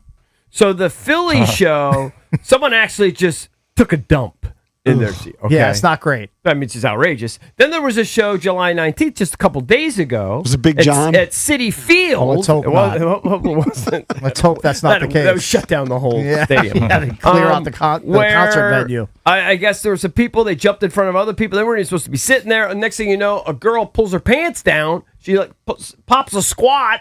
And she, goes number one. And then some lady ruins our purse. Can you imagine? Because it's rolling Louis down Vuitton. Yeah. Rolling I mean, we're the- living in a society. What is people. going on, Can't- people? Can't we just miss a song or a song and a half and just go use the bathroom They're and come hammered. back? They're That's hammer true. time. That's a very good point. But here's the problem. They're And I overserved. think I had this conversation with my buddy yesterday. Who, Valdez went to the show on Friday, the Morgan Wallen show. I went to the one in Chicago a couple weeks ago. My buddy went to the one on Saturday, and it's all the same theme. And I don't know if it's the same with Noah Khan or these other concerts. There's too much downtime. It borderline ruined. For me, I was fine. We had great company. We were fine. But it's way too much downtime. There was an hour between Ella and Morgan, correct? There's an hour between everything. Yeah. Like even Gavin Adcock and his guys, and then it was like an hour. Then Ella Langley. Then there's an hour before Morgan, and it's just there's way too much. Well, is that downtime. because they're just setting up the stage and Doesn't take that long. Yeah, it shouldn't. I mean, shouldn't. a I would think normal- maybe a half hour. Yeah, a normal stage switchover should be 20, 25 Or minutes. are they 30 giving? minutes. Are they giving? That seems long too. I've seen plenty of Are they concerts giving the where it's fans- fast. Well, they have to get all the Nothing to equipment do. out. They do There's a quick nothing. sound I'm just saying, check. are they giving I the fans time to go, Well, take care of the problem business, is go you get don't food and drink? know. In other words, my buddy thought that he was going to go on stage at 9:15 or 9:30 or something, and so like Valdez, like you don't know. You don't know when he's Do coming I go on. pee now? I don't want to miss the. So they don't say he's going to be on in 45 minutes. You have no idea. But They don't give you a the countdown. the ticket says a certain time, and it's never that time. Yeah, Ever, you never, just- ever, ever. You just don't. So know. everyone just stays in their seats. So I think it's actually 'Cause a they big don't know when he's problem. coming out. It's a big problem with these concerts. There's too much downtime, and then you start drinking. When you get there, whenever that is, and it's hours and hours and hours, and then you're waiting and waiting and waiting. You just, Nothing else to do. and Yeah, then but- you end up just going in your seat. Yeah, but me and our whole crew, we had beers and drinks before and during the concert, but we're not stupid enough to hold it until our bladder can't anymore. Well, that's why some people wear diapers. Some people literally wear diapers to concerts. Or also like How many people? not many. I mean, you're throwing that out there. I mean, I've heard Do you have about any it. evidence? I've heard about people doing it. I wouldn't be surprised. I mean, it's not something I would do. It's probably not hundreds. I mean, might be 5. From my experience with like family members with those things, that they don't necessarily hold very well. It could be a debacle. From my experience, the comedy concerts, big comedy concerts, are the exact opposite. Yeah. Like I saw Nate Bargatze. I think he pronounces it that way. I might be botching it. But it was like bam, bam, bam. They had several comedians before he steps up, and there's really no downtime. Same thing with Chappelle. He had several comedians come out. For that, there's no equipment changeover. That's a good point. They're just using a mic and a stool and a bottle of water. That's it. Ella I'm hoping for 20 minutes in between sets tonight, Valdez. That's 20 to 25 minutes. Perfectly acceptable. Let's hope that's the case. Perfectly acceptable. We mentioned Ella Langley, and she's been doing like half of the opening act for the Morgan Wallen tour. She's still killing it. Her Choosing Texas song Cakes placed #1 on the Billboard Hot 100 charts for its 14th week at the top, tying a what's record the with 2 title other. again? You know the song. You've heard it. If you don't know this, I only heard it because Drab and Valdez forced me at gunpoint. 2 Are weeks you ago under to a listen rock? to it. It's the most popular song in the country. He doesn't listen to those stations. I don't listen to country music. I know, but hasn't this crossed over into pop charts? Yes, I think it's all so, over yeah. pop. I don't really listen to pop music that much. Okay, all right, it's fine. I mean, I don't care. He I hasn't think it's heard it. fair. He doesn't just listen hasn't to heard it. Yeah. She's money. you're an Ella fella. Oh, You are. gorgeous. Great voice. Ella Langley from? She's from Alabama, but she went to Auburn. I don't know if Okay. she's from Alabama or she just went to Auburn. I just know you know these things. I think she's from Bama. You can tell me. Ella Langley is from. Or is she from Georgia? She was born in Hope Hull, Alabama. There you go. There you go. She's a Bama girl. Ella, this is just funny to me. She co-wrote Choosing Texas alongside Miranda Lambert, Joy Beth Taylor, and Luke Dick. It just makes me laugh. You like No, Luke Dick, right? You just like saying, laugh. you just like saying It's a the funny name. name. I just think it's a funny name. Yeah. And she got a bunch of records here. I don't know. The Dandelion, that was #1 on the Billboard Hot 200 when it was released in April. You think Luke is related to the guy that took a class with your dad? That was one of your dad's famous stories. Yeah. Yeah. Harry. His first name was Harry. Yeah. Yeah, it's an unfortunate name. Yeah. What are you going to do? Well, no. His name was Richard. Okay. Like yeah. Richard Harry. Yeah. Oh, okay. And they went through the that's they right. went through the names back the Right, last right. name first. Right. So they said Harry. Yeah. Got it. Gotcha. Brother of Deborah Harry, lead singer of Blondie. Right. Yeah. Same family. Same family, yeah. Heart of Glass, LA. So Sleep. I know back in the day, I actually used to watch shows. I don't really watch them now, but I used to watch NYPD Blue. In fact, we used to do a segment about NYPD Blue. Like Oh, 30 yeah. years That was ago. our weekend show, I We believe. were on the weekends. We would give like NYPD Blue updates because we're just kind of fast. It's like playing the goofy music. And Kim Delaney was one of the stars of that show. Well, she's had some issues. She's got issues, man. She and her husband, they got another issue. He was arrested after a flight from Detroit flight into LA. Yeah, from Detroit into LA, just on a regular old Delta flight. They got into an argument on the plane, and when they got off, he was arrested, I guess, for public intoxication. Well, Both of them have had issues with alcohol Correct. for many, many years. It would be but funny if we had one of our trips and one of you guys got arrested for public intoxication. Like that's an acceptable, Like a road trip for the for the show. Any press is good press. That would get a little press. Sports You junkie. think I don't think it's that acceptable because that means you were kind of unruly. You're just sloppy. You Yeah, can't handle your I alcohol. think it'd be They're gonna kinda arrest funny. you for just being drunk. They're gonna arrest you because you're drunk and unruly. Like you're causing a scene. You could be drunk. It's okay to be drunk in this Yeah. country.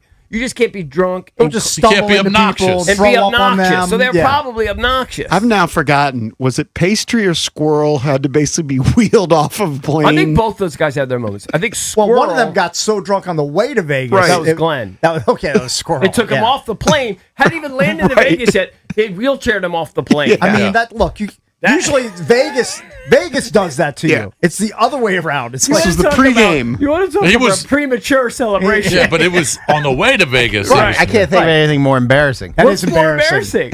I mean, keep it in your pants until you get to Sin City. You're so excited that you get drunk at BWI and Yep. you continue boozing on the plane, and by the time you land, they wheel you off in a wheelchair. I'm all about, like, I've caught slight buzzes before I've gotten onto the plane, but not full-blown intoxication. Yeah, how do they get you to the hotel? I don't know. I I don't know. I don't remember how they did. I don't know.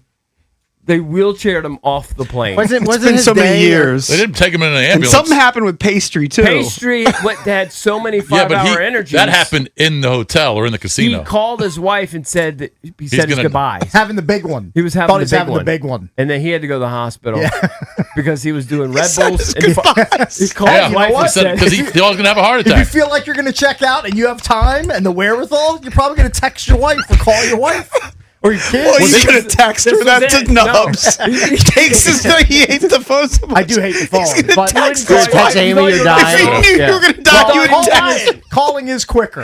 If you were, man, I if hate you know, talking if like on the a phone. pilot said, we've run out of gas. Yeah. We're going to crash.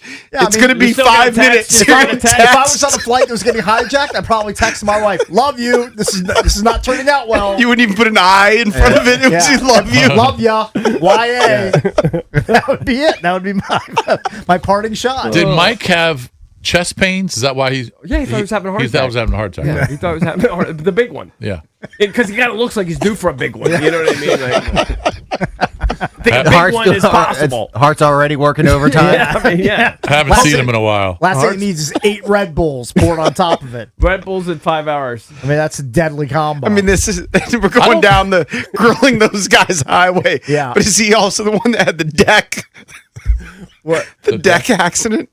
No, that was Jason at a deck No, accident. No. That He somebody donked off. Did somebody donk I off thought on his deck? Maybe cracked his head open or something. I don't remember that. You're, There was you're some- laughing about some poor Defense guy's mechanism. demise. Yeah. I don't But remember. I think you're right. I think the neighbor. I think they had an unfinished deck, Uh-huh. and some guy. This is fell off allegedly. This is allegedly a rumor and Yeah. maybe not Yeah. true. Yeah, maybe I Fuzzy don't memory. remember that story. Something like Oh that. yeah, it was a I debacle. think it was fine. Might not have been fine. So, Might not have been fine. yeah, we probably should get off of that. All right, so Let's move on to the next Valdez story. and JP both saw the Odyssey. I don't think Drab. No, have you Drab seen- saw it. Oh, I No, thought I Valdez saw saw it, it. yeah. Okay, but you said you saw it at a pretty good theater, someone out in Leesburg, but Yeah, but not the IMAX big 70, IMAX joint. yeah. Well, some people apparently these true IMAX 70 millimeters, is that what it is? Screens that everybody's going crazy about. Some of these seats are going for top dollar, over $1,000 per seat. That's to go crazy. see the Odyssey. Who's doing that? Just wait a month and a half, and there'll be plenty of seats. You don't have to see it the day it comes out. Are you going to see it? I'm planning on seeing it at some point. But Are you going to go to the Udvar Hazy and see it in legit IMAX? my youngest son is a little bit of a cinema snob, okay. so he went and saw it. He's the one who sees a lot of movies. sees a lot. He's got the he's got the Regal Unlimited, and he takes advantage of it. I'm only going to see it if it's available on $5 Tuesdays. There you go. Yeah, good luck. Yeah. Well, apparently there are only, I think Kevin mentioned this, 40 worldwide true IMAX 70 millimeter big screens. There's one in New York City at Lincoln Square 13. It's got a massive 75-foot tall, 101-foot wide screen. That's a big one. That's a I mean, big can you boy. even- I'm I can't sure even it's a better fathom experience. I find these people snobbish. Is They're that like, you have to see it in the is that full like 7 IMAX. stories? I mean, So if it's 75 feet, yeah. feet, Yeah, is that that's- roughly 7 stories? Yeah, roughly. Yeah, about that.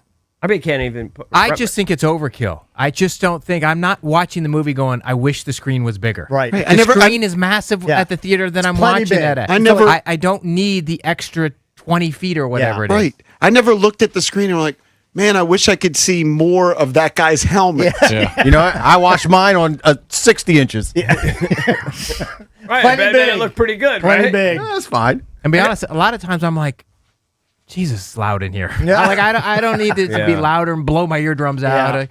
I don't know. I have, my media room. I have it. It's pretty nice, but it's only 100 inches. But I got this stupid bass subwoofer and all this stuff in there. So I can't watch anything, and the thing is rumbling, and it's driving my wife crazy, and I don't know how to change it. You can't change the I hit settings. one button by mistake the other day, and I lost 4K, and I went to You went I had crazy. cold sweat going for 15 minutes before I could figure out how to get it back in 4K. So I just can't touch anything.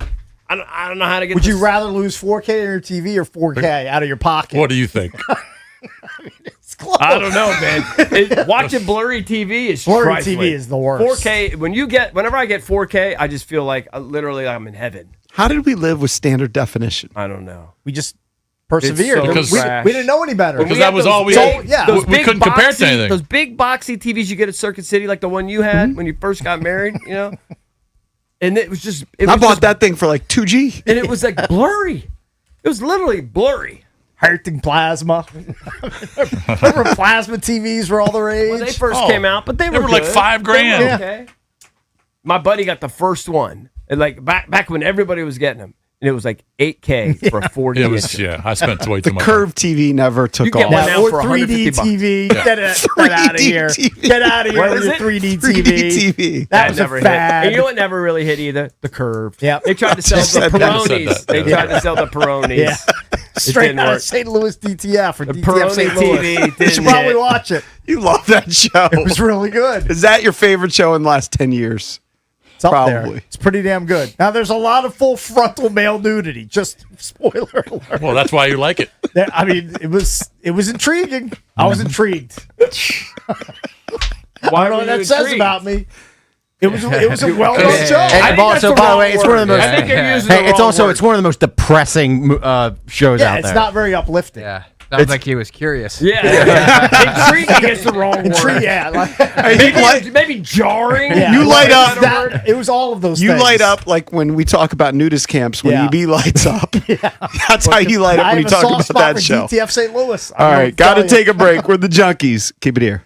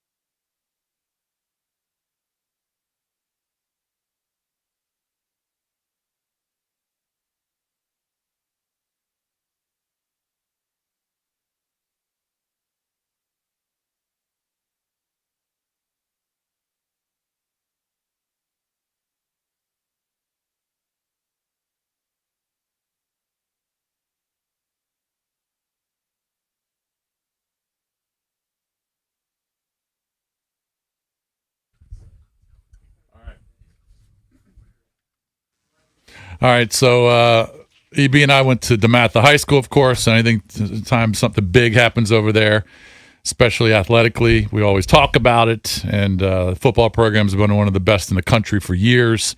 Coach Bill McGregor, one of the best high school football coaches in the country for years. He's stepping away for some personal reasons this year, and Bryce Bevel, who was a couple years younger than EB and I, who was a stud, played basketball and football at DeMatha, stud football player, went to Syracuse, played DB, played in the CFL, was a really good player. And then after his playing days, he got involved in some coaching and worked for the New York Jets for 5 or 6 years. So he's been all over the place, a lot of football experience, and he's now the new interim head football coach at DeMatha High School. My man, Bryce Bevel. What's up? What's up, JB? How you doing? Thank you, Junkies, for having me on. I really appreciate you guys. Welcome. Hey, man, Yes, sir. this is a big Yes, deal. sir. This is a big deal, bro. I mean, I know you've been a head coach before at the high school level. You were at McNamara there for a while. But this is a huge deal to take over your alma mater. Yeah, I mean, you start off with, there's so many people to thank.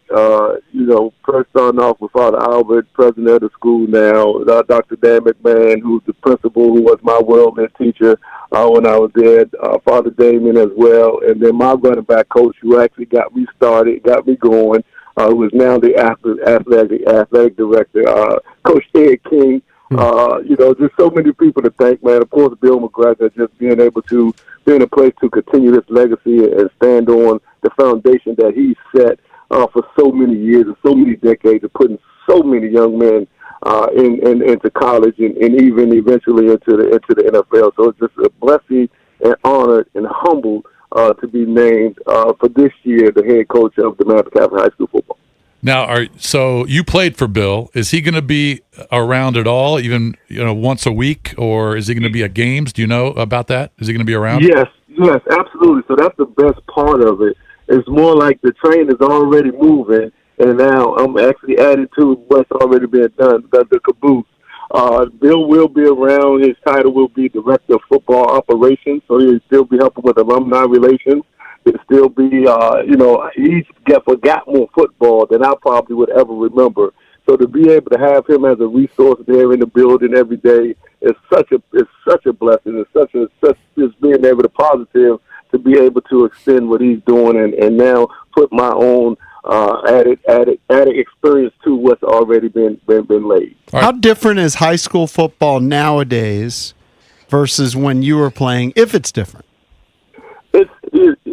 Literally, it started to move. I think it started just to shape down. It's more like a college program now, and it's kind of like a college environment. Because I believe college now has kind of went into the pros, and the NFL is just the NFL, an entity of itself.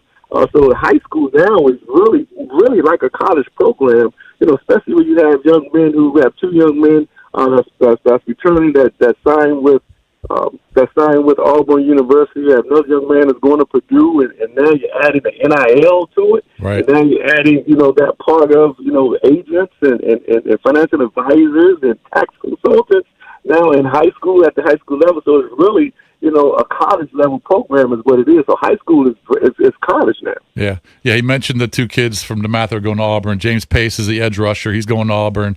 I know there's a DB that's going to Auburn. You got an offensive lineman going to Purdue. All right, we only got a couple minutes, Bryce. When does practice start? And then you got a bunch of seniors. How do you feel about the team this year? And who do you guys open up with? We open up August 28th. Everybody come out. We have Spalding. That's the last team that beat DeMatha. We're on a 22-game winning streak, so that's the last team that beat us. August 28th is there. We have there. Just expect a bunch of seniors to come out, play well together, play hard, play for one another, and do great things. But I do want to add this, being part of the NFL and knowing how impactful that can be just on lives and families and things like that. And we saw the interview with Chris Johnson and what he's going through. So I'm going to challenge you, Junkies. I'm going to challenge you to the ALS Challenge. All right, I love you guys. I really appreciate you, and I really thank you for having me on. Hey, Coach. Hey, good luck. Let's stay in touch, bro. Okay. Thank you, buddy. Appreciate it. Will do. Good luck, All right, buddy. now. God bless. All right. What is the ALS challenge now? I did the Chris Johnson, same thing. Yeah. Just the ice bucket challenge. I did It's the that same years thing. ago. They're still doing the ice bucket. They're doing it for Chris when he came out with his. Yeah, so I'll do it again, I you're seeing a guess. bunch of NFL backs and college guys. And playing and all over. open up with Spalding High School, and that's no joke. I mean, Spalding's got a stud receiver that's Jumping going in to the deep end early. I think Spalding's got a stud receiver that's already committed to Maryland. Okay. Spalding's got a really good athletic program over They there. really do. Yeah. Yeah. So What city is Spalding in? Severna Park, Sorry? maybe? Or am I getting that wrong? Ish. Yeah, something I'd say like it's in that vicinity. It's in that Yeah. area. Anne Arundel County maybe somewhere? Severn? Oh, definitely. It's in that. Severn, I maybe. don't know what the exact Spalding. address. Valdez. Oh, that's I think it's right near Millersville. Okay. Yeah. It's right there, same area. Yeah. So You're in the anytime, right ballpark. so we're rooting obviously for Bryce Bell. He's just a good kid. I call him a kid.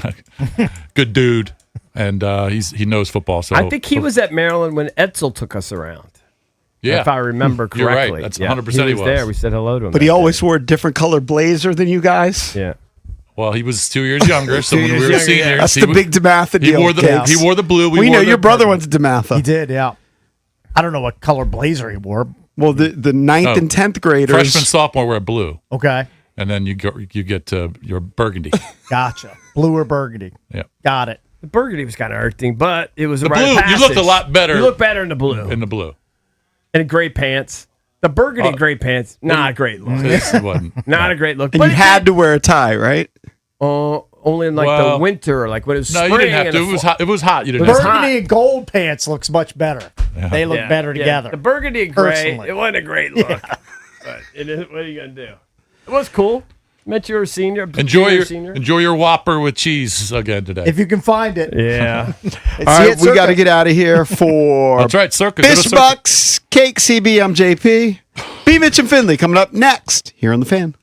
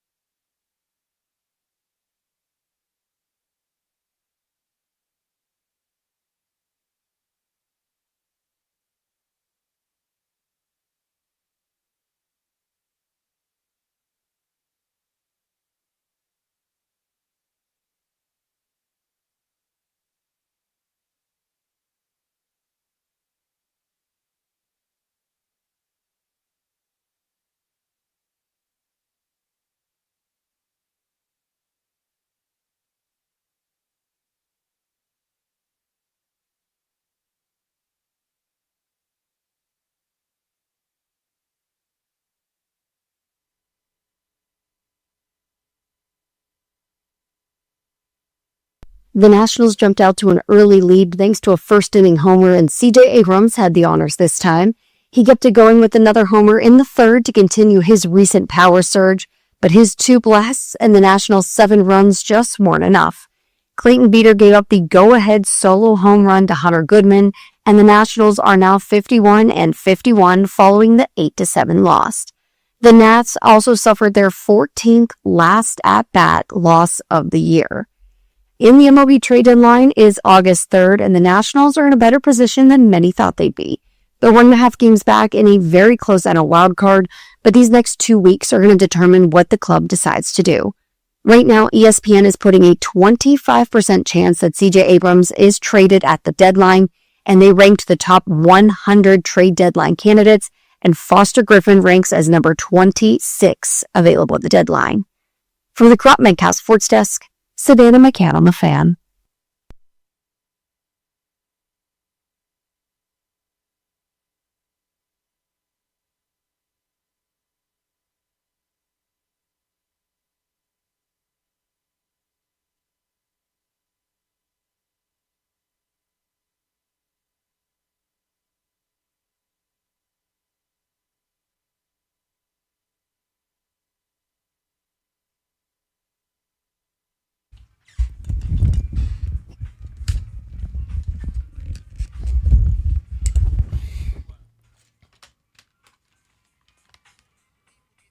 I'll be sublime. You in the concubines. What up, everybody? It is 10 a.m. in the District of Columbia. Points north, south, east, and west. Good morning, Brian. How do you do? Man, I'm chilling. Love to hear that. Love to Chilling hear like that. a villain.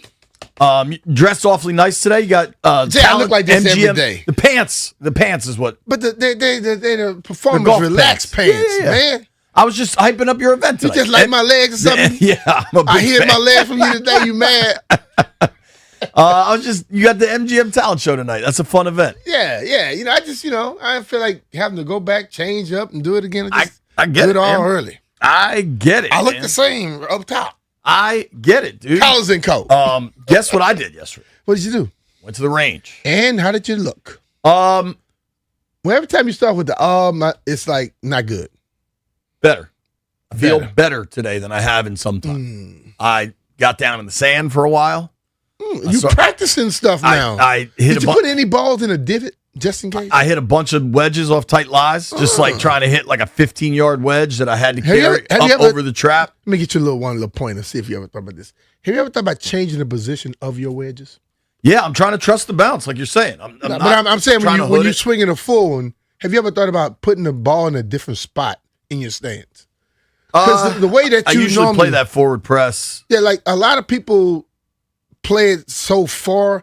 That thing should be back a little bit, and you just might be hitting it at the wrong time. You see what I'm saying? Speaking of the wrong time, I felt better yesterday. Well, I don't necessarily feel good, but I felt better. I've been hitting putts. So that 93.5 still good?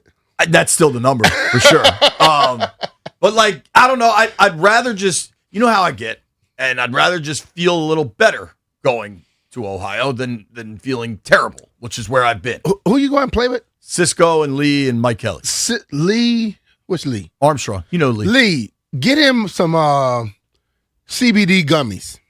Yo, I'm gonna go buy some. I love CBD That gummies. might help you out because I'm a believer in CBD Nothing gummies. is physical with you. It's all mental. You just don't. Boy, it's a lot of stuff going on in between those ears right there, dog. Who they call you telling? all ears and what's in between. You should add that to the show because boy, sometimes I'm like, I can just see it. I can just see looking in your face like, what the hell is he thinking? What's crazy is, and I remember this when you punked me out on throwing the first pitch.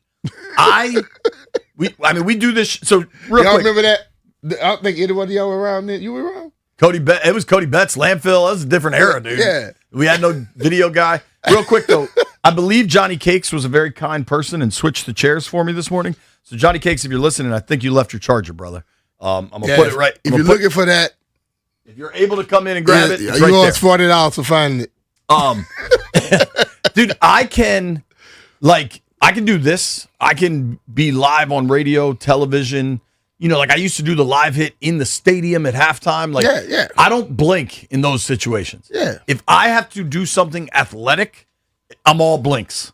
Like I gotta tense up. see, like when I first started speaking in front of people, I used to be nervous as hell. And they said, just look at all of them like they're naked. I say, but I looked in the first time. I don't want to envision the Lee first naked. time I did that, and I looked, I say, I don't know if that'll be a good idea. But what it is like, you know what you're doing. What's Even funny? on the golf, just make golf fun. I'm it with should you. never be That's like where I'm work. trying to be. That's where I'm trying to be. A bad day on the golf course is way better than a good day Even at work. at Woodmont, where I was awful, I still had fun. You know what I mean? Like Yeah. that was still a fun day. It was me, you, Jordan, and Pete. Like I had fun. You know what I'm saying? What's funny though is when I have to MC events and all that stuff, I don't say yes to a ton of them because I do get a little nervous for that. But you're Because supposed to. I want to make sure I'm doing right by the people. The first time somebody asks you to do something and you're not nervous, don't do it because it's not important to you. Even Jaden said that. He's Yeah. like, I wouldn't call it nervous, but like I get some butterflies before the Patty game. LaBelle, that's my girl. She say, if you don't get nervous before you're doing something big, it's not important. Don't do it. That's cool. So That every makes me- time I get nervous, I say, this big. Dude, I got asked, I don't know if I told you this, I got asked to MC the University of Maryland Hall of Fame dinner where a bunch of guys are going in, but Joe Smith and Sean Merriman are kind of the headliners. Those are two players that I watch that mean a lot to me. And like, I'm not nervous now, but when we get closer to the event in October, like, It's a big deal. I though, want to Dan. make sure I You should. deliver. You know what I If mean? you don't get nervous, listen, but the thing about it, you know both of the guys. You're Right. fans of them. You went to the school. You have pride in the school. Just do what you do, bro. They do. Once the light comes on, you're good. It's just the moments before the light. You know what I mean? Yeah. That's Yeah, how I. But guess what, though? The moment before the light, ain't nobody looking at you anyway. So why you care at that moment? Speaking of the moment, I'm just going to read a headline to you. Sava. Joshua Kuroda Grauer, the A's hottest hitter, undergoes emergency surgery for ruptured testicle. I think every man Put a cup on, dog. Every man that just heard that went. I think every dude just kind of closed Yeah, their but legs you know a what little bit. though? It's like the That's catcher. brutal. I hope the kid's He's okay. a catcher. He probably had on a cup, and that could still happen to him. Catch this, though. He actually continued playing in the game after it happened and had to go through emergency surgery after the game. So, but the thing, so it happened, and he probably thought it was just a regular little whatever. Yeah. And then later on, you find out. So he might have had a cup on. I know Jeff and I was talking about this with other sports. I don't know if you can wear a cup playing football because that thing is hard and it's a little wider. It make you run a little funny. Yeah. But the catcher is Why you sitting got the there. girdle. Yeah, and that ball is bouncing around. I can understand a catcher, but most people outside of the catcher, I don't really see it. Can I read? This is by Johnny Flores, who I assume is the. I bet you a hockey goalie better wear one. Yeah. I assume Johnny Flores is the A's beat writer for The Athletic. I don't know. Johnny Flores from The Athletic. I just want to read you the lead to this story. Cal Ripken Jr. may have ownership of the Iron Man nickname, but he might have to lend it to Athletics rookie Joshua Kuroda Grauer, even for just one day. The rookie do-everything man underwent emergency surgery to repair a ruptured testicle Monday night, hours after fouling a ball off the region. He managed... I mean, how good is that to work the Iron Man? I just think that's brilliant writing. I hope this kid's okay. I got nothing but thoughts and prayers for my man, Joshua Kuroda Grauer. Man, I'm going to tell you, listen, That is crazy, dude. if you play some sports long enough, you've had a hit, a punch, or something in that area. Sure. I think just if you're a dude long enough. What's the highest octave? Yeah. Falsetto? I don't know my octaves. Maybe White Brian. He was I singing got hit in yesterday. the game one time, and I was hitting that note. Really? in the pros or in college? Yeah, this was in college. Where at? It was against Memphis State.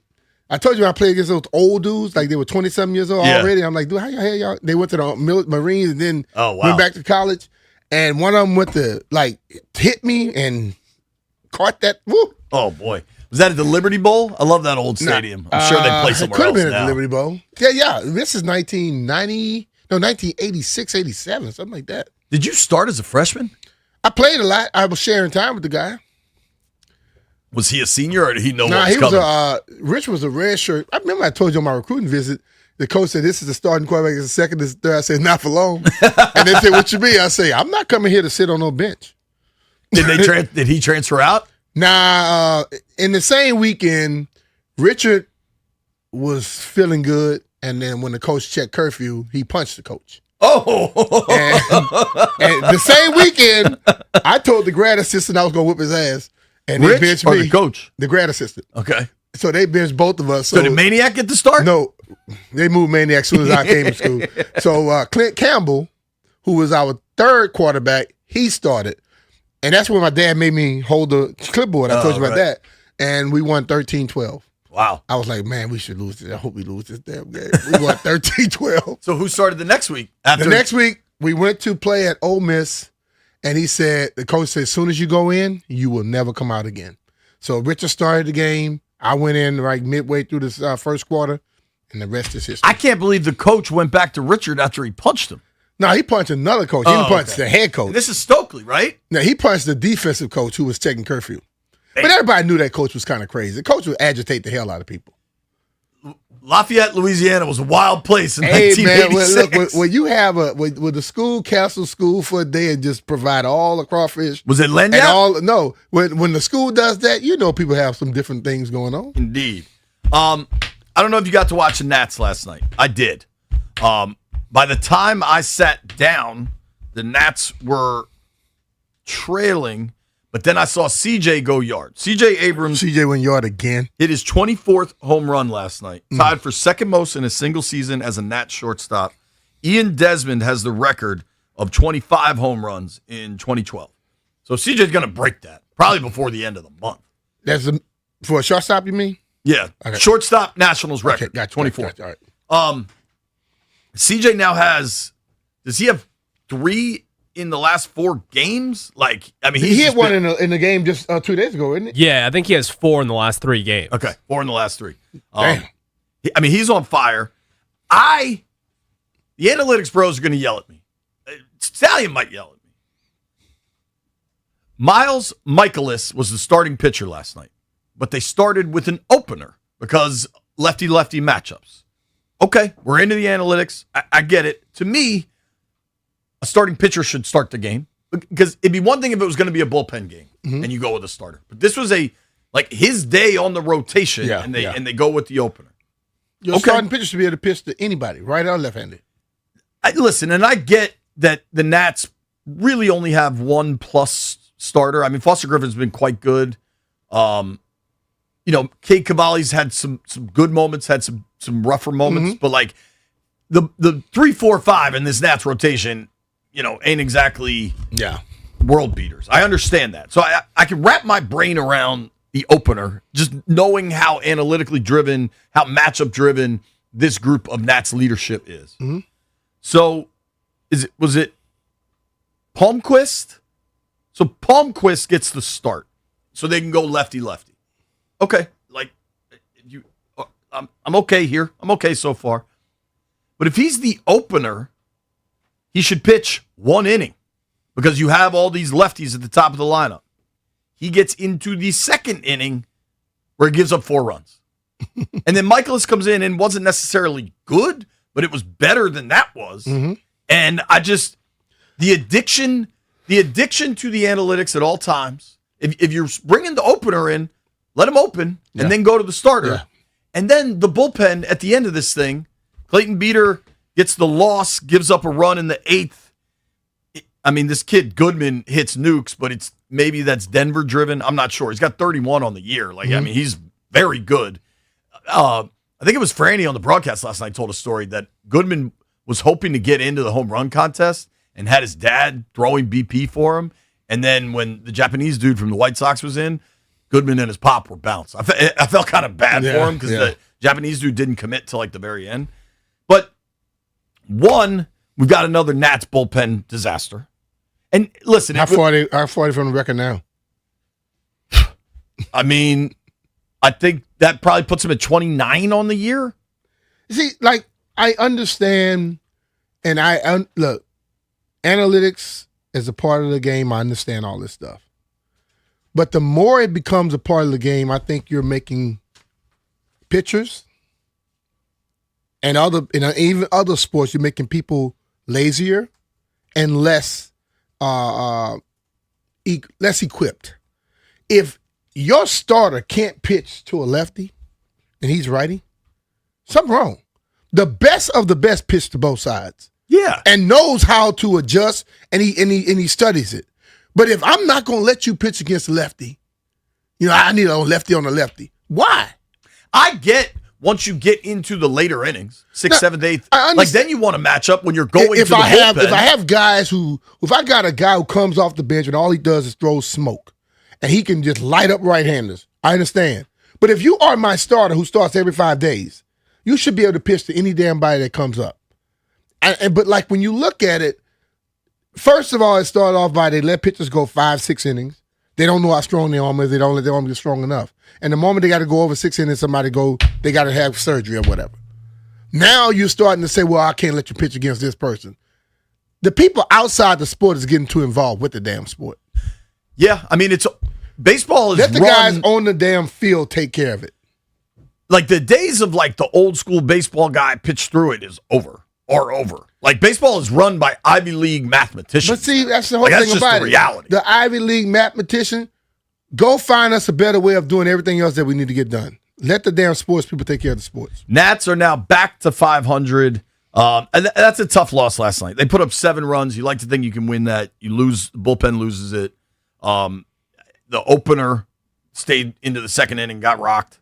That one to me is a tough one to swallow because there were a lot of decisions I don't necessarily agree with. Mm-hmm. If you're looking at the wild card, the Nats are now a game and a half back of the Pirates. Pirates are 3 games over. Nats are 51-51. What I said Monday was get a sweep in Colorado. Get a sweep. Now today they've got an opportunity to win the series. Games at 3:00. You can listen to Charlie and Dave right here on the Fan. The sweep is gone. Maybe you get the series win, which is still great. That's still what you want. You want to take 2 out of 3. But it just, as we continue to get closer and closer to the trade deadline, I almost think Taboni, Nats leadership, trade deadline was 2 weeks from Monday, right? The first Monday in August, August 3rd. So they've got one more against the Rockies today. Then the Diamondbacks are coming to town. The D-back series is in a lot of ways kind of a de facto wild card series because the Diamondbacks are a game, 2 games ahead of Washington, depending on who wins and loses that night. Mm-hmm. So if one team can sweep that series, will really impact the wild card race. If you're Taboni, who's consistently said, yeah, we'll see what happens. We're going to look at everything. I think he would love to have a 6-1 stretch or a 1-6 stretch and just something that they're going to let him know one way or the other. Yeah. Instead of having something right in the middle. Because I said my piece last week that I think they should sell. And a big part of it was a dude like Luis Garcia, who was absolutely red hot for a month there, now is struggling at the plate. He has more home runs this year than he's ever had in his career. And we're 60% of the way through the season. Sell high, man. You're probably not going to pay that dude. I know he has one more year of control, but plenty of people yelled at me because they're like, man, this is the number 1 offense in baseball. They could contend if we just add. And I'm not saying that's incorrect. I just think some of the plus hitting we've seen, granted, these guys think they can coach and develop that, but not everybody's going to stay red hot all the time. They may not be red hot, but they could be better than what they were all the time. And I think baseball is the only sport where you go and you get something dressed up to its best, and then you say, let it go. You know what I'm saying? It's you date the chick, you help her out, she looking great, and then you say, go to somebody else. you go out there, you find an engineer, and you begin to chorus him and get him going on. He's the best in the world. Go work for somebody else. No, baseball is the only sport like that. The other sports, they get somebody that they want to keep them. What's different with baseball is that it's years of player control and free agency. It's just a different contract that's structure. The whole problem. I agree. I think the owners are trying to change it now. It's not I don't know if they will. about how good the player is. It's just about they trying to have control. But my ultimate thing, the way CJ is playing, what Wood has done, I am Wood is untouchable. I'm looking at that team like that. You can't say that with this ownership group.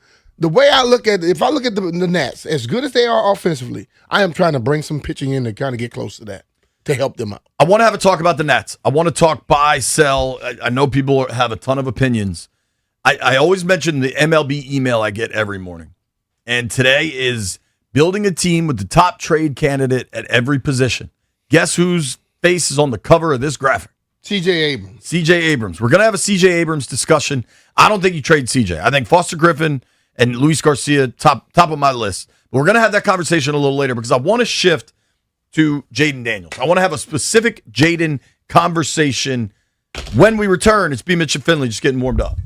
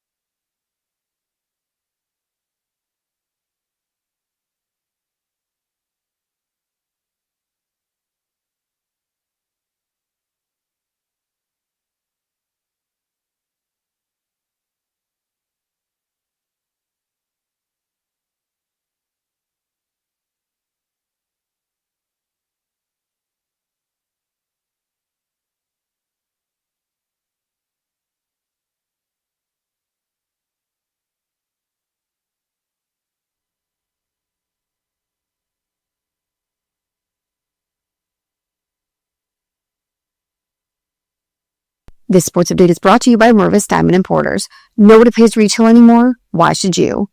As LeBron James' free agency saga continues, fans are desperate to know where he's going to play next season.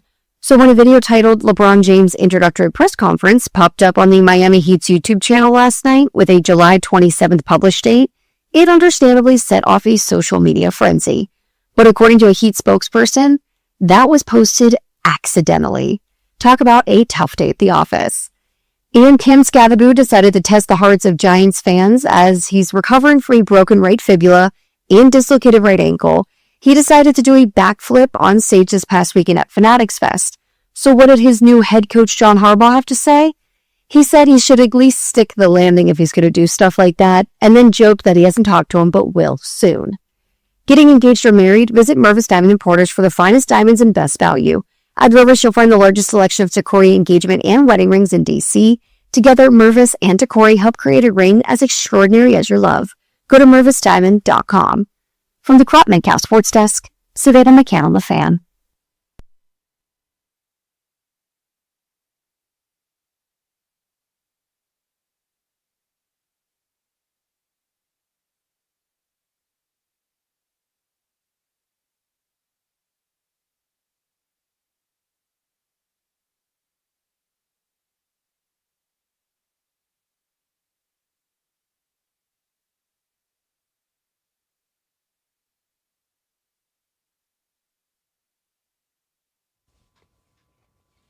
And then the rock and roll band.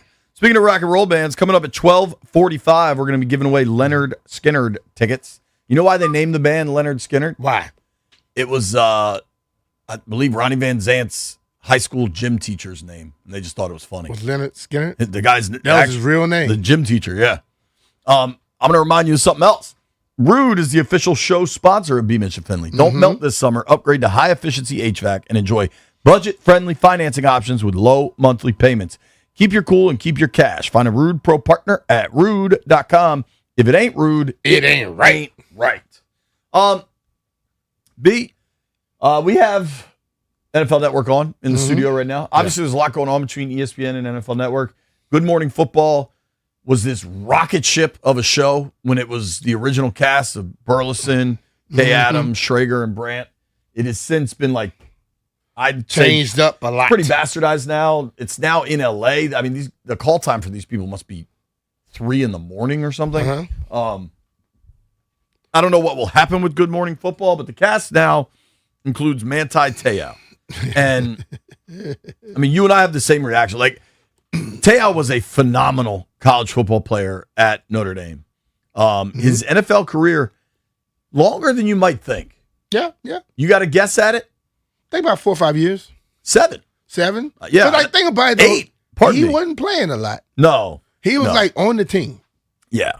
Like the backup quarterback. Yeah. I mean, he had a couple seasons with 60 tackles. In 2015, he had an 83 tackle season for the Chargers. I find it remarkable that he has this media career, and I'm not hating on anybody. I'm glad he's got it, make the money. But, like, I think for most people, when you hear the name Manti Te'o, you can't help but think of the catfish Notre Dame story. He was dating somebody that he never seen that ended up not being what he thought it was. It's a wild story. And there was a documentary on it. And honestly, the person that did the catfishing, I think has some fairly significant mental problems or something. I don't remember the exact story. But see, like, I understand that person got mental problems, but the person that dates somebody for 2 years without seeing them, that person got some mental problems too. Yeah. I don't know. Maybe this is a younger generation thing. The whole catfishing thing to me, like, I get emails all the time. I get fake offers for yes, indeed. For like pimping something on Instagram. I get fake job offers. Like, I got an email 2 weeks ago to be the head of communications for Coca-Cola. I don't think that's real. Like, maybe my radar for scam stuff is just higher because I get it all the time. But Jay, hold on. And maybe in 20... That's scam. That's a one-time thing. It was a 2-year ordeal. Like, listen, bro. I'm going to just say straight up. I'm not dating nobody for 2 years and don't see him. This dating online, Like, I gotta be able to touch you to find There's out. got to be some physical contact Hell yeah. at a certain point. If I'm gonna say you my girlfriend, it ain't gonna be we never seen each other and we've been dating online. Nah, this is some bottom dating online. I'm not calling you a girlfriend. When you start talking girlfriend and dating, you cannot have not seen the person. No. You guys are younger. Like, does this make any sense to you in the online relationship world? And I know that we're talking about what Manti Te'o said about Jaden. I know we're getting there, but I still find this story so mind-blowing. No, not at all. I don't date no one from the internet. And you're damn sure not going to be dating her 2 years later. Yeah, I'm not even I don't meet up with people off the internet. I learned that as a kid. I guess the person was sending pictures, but like, Stan, you're if the pictures look good enough, what a man gonna want to do? See that person and touch and feel, right? Yes. Come on, dog, please. You're the Notre Dame fan here. This was your guy. Well, he'll fall for something like that. Didn't he get nominated for, wasn't he a Heisman finalist? He was a Heisman finalist in the year that RG3 won it, I think. You will fall for something like that, Stallion. I know it. I remember when it happened at first. I mean, it was just baffling. Like, because it's astounding that he fell for this. I mean, I don't know how you can fall for it without meeting someone for 2 years and all the different excuses that came up and all the different tragedies that this person allegedly went through that we all kind of found out that was not true. I mean, all the excuses would have told me, run away from this person. Yes. Dude, I forgot about this. The story became so big because the fake girlfriend told Te'o she died, right? I don't know how.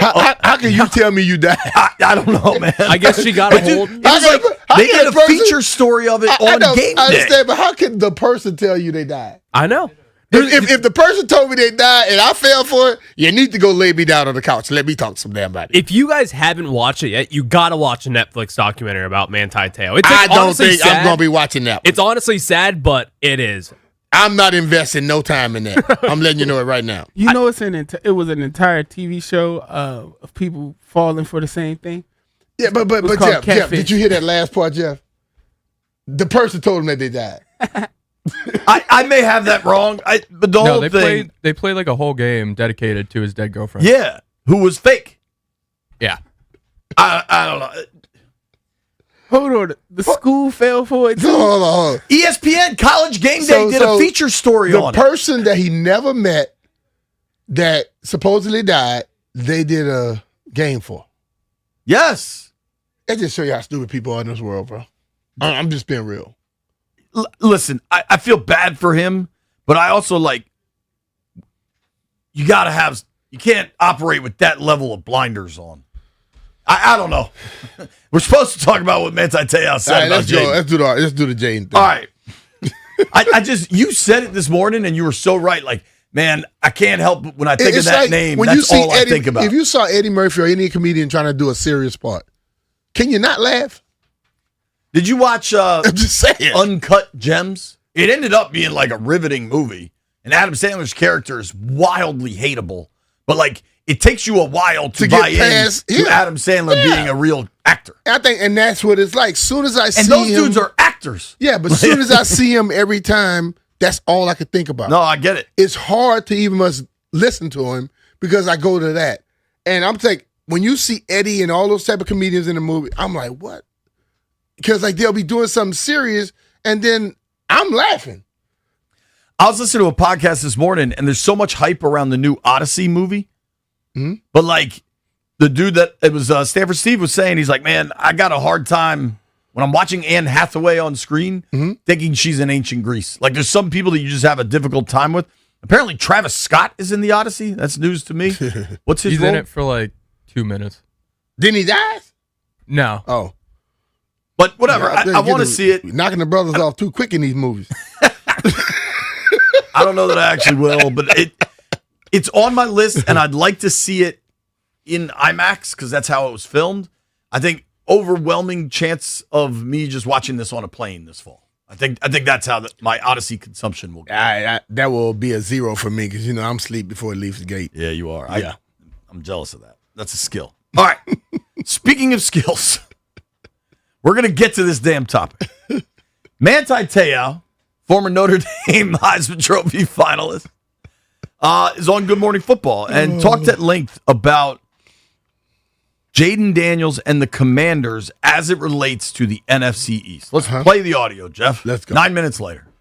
James, ask the question. I got you. What's our next question? Who is the most important player in the NFC East? Jaden Daniels, James. I got you. I got you, girl. I know. Hey, this is why we're teammates, James. We know what each other want. Jaden Daniels is the most important person in NFC East. Okay. Why? Because when you look at the Commanders, I don't know what I'm getting out of the Commanders. You know, you look at the running back room. You got Bill Krosky-Merritt, young. You got Rachaad White, who was RB2 over there for Tampa for a long time.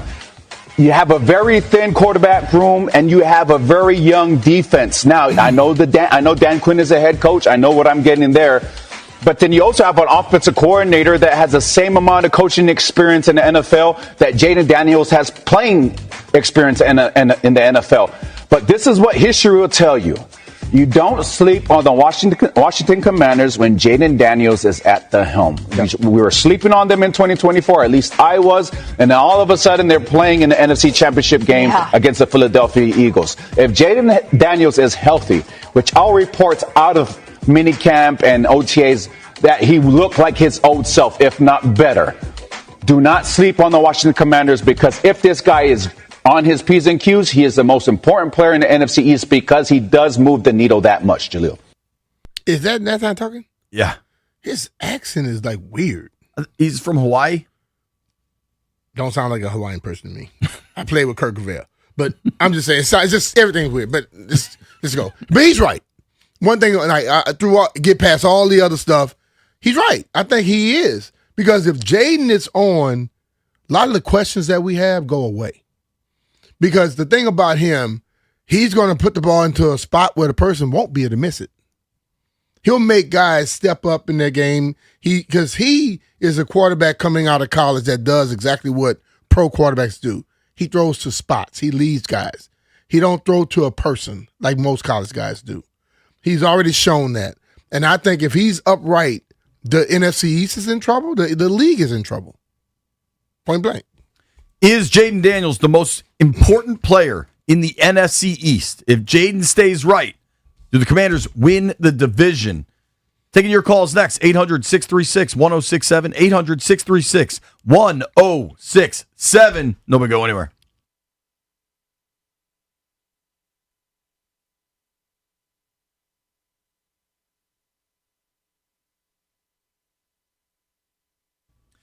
B. Mitch and Finley here to talk about our friends over at Oarsman Automotive of Virginia. We've both been buying cars there for a long time. I've gotten 4 cars from Oarsman Automotive of Virginia between Chevy, GMC, and a couple of Toyotas. B's gotten way more than that. And listen, we go there because they take good care of us. And they've been doing it for over 100 years in the DMV, so you know they're taking good care of everybody. They've got convenient locations all across Northern Virginia, all the makes and models you're looking for. Plus, they've got great deals and great financing. And financing piece is important these days. Don't forget, they've got a ton of quality certified used vehicles to choose from. But best of all, every vehicle sold is backed by Oarsman's Lifetime Edge. Yep, that Lifetime Edge comes with up to $1,500 in extras, including the complimentary car wash with every scheduled maintenance, which I will be getting tomorrow. I got to take my car in. Get a loaner car. Yep, I'll be getting that too with every major maintenance and a lifetime engine guarantee. And that's good news coming from Oarsman. If you have a car to sell, take it to them and they'll pay you up to 125% of the Kelley Blue Book value, regardless of its make, model, or year. It's simple at Oarsman. They love keeping their customers happy, just like JP and I. To beyond satisfied Oarsman customers, let's ride together. Let's ride.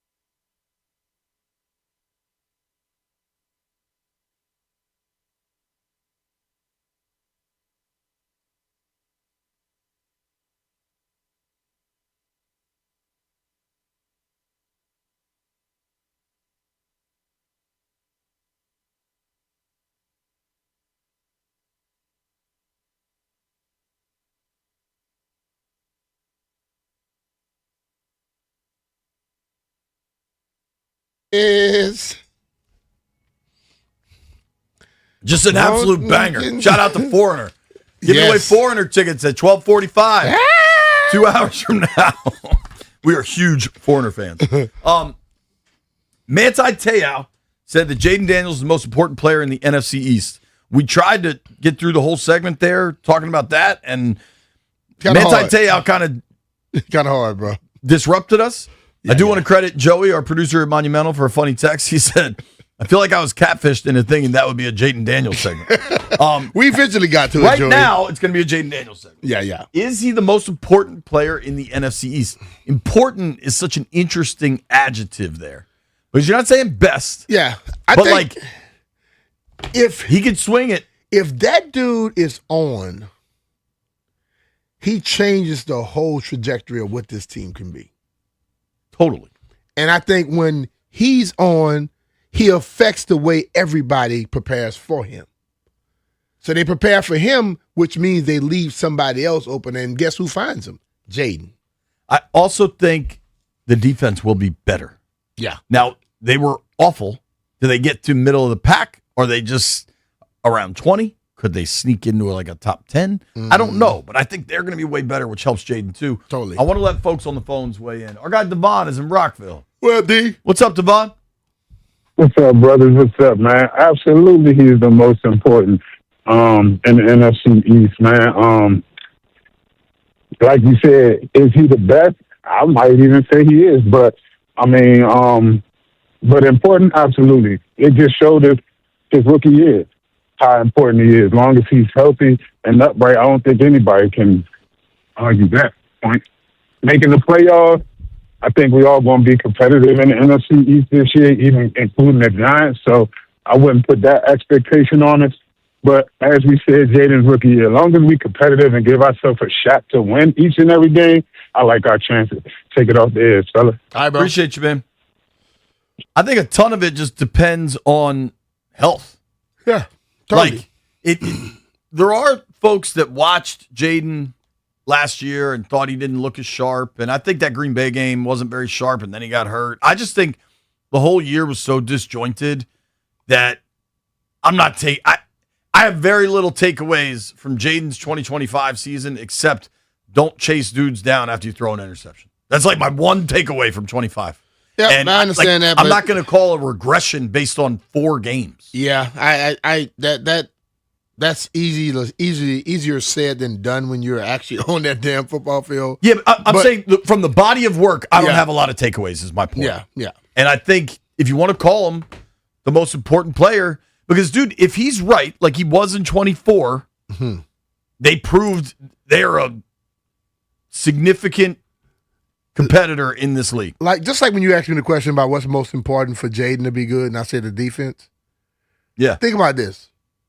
When Jaden Daniels is right, other defenses attack him differently. Yeah. And then their offense plays differently because they try to keep him off the field. So then when you're trying to keep him off the field, you do certain things. So you play into the hands of our defense. You get what I'm saying? I think him being right affects every damn body that's on our schedule. Let's hit these phones. Our guy Rusty is in Delaware. What's up, Rusty? Hey, fellas. How you doing today? Doing good, brother. So, I told Stallion, I'm going to say not only the most important player on the team, most important player in the division, most important player in the conference, and maybe even the whole entire league. And the reason why I say that is, I'm a kid of the 90s, and when I was in high school, pro wrestling couldn't have been more popular. And when Stone Cold Steve Austin was hurt, all we used to talk about is, when Stone Cold coming back? When Stone Cold coming back? We wanted that entertainment. We wanted to see that number one guy. Same thing here with Jaden. We need him back on the field because he's that important to the whole league. All right, man. He is, dude. I mean, there's a reason he's become this megastar. Like, we were in Madrid. Thanks for the call, Rusty. Always good to hear from you, bud. We were in Madrid, and there were posters of Jaden Daniels everywhere. He didn't even make the trip because of the injuries. But, like, that people are ready for him to be a megastar. His play on the field, his level of cool and poise. He's important in Washington. He's important on Park Avenue too. Totally. Todd is in Maryland. What's up, Todd? Hey guys, Jaden is important because, like D-Nick said, when he's healthy, things go right for the Commanders, and things, and he make guys look good. Just think, you went to the NFC Championship and with Terry, right? And just think now they done got some more weapons for Jaden to play with because that makes it more important. The more weapons, other people come better. You can't focus on Terry because, hey, Jaden, get you this guy, that guy. That's what makes the team great. But I wanted to say one more thing before I go. And B. Mitch, I'm glad you finally mentioned Kurt Gobert. I played against him in high school. That joker was a beast. Oh, wow. He was the defensive player of the year for football and the offensive player of the year for football and the state player of the year because he played offense and defense. Damn. And he played basketball. and he played basketball. And I'm not sure, too. He might have handed out water at halftime. I don't know.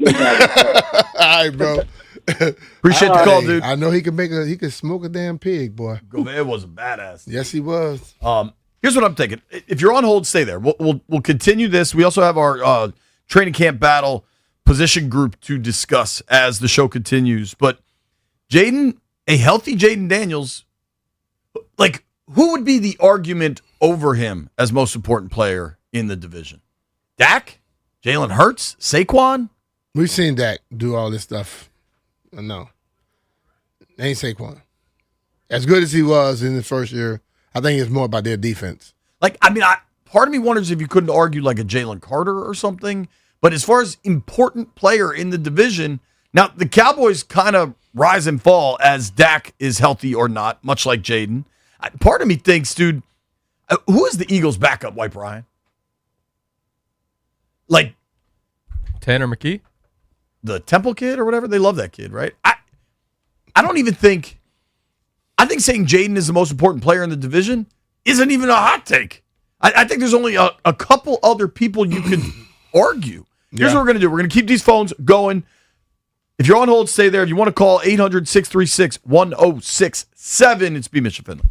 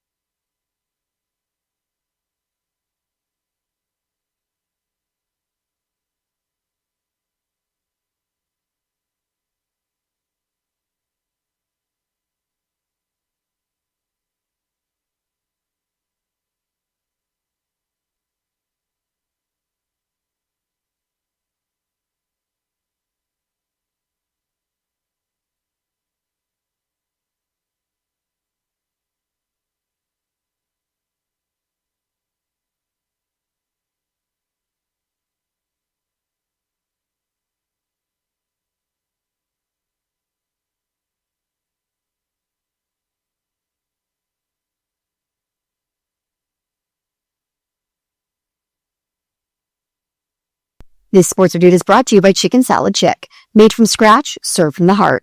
The Nationals are 51-51 following an 8-7 loss to the Rockies last night. They're a game and a half back in a very close NL wildcard race behind the Pirates, D-backs, Cardinals, and Marlins. Whether the Nationals are buyers or sellers of the trade deadline on August 3rd has a lot to do with the results of the games they play over the next 2 weeks. They have a chance to win the series and get back over 500 today. 3:10 p.m. is first pitch against the Rockies right here on 106.7 The Fan. And ESPN is ranking the top 100 MLB trade deadline candidates, and C.J. Abrams checks in at number 9. ESPN only has a 25% chance, though, that he'll be traded at the deadline. The only other National on the list is Foster Griffin, checking in at 26. Let Chicken Salad Chick cater your next event. Choose from a dozen varieties of made-from-scratch chicken salad, homemade sides, salads, soups, and desserts. From office meetings to bridal showers, our sandwich platters and specialty trays are the perfect fit for any occasion. For more information, visit chickensaladchick.com. From the Crop Metcalf Sports Desk, Savannah McCann on The Fan.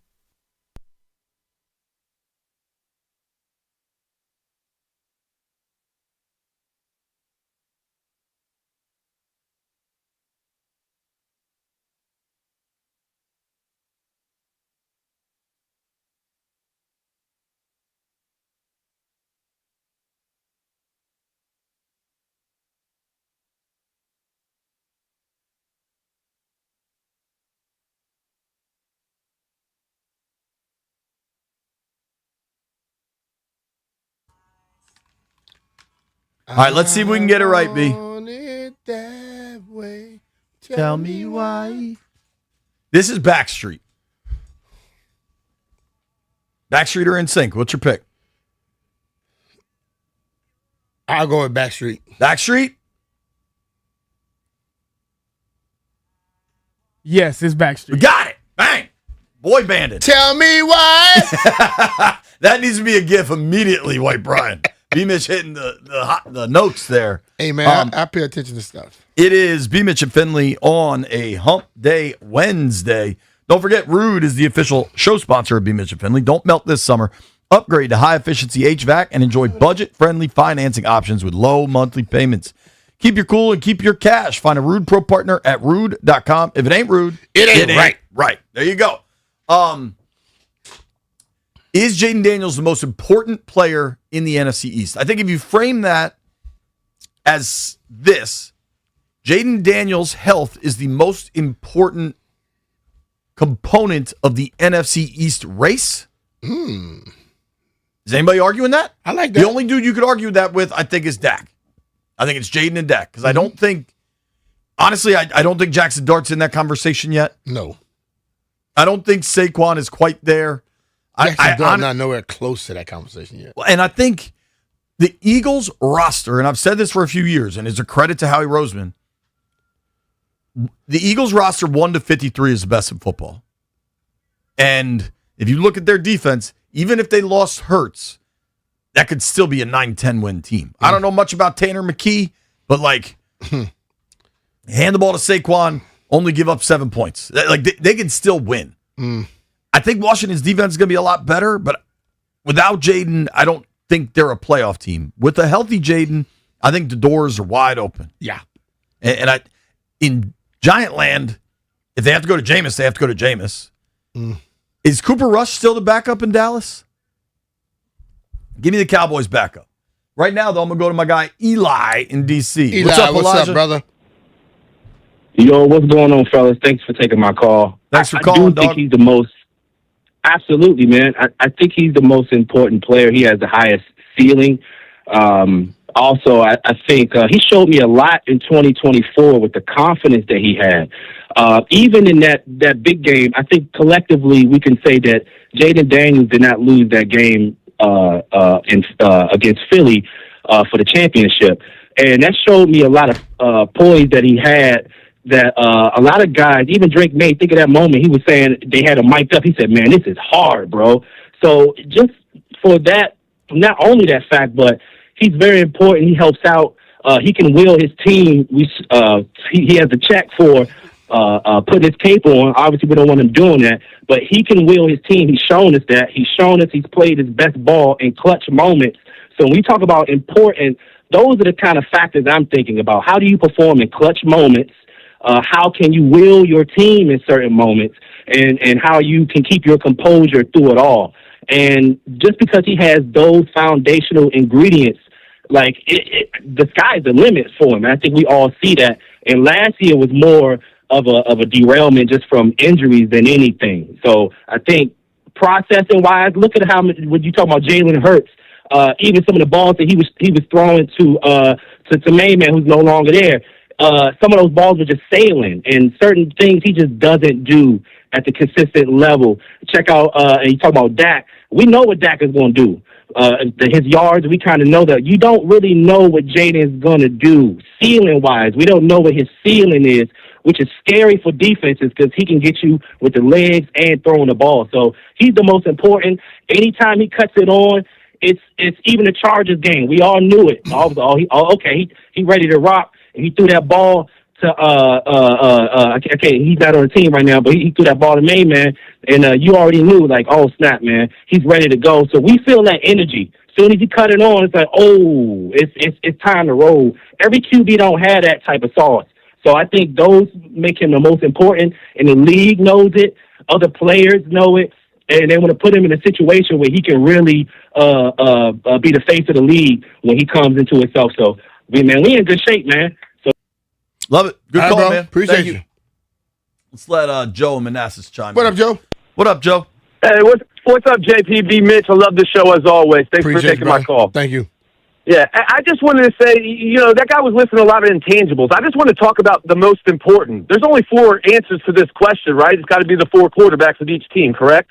Yeah. So that being said, Jaden has to do a lot more with less. These teams are built up. We had Ron Rivera around here drafting bums for years.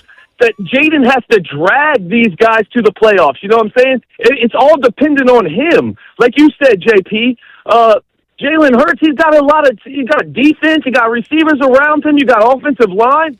The most important player by far in the NFC East is Jaden Daniels because he's dragging the whole bus. I think the defense is going to be. I don't think he's dragging things along. But Jaden, like, if you want to see, basically, that call wanted to view everything glass half empty, and Jaden Daniels is the most important player. Yeah, you're correct. But you can also view it from a more optimistic viewpoint, and still think Jaden's the most important player. Totally. Listen, man, the guy showed when he's capable, when he's on point, he's as good as any out there. In 2024, they were talking about top 5. And a lot of times they were talking about he was as good as top 3.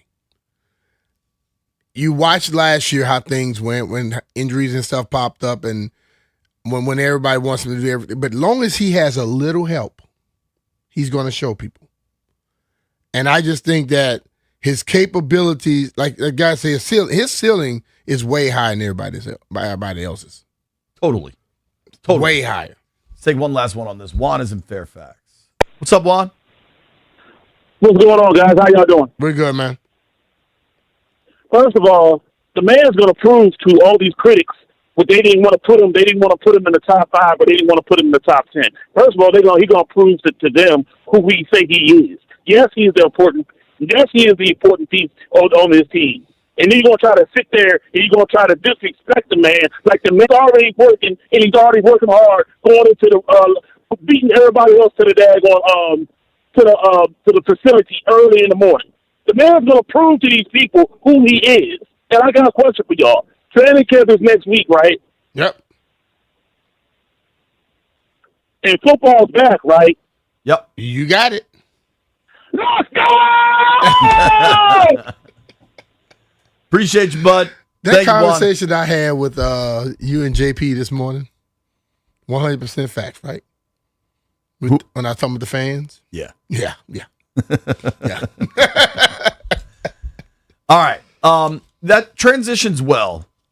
If Jaden's the most important player, what are the players around him? We've been doing our positional breakdowns, getting ready for training camp for a few weeks, probably 2 weeks now. Mm-hmm. And today's the wide receiver position. And we'll keep the phone lines open on this because I know a lot of people have a lot of thoughts on the wide receiver position. Yeah. Let's run through what actually exists, okay? Okay. I think if you had to project, and these are projections, like the dude said, Terry McLaurin is by far the number one receiver on this team. Not close. Yeah. And McLaurin's a good player. Like, I'm good with that. He's a number one receiver in the NFL. Yeah. If they're lining up with 3 wide receivers on the field, I would expect to see Terry McLaurin on one side, Traylon Burks on the far side, and Antonio Williams in the slot. I think if things break right, that's how it's going to look week 1 in Philadelphia. Yep. I like Burks. I think Burks has an absolutely massive opportunity in front of him. He's big, he's fast, he's strong, contested catches. He has never stayed healthy, and he's been on terrible He has to offense. get on that. He has to start doing that now. Like, training camp is massive for him. He hasn't had a healthy training camp in a couple years. Honestly. Like, I talked to him at minicamp, and he's like, man, I feel refreshed. I feel like this is a new start for me. And that's how he should feel. Yep. Like, that's good. Feel that way. He has the support from them. I guarantee you that. And so I'm excited by it all, right? But you have to prove it. Like, it's his time to prove why he was a first-round pick, why the Titans thought he could replace A.J. Brown. Mm-hmm. Antonio Williams, we haven't seen anything. Nothing at all. He's got a huge opportunity, though. Mm-hmm. A huge run of receivers went off the board in the 3rd round, and Washington led it off and took Antonio Williams. Yes. It's time for AP to be proven correct in a receiver assessment. Mm-hmm. You could argue through 2 years of Adam Peters' leadership, he hasn't been proven correct in a receiver assessment yet. This is an opportunity.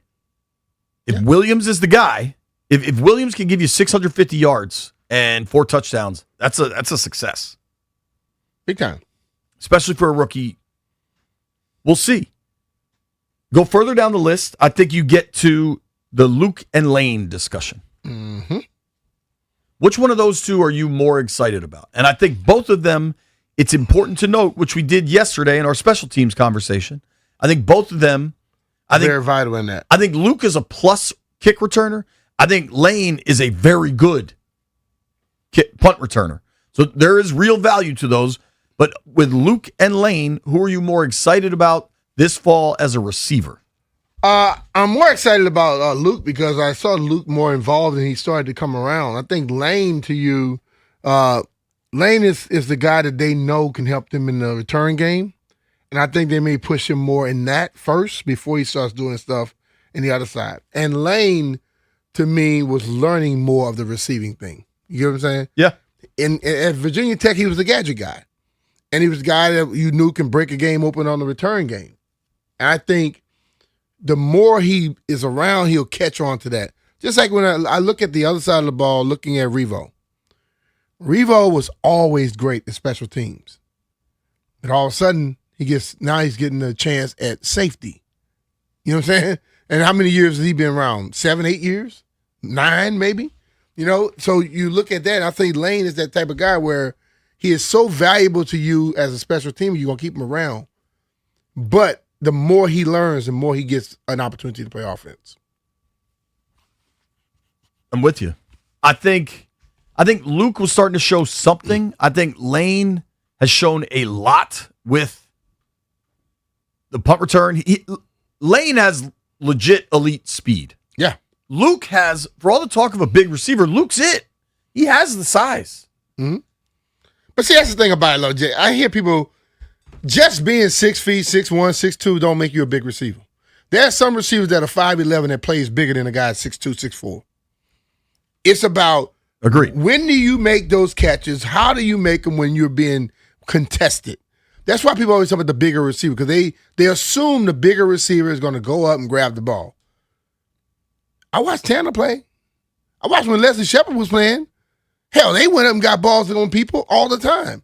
So it's big receiver is a misnomer. Just because you're 6'3" don't mean you're going to be like that. We've seen a lot of guys in this league that are over 6 feet that play small as hell. it's going to be really interesting to see. Now, we go down a line here, and I think this is the biggest dramatic difference in the Commanders roster from 25 to 26. All right. Now, there could be a different order of these. I'm just counting 6 receivers, right? I guess I'm counting 7, actually. So we did Terry, Williams, McCaffrey, Burks. Yeah, and Lane is 5. The bottom of this room last year was Chris Moore and Robbie Chosen. Mm-hmm. That was 230-plus.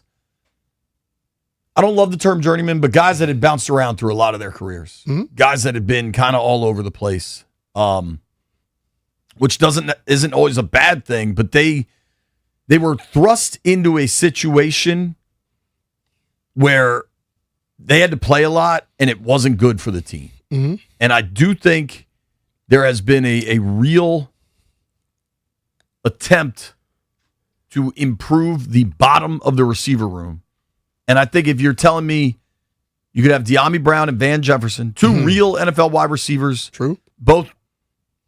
What is Van? 28? Van was a second-round pick. De'Ami was a third-round pick. Van Jefferson's had 800-yard seasons in the NFL. De'Ami Brown had a ridiculous playoff stretch in 2025.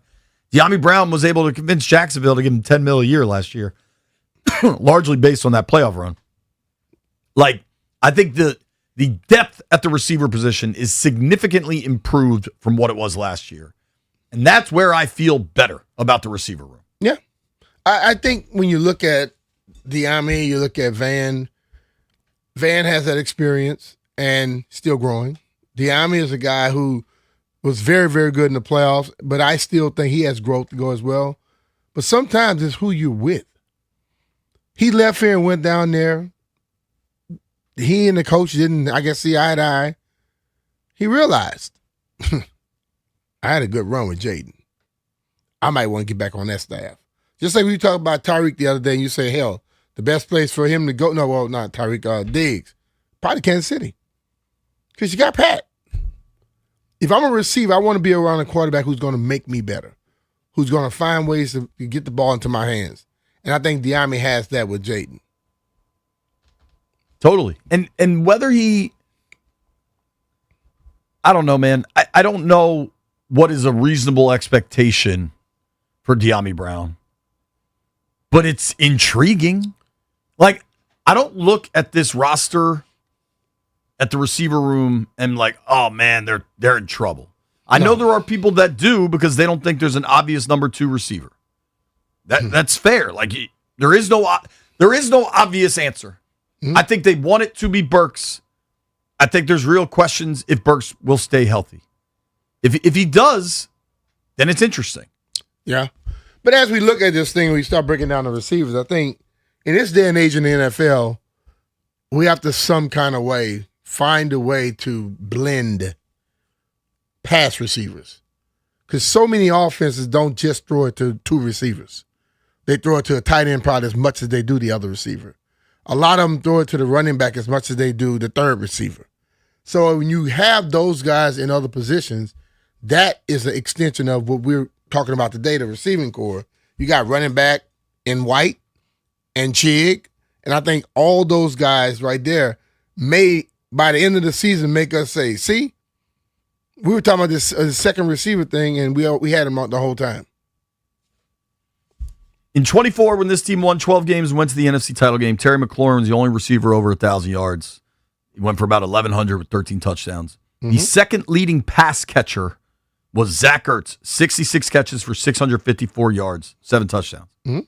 The third leading pass catcher was a receiver, Olamide Zaccheaus, 45 catches for 500 yards, 3 touchdowns. Mm-hmm. Then you had Noah Brown, 35 catches for 453 yards, and a touchdown that everyone will always remember. Hell yeah. Then you had Eckler, 35 catches for 366 yards. Then you had De'Ami, 30 catches for 308. That's the regular season. He basically matched that in 3 games in the offseason, in the postseason, rather. You do lose Deebo Samuel from last year, but how do you feel about this receiver room? Do you think they have to add Steph Diggs? Do you think they have to add Keenan Allen? Do you think one of these young guys that we haven't seen much from, Jalen Lane, Luke McCaffrey can emerge as a receiving threat. Those guys have been good in the return game. Can they emerge as a receiving threat? Do you think De'Ami Brown could pick up where he left off in that Detroit game? Do you think they have to add somebody? Do you think Antonio Williams could boom? 800-636-1067, 800-636-1067. Taking your calls on the receiver room. I know you got a lot to say. Next.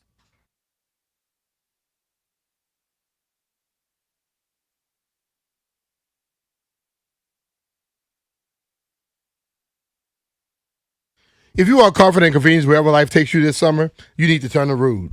With Wi-Fi compatibility, you have full control of your cooling system right from your phone. Forgot to turn up the AC before heading out on vacation? You can adjust it in seconds and stop cooling an empty house. Plus, you'll get alerts if something's not right. These guys are the best, and they've installed new systems in my house, and I felt the cool, crisp difference instantly. And here's the best part. Rude systems are whisper quiet. No more noisy interruptions while you're trying to relax, just peace of mind.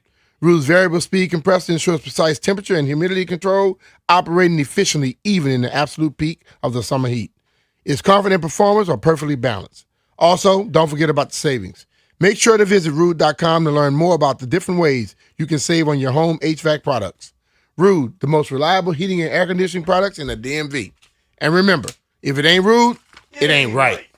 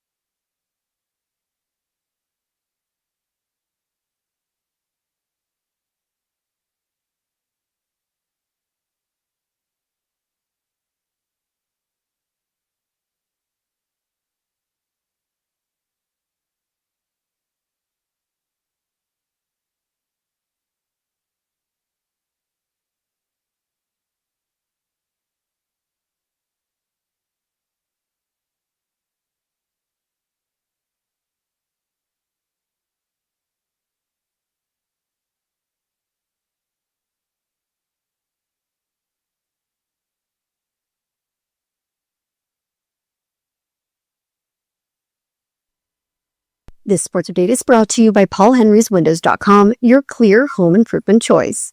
The Heat scheduled a live stream titled LeBron James Introductory Press Conference, followed by the date July 27th to their YouTube channel. However, a team spokesperson came out and said that was a mistake. According to ESPN, the club's social media department was preparing for the possibility of James's signing and mistakenly posted the link to the team's YouTube page. That post has now been deleted, and there's no word on whether or not LeBron is actually taking his talents back to South Beach. And today, 3:10 p.m. right here on 106.7 The Fan, you can tune in to listen live as the Nationals play their third and final game of the series against the Colorado Rockies. Cade Cavalli on the mound for Washington, who with a win today would be back over 500 and moving them closer to that NL wildcard spot. This month, score $120 off each window with a 5-window minimum and $500 off doors at Paul Henry's Window Installation. Schedule your no-pressure free estimate today at paulhenryswindows.com, your clear home improvement choice. From the Crop Medcap Sports Desk, Savannah McCann on The Fan.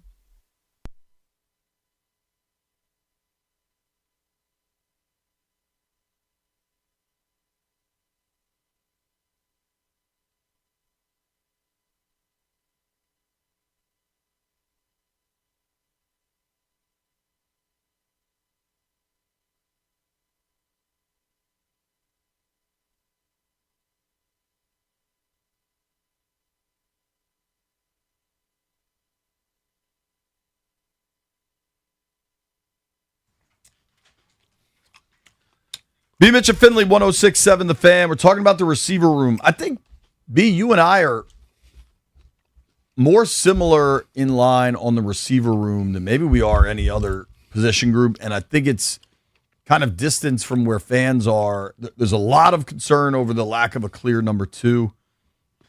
To me, it's about positional productivity. Yeah. At the tight end position, the running back position, through the air, that doesn't have me as concerned about a clear number two receiver.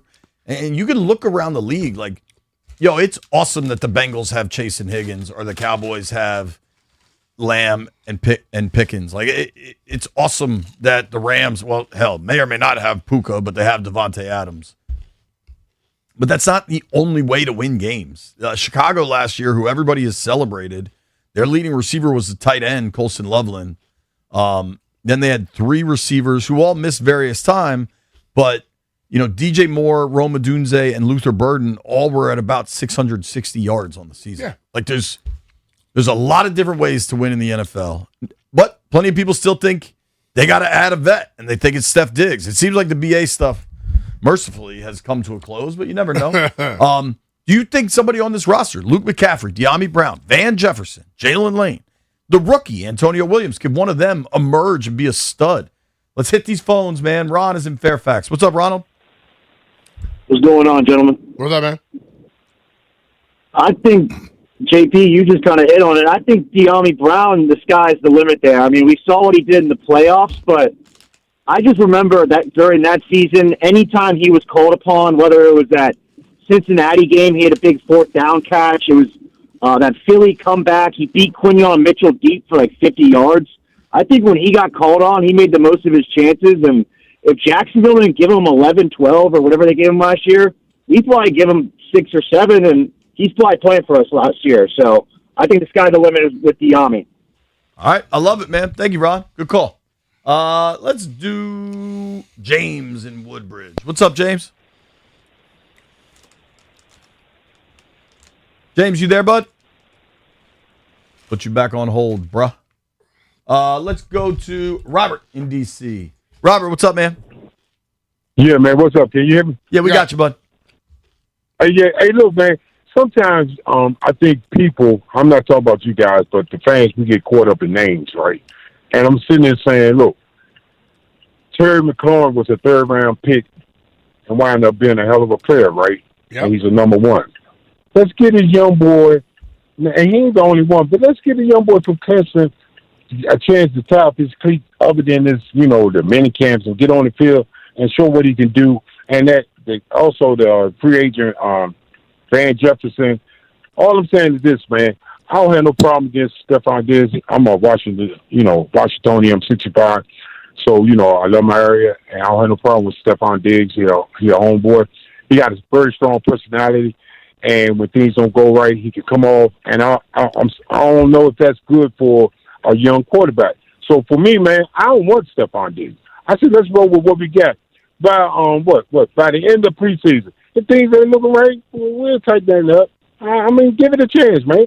Just like Terry McLaurin became a number 1 third round. Let's see what the youngin do, man. Y'all have a blessed day. All right, bro. Appreciate it. So, I kind go. of think that's what they're doing. Yeah, I think Appreciate you're doing it, Rob. that. But here we go. The Bengals with Joe Burrow, right? What were their record last year? 16-11, something like that, I think it was. No, I thought a hair better, but something like that. He also missed time again. Yeah, but still, they were 16-11. They're 16-11. Yeah. Dallas was 7-10. Those two teams have 2 great receivers, right? Yeah. And look what their record was. So it's not all about just having 2 great receivers. It's 2 great receivers and having production. And the whole thing about it is we've already proven you can go out there without having those 2 receivers making that type of money. You just got to have some production from the other guys. And as you keep saying, it's not about just that one receiver doing it. It could be a combination of guys. It could be tight ends and a running back. It could be a running back and another receiver. It could be a receiver and another and a tight end. But it does not have to be one guy that you go out there and get and pay a ton of money to. It's interesting because would they be better if they had brought in Romeo Doubs? Probably. You'd probably feel a little bit better. That's an established guy, right? Would they have been better signing Alec Pierce at $30 million a season? And I think he needs ankle surgery and he's never had a 1,000-yard season. Like, would fans have felt more confident if they had paid Alec Pierce all that cash? Because I'm not sure I would have. You might not, but you know what? Fans would because they paid a lot of money to a guy. Listen, a lot of times we have people calling and complaining. They're not caring about the team winning. They're caring about fantasy football. Yeah. The Patriots went to the Super Bowl last year. Drake May threw for almost 4,400 yards. Diggs was the only receiver that got over 1,000 yards, and he just cracked it, 1,013 yards. Mm-hmm. Their second leading pass catcher was Hunter Henry, tight end, with 60 catches for 768 yards. They just had productivity. I'll take that all day. They had productivity the whole way down. Keyshawn Boutte, wide receiver, had 550. Mac Hollins had 550, another wide receiver that takes his shirt off when it's really cold, and I believe went to Wooten High School. Demario Douglas, they call him Pop Douglas, another wide receiver, had 450 yards. They got 350 yards from Ramondre Stevenson. Like you could build productivity throughout an offense without necessarily committing a ton of cash to a second wide receiver. Mm-hmm. Let's go to Greg in DC. Greg, what's up, man?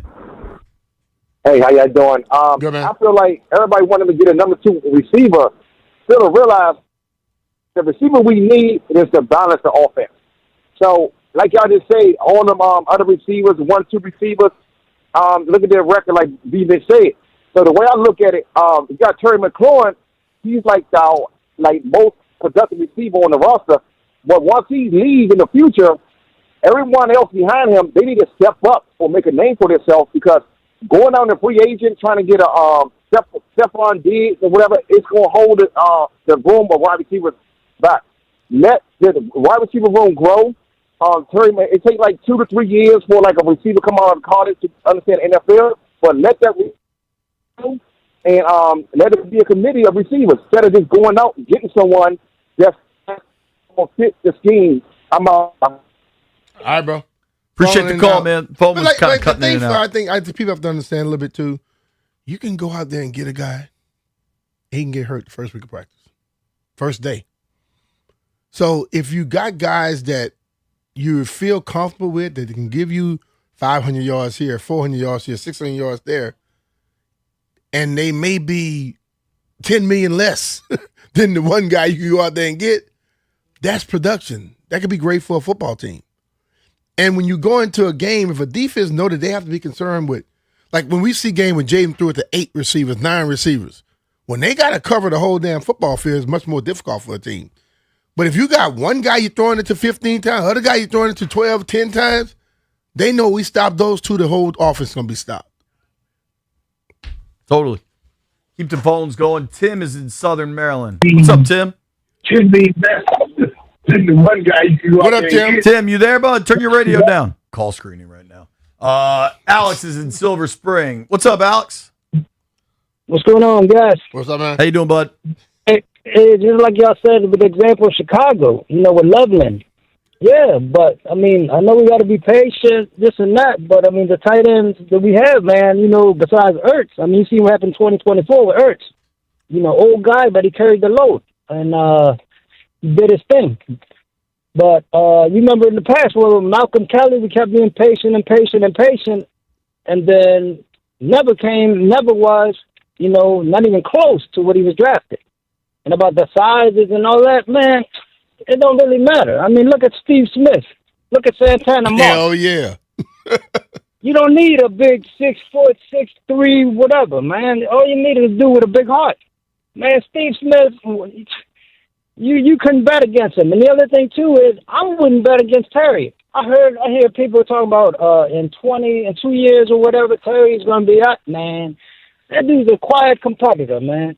And if you think he's just snoozing right now with all these people they're trying to bring in here, and the ones that are in here now, man, he reminds me a little bit of, I'm talking about competitive. Like Jerry, what's his name from the 49ers? The great, what's his name? Kittle. There you go. Rice. With competitive, I'm talking about. Mm-hmm. Remember, they won the Super Bowl. He was in there on the field like they were 0-12, 0-16. Mm-hmm. Catching the ball. And then they were like, hey, man, what are you doing up here? He said, man, my father used to take me, and he was a bricklayer. Mm-hmm. I refused to be a bricklayer. Appreciate the call, man. Give somebody in my spot. All right, bro. Thanks, Alex. Let's try TC in Maryland. TC, how do you feel about the receiver room, bud? Hey, thanks for taking my call, guys. Well, how I feel about it is that the fact that it's not about they need another number 2 to go along with Terry. What they need is a whole receiving room. The room is lacking because all they have is Terry. The difference is you're supposed to see your opponents on the defense got to worry about you. And all they worry about the defense when they play us is just Terry. They need to pick up. They got Lane and McCaffrey, who's been here 2 and 1 years. It's taking them too long to show on the field or even in practice that they are that. We had Bill last year during training camp. They was raving about Bill just that time. You see what I'm saying? It's taking them too long. Adam Peters is slipping in the receiver room, period. Now, Williams may be the thing. We have to wait and see. But that's the issue. The whole room itself, all the other teams on defense that we played 11 games this year with tough defenses. And all they're going to be concerned with is Terry.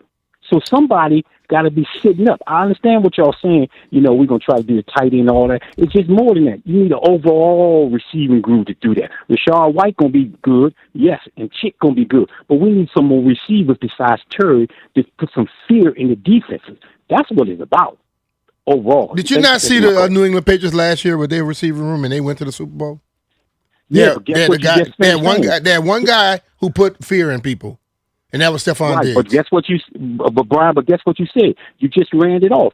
They had 4 other guys putting 500 yards. But that's the thing about it. You can't assume that they're not going to have other guys doing that this year. Just because you're looking for names. And I think names don't win. I'm not looking for production names. wins. I'm not looking for names. Because I'm talking about you could draft somebody in the 5th or 6th round. All these guys that showed off for the Rams or whatever, Puka and all these guys, they was 5th and 6th round picks. So I'm not looking for names. You got to get the pick to get out there when these guys get on the field. But you got to give the guys a chance to go out there and get it done. And I think when you have not. When you no. I appreciate you, TC. And Lane a chance? Lane was brought in here to be your return guy. That's what he was brought in here to be. So if anybody expected him to be your number 1 receiver, number 2 receiver, you mistaken because he was brought here to be a return guy. And if they can get more out of him, they expected it. He wasn't brought here to be your number 2 receiver. Listen, if you're on hold, stay there. We're going to keep this going. Great conversation. Mike Jones joins us at noon.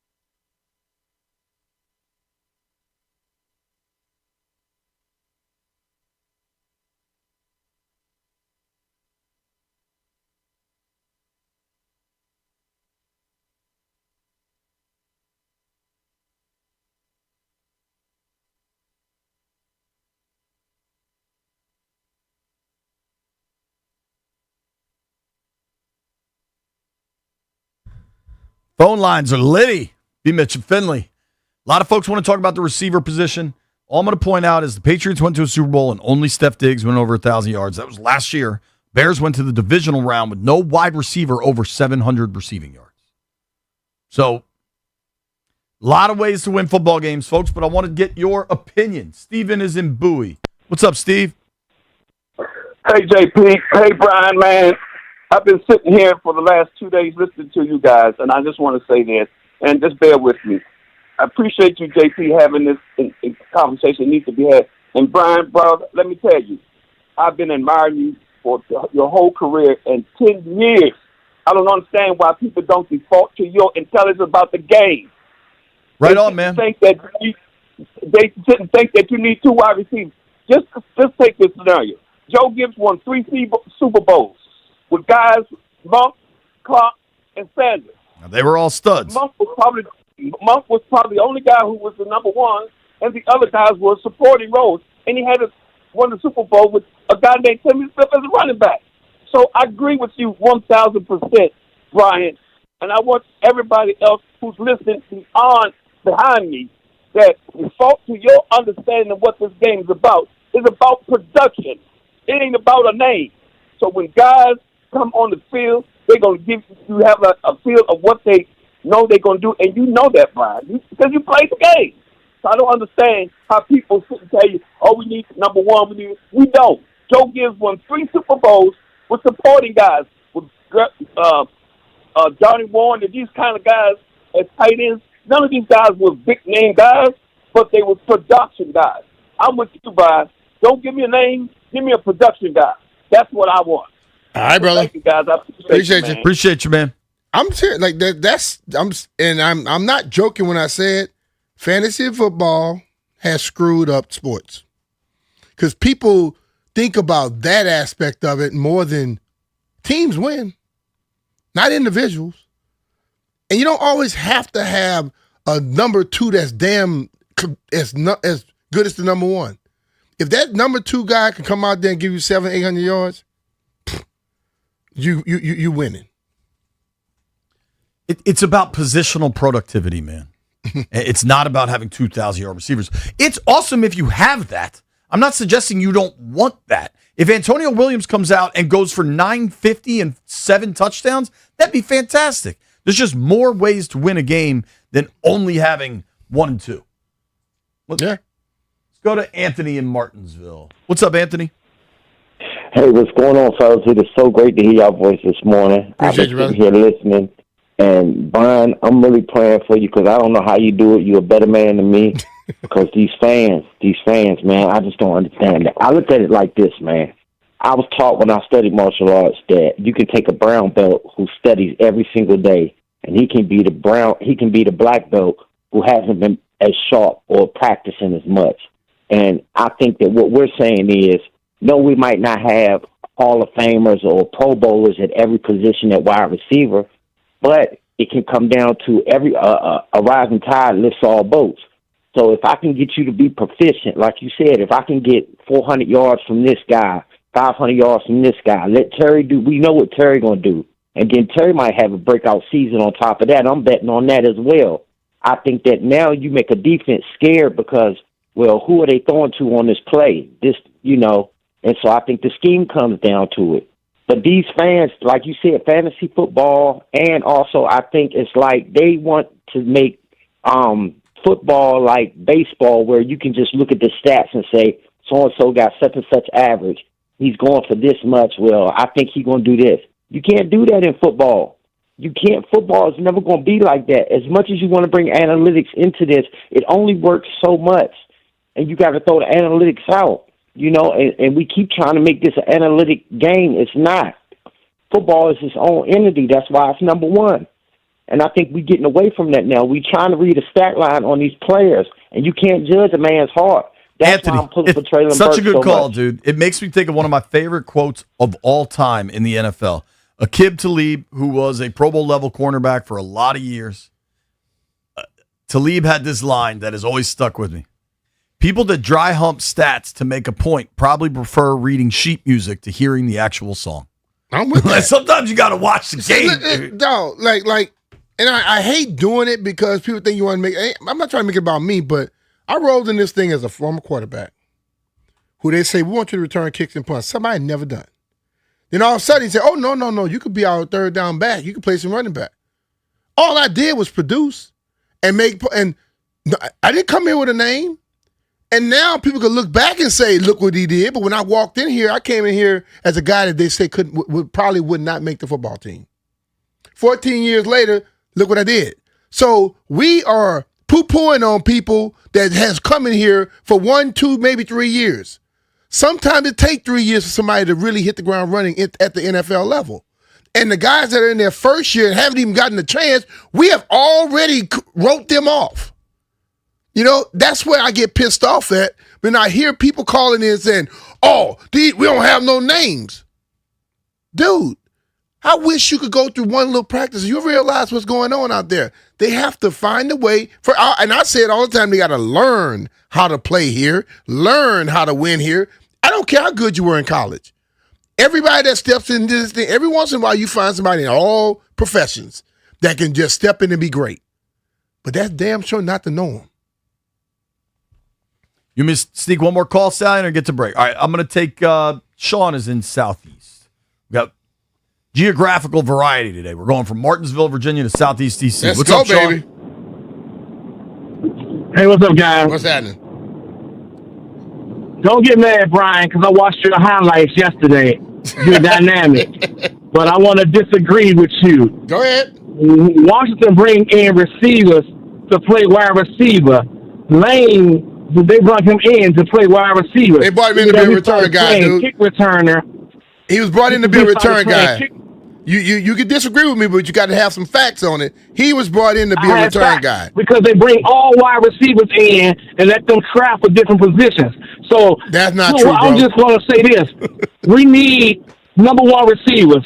That's why they went to the draft. They tried to get Dobbs. They tried to get Pierce. They tried to get the receiver in the draft. We need a number one, a number two, and a number three receiver. Have a good day. Okay, you're wrong as hell, though, because they brought him in to be the return man. That was addressing a need because punt return had been terrible. that was brought in to be a return man. Listen, you can call up here and say whatever the hell you want. But one thing you are not going to be able to say, I'm there more than you, and JP's there. We understand what they're doing. We know stuff. You can have an opinion. Everybody has an opinion. Everybody else got one more thing, too. So let's keep moving. Listen, they are betting on the upside of the group they've put together. But there are reasons to like the upside. And the thing I would add, it is July 22nd. If we get to August 10th and they look around and they're like, yo, this ain't it, they can still add. Yeah, I'm with that. Could they lose Diggs now? Yes, they could. But it's entirely possible Steph Diggs signs a contract. That dude said we need August a 1, 20th. 2, and 3. He just dismissed Terry. Mike Jones, NFL reporter for The Athletic, will join us next. If you're on hold, stay there. We'll have phones going all day. It's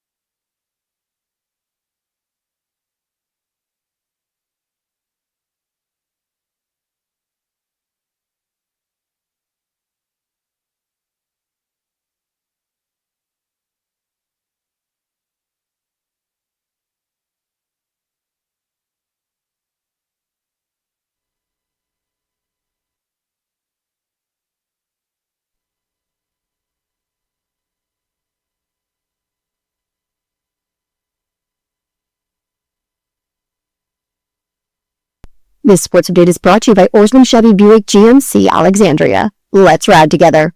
The 2026 NFL season is quickly approaching, and nothing signifies the return of football like training camp. NFL announced training camp report dates and locations for all 32 teams. The Cardinals and Panthers, who are facing off in the Hall of Fame game on August 6th, are the first two teams to have rookies and veterans reporting. Cardinals and Panthers have vets and rookies reporting today. All 32 teams will have everyone reported to camp by July 28th. Looking at the Commanders' schedule, rookies report on Friday, July 24th, and veterans report on that date, July 28th. Oarsman Chevy Buick GMC Alexandria keeps their customers happy by offering great deals on the area's best selection of new vehicles, each backed by the Oarsman Lifetime Edge, featuring up to $1,500 in extras. As they say at Oarsman Chevy Buick GMC Alexandria, let's ride together. From the Crop Cast Sports Desk, Savannah McCann on the Fan.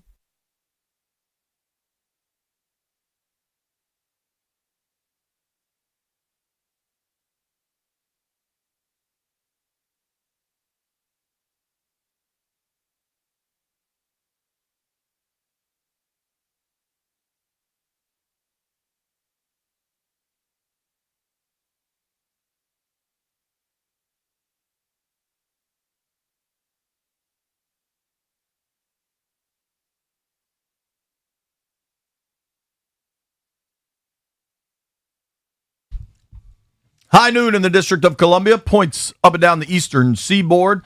We are very excited right now to jump on the Rude Guest Hotline, talk to our friend, Mr. Mike Jones from The Athletic, covers the NFL. Jonesy, what's up, bud? How you been? Hey, how you guys doing today? We're good, brother. You ready for summer to end? It's over for him now. It is. It's like I've got like 7-8 more days, and then boom, I'm on the road. But don't you cover the whole league, right, Mike? Yeah. There So were people that I'll reported today, just in case you didn't know. Yeah. Well, for me, fortunately, I have a little bit more. So next week I'll open up in Houston, head to Nashville, come back, visit our local teams, in D.C., Baltimore, head to Pittsburgh, then come back down to Philly. So I'll be bouncing around a good little bit. So, Jonesy, considering you're all over the league like that, and you're flying out to Houston, wherever you'll probably end up around 10 camps, if I had to guess. What are kind of the biggest storylines you're looking at as we get closer and closer to this 2026 season?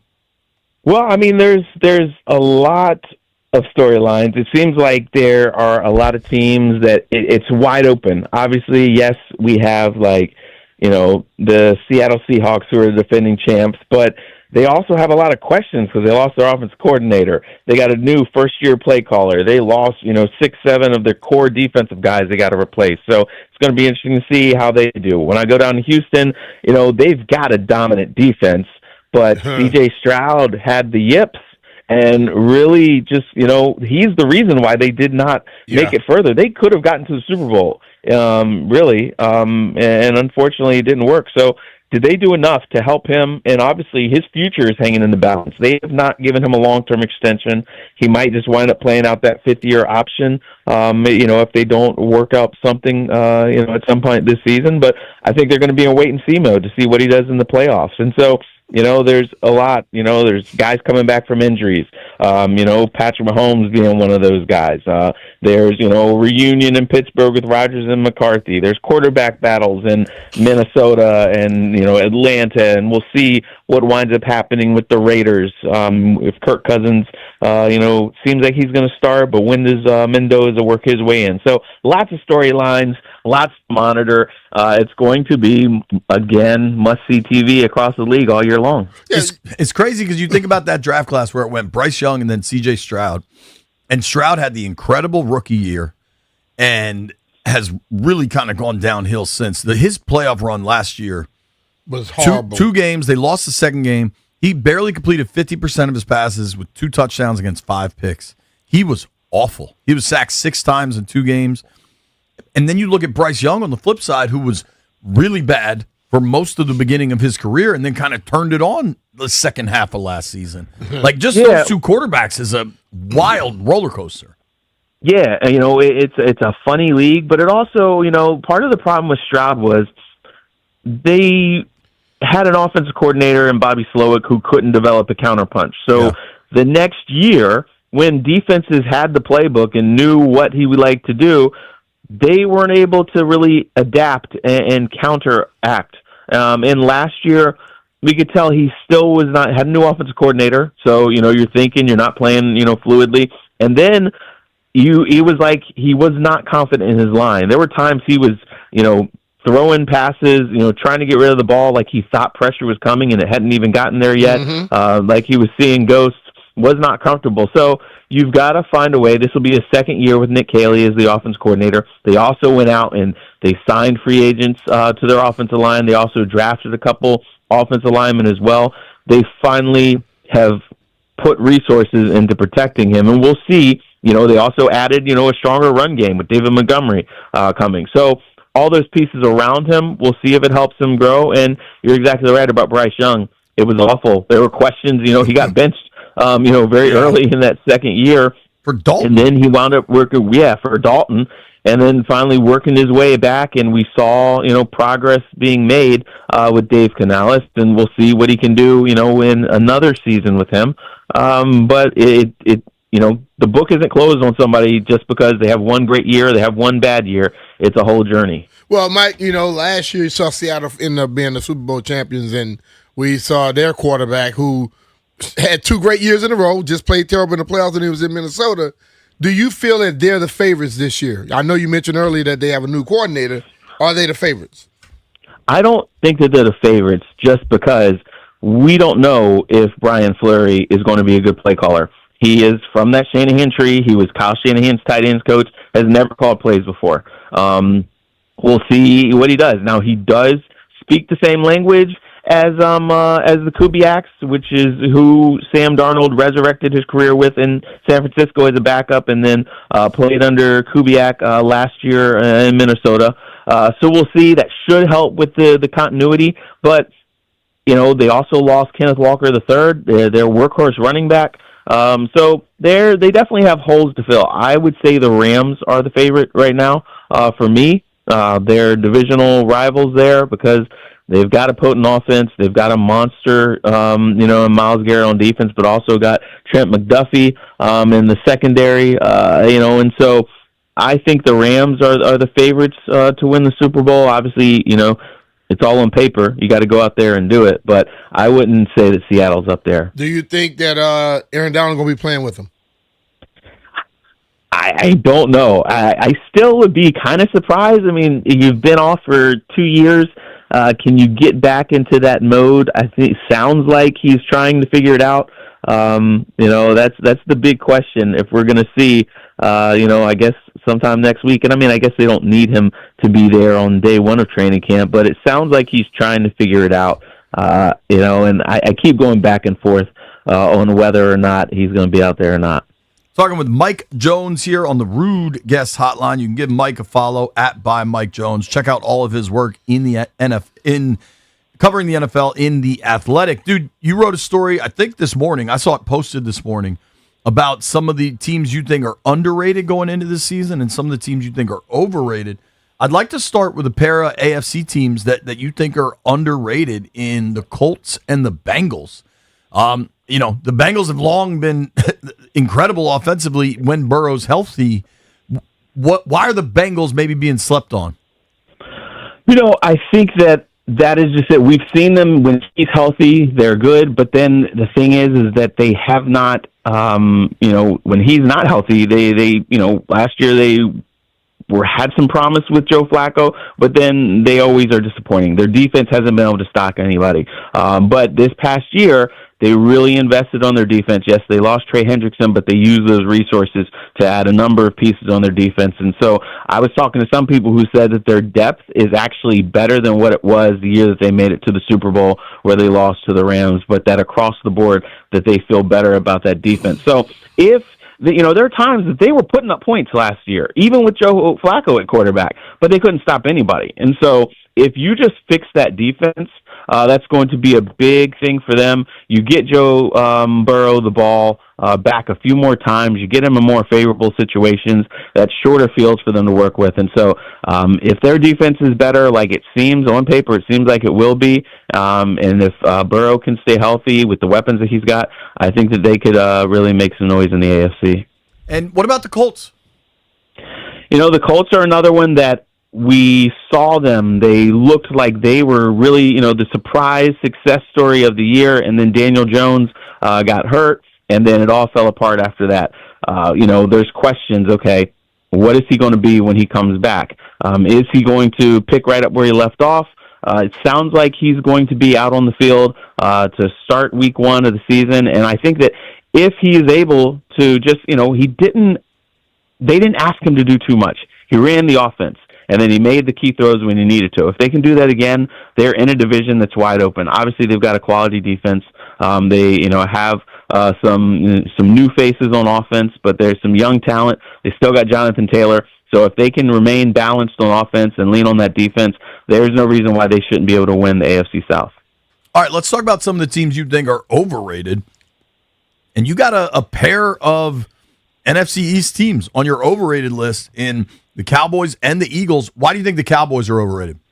Well, the Cowboys are always overrated because Jerry Jones, thinks that they are going to win the Super Bowl every year, and ESPN always buys takes the hook, and they have all these segments dedicated to them, and it's like, oh, is this the year? Well, you know what? They have a potent wide receiver tandem in Pickens and Lamb, and Dak Prescott is, whether you like it or not, he's a really, really talented quarterback and can sling it around. But their defense couldn't stop anybody last year. Now they've gone out and they've gotten more pieces and everything like that on the front, in the linebacker position, in their secondary.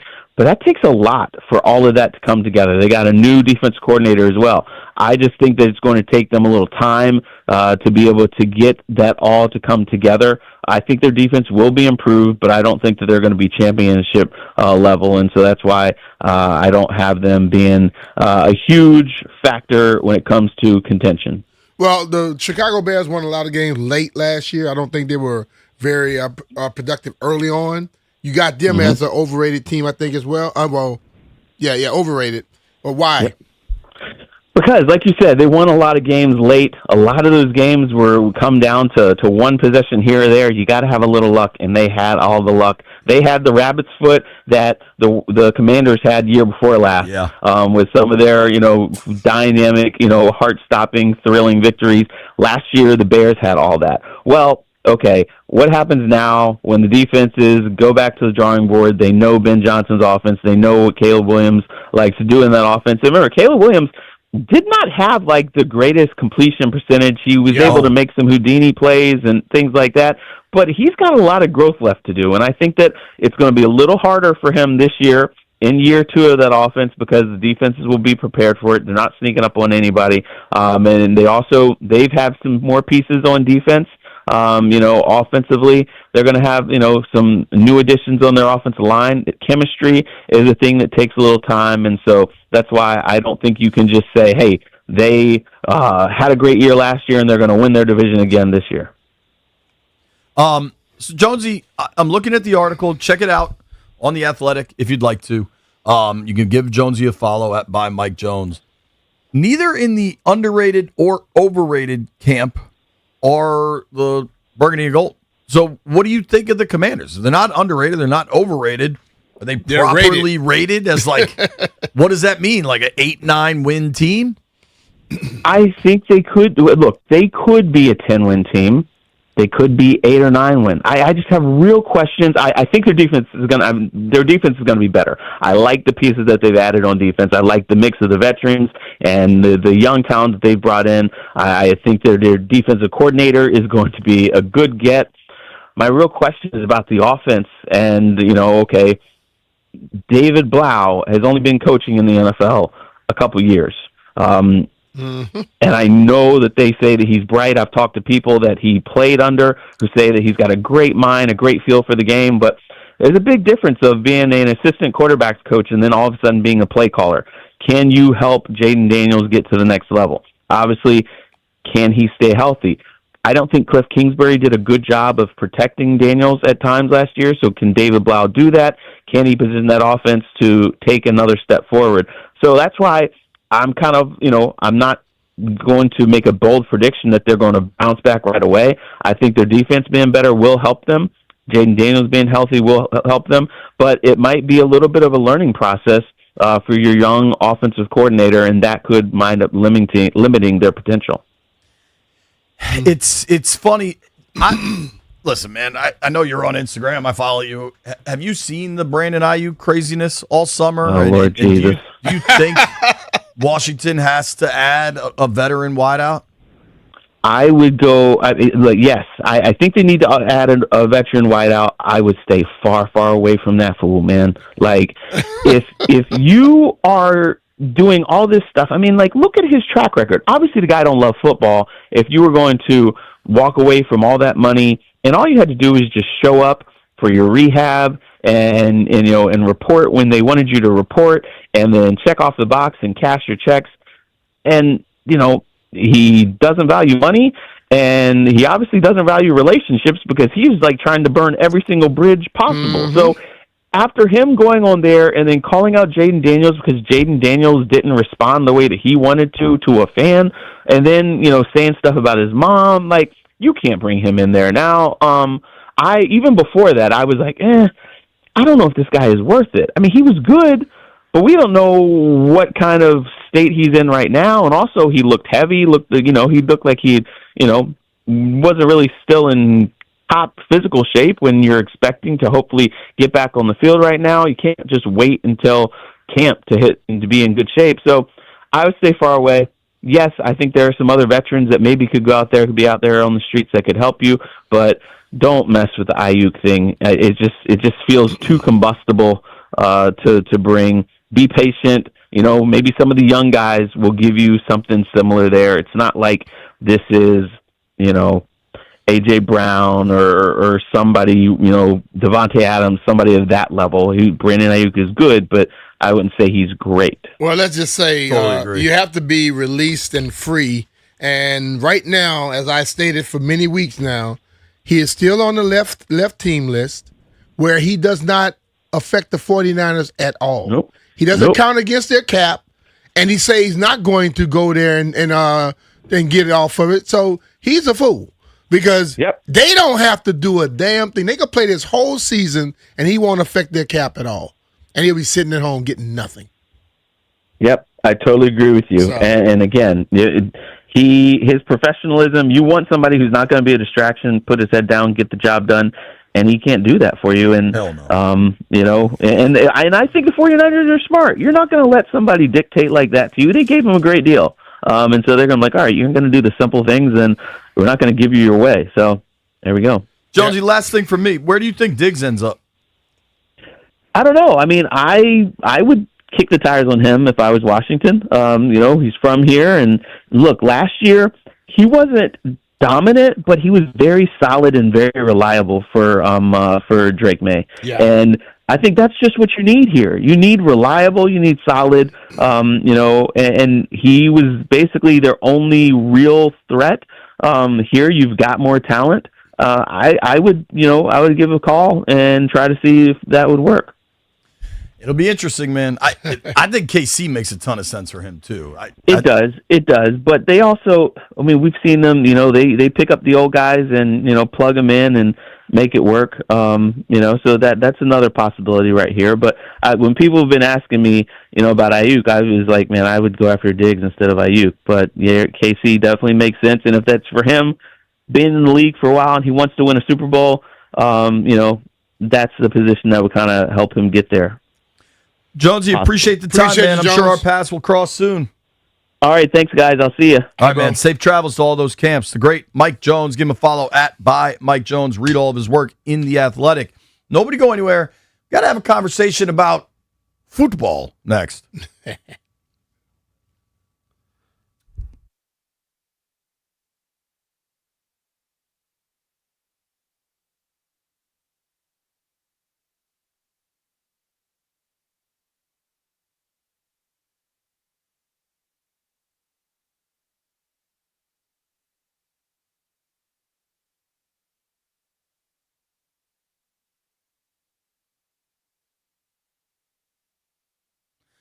JP Finley here to tell you about the great work Closets by Design did at my house. Listen, I have an old colonial house. It was built after World War II, like 1947. It is small, and I live with 3 women that are constantly acquiring more clothing. We have to maximize our space, and that's exactly what Closets by Design did. They came out to the house. It was a free consultation. They came and met with my wife about how they could rebuild these closets exactly how she wanted. They came out, they measured everything, they customized exactly what she thought, and my wife is thrilled. The little coat closet has 2 times the space, and we can stack up way more shoes because we put some shelving in there. Whatever it is you're looking for, listen, there's no pressure on this. Schedule a free in-home consultation with Closets by Design by calling 800 by Design. Let the designers come out, look around, see whatever you see, and see what the opportunities are, because they have really helped me and my family. They can do way more than just closets, too. They can redo your office, your mudroom, laundry room, pantries, whatever it is you're looking for. Check them out at closetsbydesign.com or call 800-BY-DESIGN to schedule your free in-home consultation today.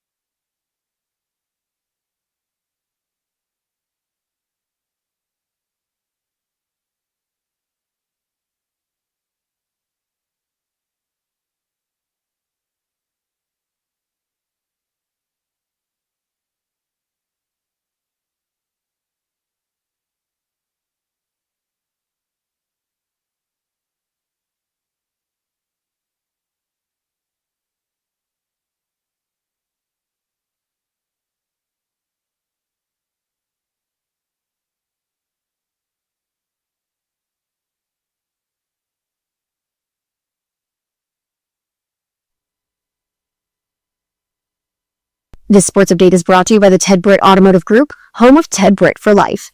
T-minus 12 days until the August 3rd MLB trade deadline. We're still waiting for our first big blockbuster of the season, but those normally happen right at the buzzer. The smaller moves, though, those should begin to trickle in soon. Here are the rumors according to CBS Sports today. The Yankees are interested in Padres closer Mason Miller, but that's if San Diego decides to make him available. The Phillies are looking for some starting pitching help. And now the Boston Red Sox, who were definitely going to be sellers, and now they're buyers thanks to a 14-game winning streak, they're being linked to Luis Garcia Jr.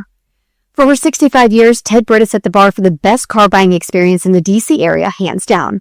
Ted Britt Ford Fairfax, Ted Britt Ford Lincoln Chantilly, and Ted Britt Chevrolet Sterling, all home to Ted Britt for Life lifetime vehicle coverage. All of it is just a click away at tedbritt.com. From the Crop Metcalf Sports Desk, Savannah McCann on the Fan.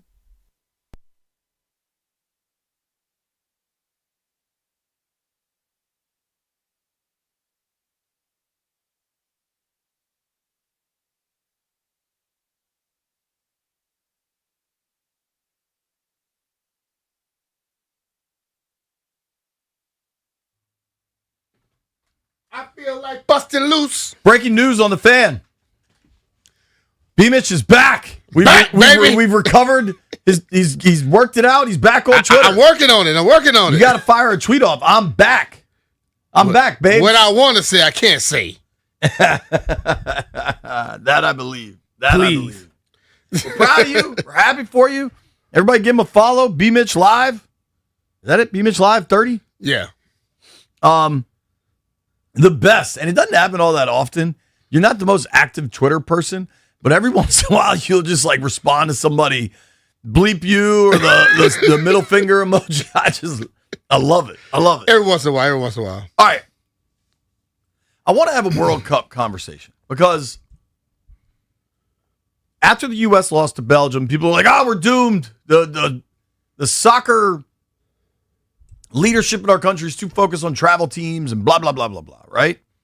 Uh-huh. But the question then shifts to, oh my gosh, it was so fun having the World Cup. The United States was a tremendous host. I thought it went off really without a hitch. And like, it's funny because before the Olympics, before the World Cup in other countries, I feel like we get these stories where it's like, oh man, they might not be ready. It might not be this. And we had some of that in the U.S. Mm-hmm. And then everything went off without a hitch. It was a great tournament.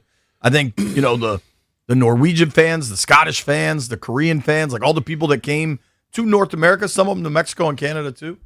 Everybody enjoyed themselves. We had the stadiums. We had the infrastructure. And then it's always like, will this be the launch point for soccer in the United States? And I'll read through the numbers here because they are significant. The World Cup final averaged 66 million viewers in the United States combined between Fox and Telemundo. Yeah. I think this is pretty telling. A lot of folks, bro. The English broadcast on Fox had 42 million people watch it. The Spanish broadcast on Telemundo had 24 million people watch it. Yeah. And everybody don't have Telemundo. Right. It's broadcast. It's not all everybody don't have it on their thing. I don't think. It's free television, just like Fox. Really? Now, most people, I don't know how many people still use a digital antenna and get their. Yeah, that's what I'm saying. But it's a free channel. All right. I think, I don't know. It's a lot of folks, man. White Bride, see if you can look up what these. I assume there was a Spanish language broadcast of the '94 World Cup that was in the United States. I imagine that number has grown considerably. I don't know what the number was for the '94 World Cup in the United States. It's a lot of people that watch the World Cup, period. Other than Super Bowls, this is the largest sports audience in the United States since the 1994 Winter Olympics. You remember what happened at those Winter Olympics? In what, 1994. That was, no, that wasn't a hockey thing. That was Nancy Kerrigan and Tanya Harding. Oh, yeah. So you had a soap opera unfolding. Why? I did. Why? I did an event with both of those people. That's crazy. I did one with Nancy. She was so nice. With Tanya, when you look at her, you knew there was some crazy in there. Yeah. I'm curious. White Brian's going to know it because he knows everything. Stallion or Jeff as younger fellas. And Jeff might be old enough, but Stallion, do you even know the Nancy Kerrigan, Tanya Harding thing? No idea. Have you ever heard those names? I've heard the names, but what do you think they participate in? Yeah. I'm gonna say some sort of TV show. Like, go ahead and tell us why you think the whole world. There was a TV show afterwards. Tell us why you think the whole world was into Nancy Kerrigan and Tanya Harding. I mean, we're talking about the Winter Olympics here. The Winter Olympics. Wait. Actually, okay. This was the ice skating feud, I believe. What happened? Wasn't it like one of the skaters from Russia? I believe No, they're both from the United States, dog. Just let them go. Just let that man cook one here. purposely tripped the other in a competition. I believe that was, Jeff, what do you have? Kerrigan, Harding. I don't have nothing on them. So Nancy Kerrigan was the best skater, I think, and Tanya Harding. She was America's darling. Yeah. Tanya Harding was like kind of a rough girl, and she hired like these two buffoons to take out Kerrigan. They hit her leg with like a hammer before the qualifiers. But the thing, if I remember it correctly, when it came out that she didn't necessarily hire them. Like they just felt. I remember the dude's name was Jeff Gillooly. I remember that. Yeah, had to be a Jeff. Had to be a J-Dogs forever. All right, that was an interesting trip down memory lane. So the World Cup was the largest sports audience since the 94 Winter Olympics, when that Harding, Kerrigan stuff was everywhere. Everywhere. It was on Saturday Night Live. Like, I remember Kornheiser wrote 50 columns about it. But the World Cup, which I think Americans were largely interested in and enjoyed, doesn't touch Super Bowls. Yeah.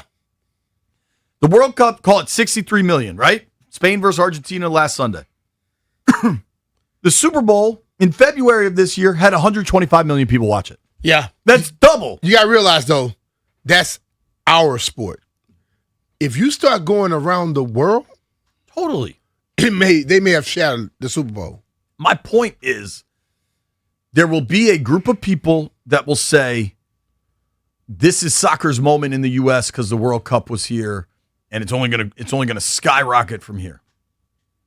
No, I don't think so. I remember hearing the same stuff in '94, and they used the success of the World Cup to launch MLS. So that means MLS has now been around 32 years, right? Look it up for me, Dub B. The first year of MLS was either in 94 or in 95. It was like right after that. I remember being at DC United's first ever game at RFK Stadium. John Harkes was the captain, I believe. Bruce Arena. 1996. Okay, so 2 years later, they launch MLS. And everybody's like, oh, this is the launch point. Soccer's going to take over. I think, give me the numbers, White Brian, for most watched soccer games in the United States that aren't the World Cup. Because I'm sure there's some English League. I'm sure there's Champions League final. I bet the MLS final doesn't come close to any of that. And so for everybody that wants to take the angle of World Cup was here, this is a launch point, I just don't think it is. I think soccer, now we can argue about the youth development system, but the paying for sports is pretty ubiquitous across all kids' sports. It's expensive, and it's driven by adults making money. Basketball, lacrosse, baseball, all of it. I just don't think there's ever this massive growth coming for soccer in the United States. I think soccer is a sport, I bet 85% of American kids play it at some point when they're little. Everybody plays soccer. We can probably grow soccer in this country, but don't think it's going to take over. And I think that's what people have to understand. Soccer is the world's game. But in the United States, football is going to be that thing that runs stuff here. You know what I mean? I think, and that's where I think our approach is different. We always want to take over. We're not taking over soccer. I just don't think we are. I think soccer is in a really healthy place in this country. Yeah. I think I would say there is no sport in the United States, maybe basketball, soccer or basketball. I bet kids under the age of 10 generationally play those two sports more than anything else. Because kids, it's easy. They play soccer when they're in second grade. And it's terrible to watch, but everybody plays it. Kids play basketball. Like, those two sports are easy. All you need is a ball and some goals. Everybody plays it. But in America, kids keep playing other sports too. True. And eventually, more kids tend to take on the other sports more. And is there a world where soccer in the United States, like, we have seen transitions over time where, before my lifetime, but baseball was the biggest sport in this country. Horse racing used to be massive in this country, and it's kind of fallen into this niche role. Yep. Boxing used to be massive in this country, and it's kind of fallen into this niche role. Hell, UFC might be more popular than boxing at this point. Probably is. Boxing got very corrupt. Yeah, totally. But like the NFL, I am 44 years old. Let's say I make it another 44 years. I'm 88. I would still expect the NFL to be king when I die. Yeah. The NBA has become such a global sport. I still expect the NBA to be number 2. You want to make soccer bigger in the United States? When you get a goal, give them 4 points. have a 3-point line? I'm serious, dude. If you make a goal and you make the points higher, we'll start liking it more. But watching somebody run around for 123 minutes and end up 1-0, that doesn't entertain Americans. Dude, I think you're right. Like, you need more fantasy angles. You need more player props. If I am wrong. Oh, it's enough gambling on soccer now. Let's be real about that now. 800-636-1067. 800-636-1067. I think if you are the backers of soccer in this country and you want the world to change, you want the United States, you want to see soccer's ascent, at best, and I think there was probably an opening there, but I think baseball's done a really good job of tightening up the game, making it more appealing to kids. I think you see the growth of this stuff like Savannah Bananas and stuff. Like, baseball has become fun and cool again, where it wasn't for a while. Maybe soccer could surpass hockey in interest. Hell, maybe it has. I guarantee the amount of kids that play soccer versus play hockey is 2-1 in the soccer category. Probably so. I just don't think we're going to create or change or grow this nation. Dude, as much as we say the NBA is the number 2 sport, the number 2 sport in America, as it's determined by television ratings, is college football. Oh, yeah. Yeah. Football runs it.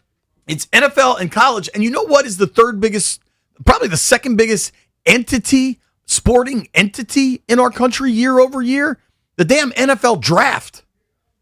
So, like, I think it's awesome that we held the World Cup. I think it should come here every 20 years or so. I feel like we should be in that rotation more than it took 32 years this last time. We have the stadiums. You go to some of these other countries, especially these oil states, like Qatar built all these stadiums to tear them down. You know what I mean? Like, we have them because we got football teams playing in them all the time. Yeah.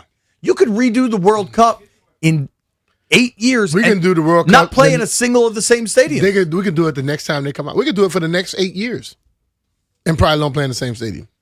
I'm taking your calls. Am I reading it wrong on soccer? Do people think there is some great soccer enlightenment that's going to happen in the United States because of the World Cup? Or was it just really fun to host a World Cup, and now we're going to go back? Everybody's focused on their fantasy team come August 30th. It's B. Mitch and Finley.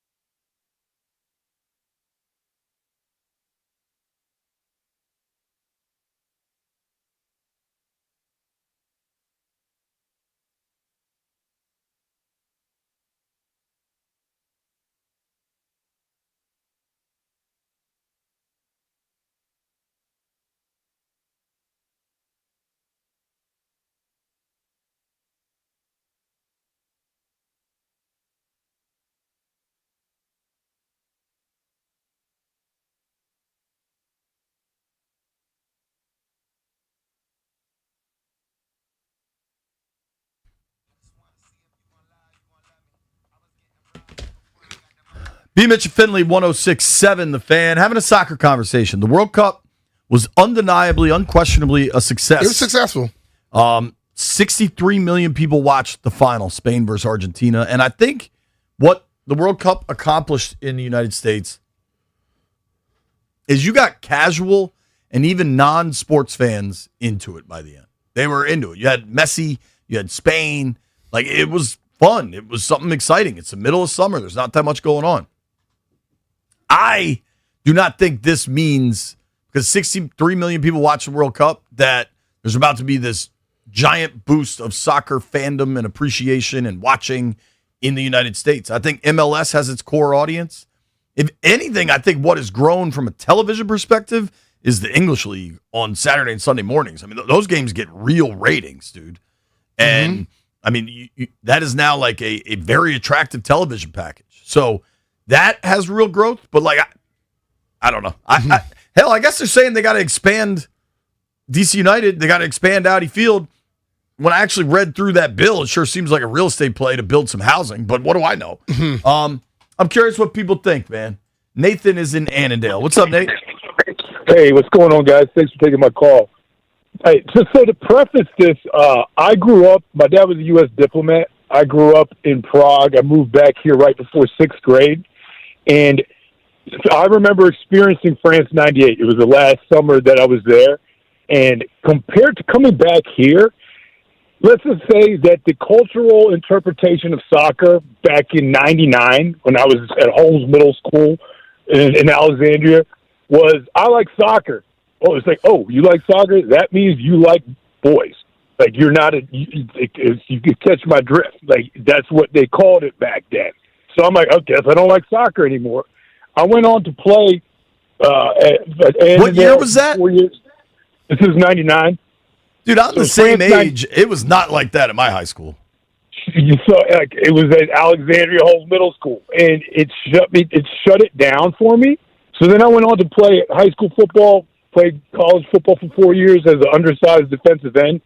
My main point on this is that football is dangerous, and nobody wants to talk about that aspect of it because I suffer from CTE. Like, I'm 39 years old, and from my executive function from when I was 32 when I bought my house to 39 when I'm losing my house it's fallen off a cliff.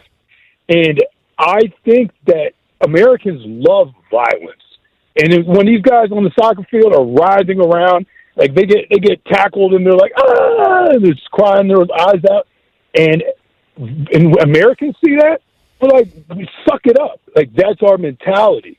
But my question really is, I'm just kind of putting it out there, is there a middle ground of, coaches are getting better at football, of teaching better technique, not to use your head? Because that's what I did. I used it as a weapon. Yeah, and, I mean, that's being coached out of the game. You're seeing it at the highest levels. I appreciate the call, Nate. Yeah, I just think, like, I understand what he's saying, but they not on the ground yelling. They faking most of the time. Soccer was plenty cool when I was in high school. I think if they take that out the game, that's another thing that would draw Americans to it. Take that, the flopping out of it. Charles is on 66. What's up, Charles? Hey, what's going on? Hey, first, thanks for taking my call. First, I want to shout out my country, Cabo Verde, who really turned it on and played very well during things. Second point I want to make is, until parents realize that soccer doesn't necessarily have a height barrier that, say, football and basketball do, then there won't be a shift. When that happens, there'll be the shift. When you can realize that Messi's only 5'7", and most of those players are 5'8" and below, I think the average is like 6 foot or 5'9" or something like that. But if you ain't above 6 foot, you're not going to the NFL or NBA. So until that shift happens, that's when you'll begin to see the shift towards more of a soccer-based organization. Thank you, guys. Appreciate you, man. I don't know, man. A lot of people under 6 feet go to the NFL. Yeah, the average running back's probably 5'10". Like an average running back's 5'10", 200 pounds. Like, there's a build for running backs. And linebackers, too, I would say, are like 5'10", 5'11". Mike is in Gaithersburg. What's up, Mike? Hey, what's going on, guys? Nah, man, that'll never happen again. The only reason why this World Cup was big was because you had the Central and South American countries and Messi playing for Barcelona and staying the kid from Barcelona. That'll never happen again, man. You see the numbers. I'm 56. You know what I'm saying? I'm Puerto Rican as well, and Puerto Rican we don't watch. Most Americans don't watch soccer. We only really watch football. As long as Americans, you got Texas, Ohio, Pennsylvania, Midwest, and Florida and places like that, man. Baseball is even better than basketball even now, and even soccer. But soccer will never have the numbers. You might get 30 or 20 million the next World Cup viewership in America. And also, I think it's bigger than just Messi, but I do think Messi was a huge draw. Thank you for the call, Mike. Appreciate you, man. He was. I looked this up. This is a bit surprising to me, and this is also just answers from Google. There are 2.5 million players registered with the U.S. Youth Soccer. There are other organizations. So from Google, there's an estimated 3 to 5 million registered youth soccer players in the United States, making it one of the largest participation sports in the country. What I find pretty interesting, about 7-8% of kids in the U.S. play soccer, making it the third most popular youth sport after basketball and baseball. Soccer is super popular for kids 3 to 8 years old, but regular participation starts to dip after that as 14% of the kids transition to other sports. Because 3 to 8 years That old, tracks they don't with me. let them play football. Right. You know, when they get over that, like you know, I got some people that are delusional. You know, I always talk about Ben, the dude that would never beat me in golf. Yeah. Ben said that they flop more in basketball than they do in soccer. The flopping in basketball, I think there's a direct correlation to the flopping in soccer is worse. But I think the flopping in basketball is a direct correlation to the international growth of the game. It's Yeah. not just international players, but I think as more and more European players got into basketball, and as Duke was having everybody take charges, I think that's when you saw like the rise of all Yeah, but the whole thing about it is I can't act like I just got shot and then get up and run full speed. I'm okay. Ken Rosenthal is one of In the biggest. basketball. Agreed. Ken Rosenthal is one of the biggest names in Major League Baseball. That's a dude that rarely misses. He's on the Adam Schefter level of reporters in baseball. And he has some strong words for what he thinks is going to happen with Foster Griffin in the Washington Nationals. He gone. He said he gone.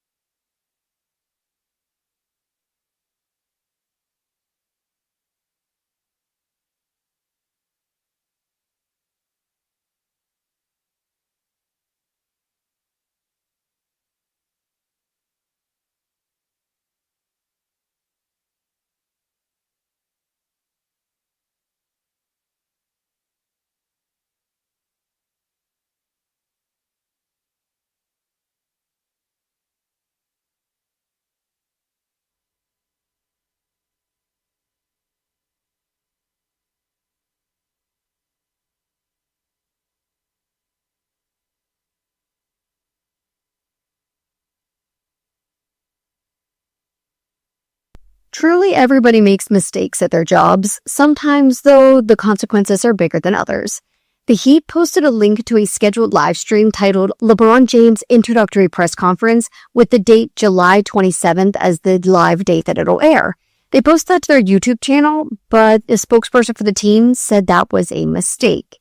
According to ESPN, the club's social media department was preparing for the possibility of James's signing and mistakenly posted the link to the team's YouTube page, which caused a complete social media frenzy. No news if LeBron James is actually taking his talents back to South Beach. And at 3:10 p.m. right here on 106.7 The Fan, make sure you tune in to listen live as the Nationals and Rockies go head-to-head in their third and final game of the series. Nationals with a win go back over 500 as they are right there in that NL wildcard race. Kid Cavalli on the mound for your Washington Nationals. From the Crop Metcalf Sports Desk, Savannah McCann on The Fan.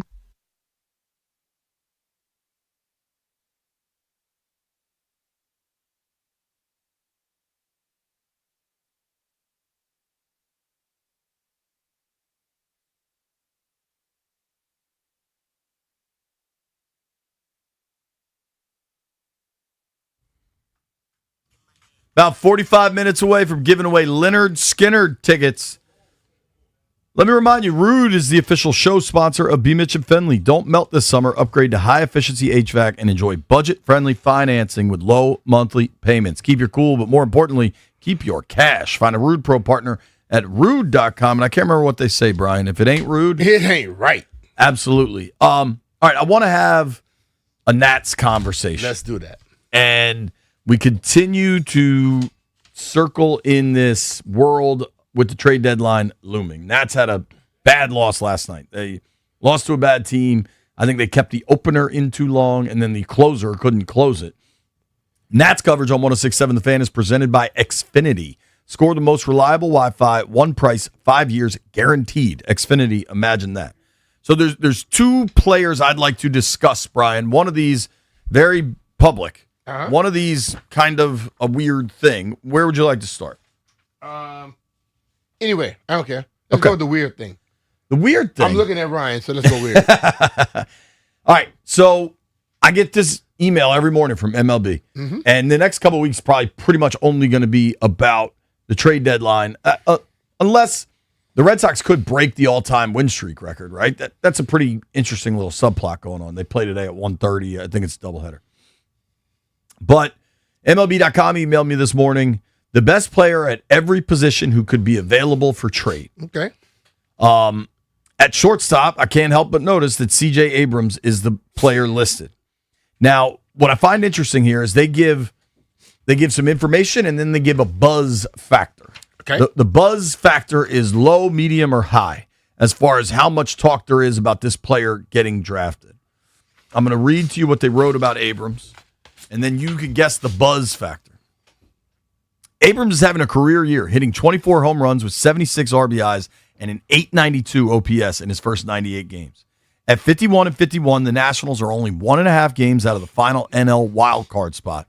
So Washington may not sell by the deadline if it remains in the thick of the race.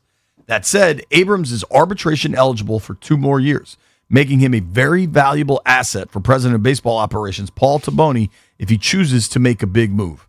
What would you say the buzz around CJ getting traded is? Low, medium, high? Medium. MLB.com wrote low. And I read now, do we think the Nationals are going to trade Abrams?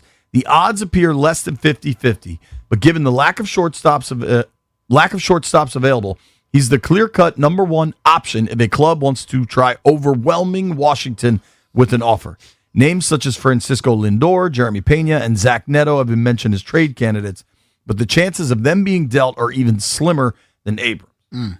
Abrams is by far the top candidate here. Yeah. One, because of the way he's playing this year. That's the top of the list. Yep. But two, what is Lindor's contract? Like, a lot of teams probably don't want to take some of these higher priced players on that aren't performing even at the same level as Abrams.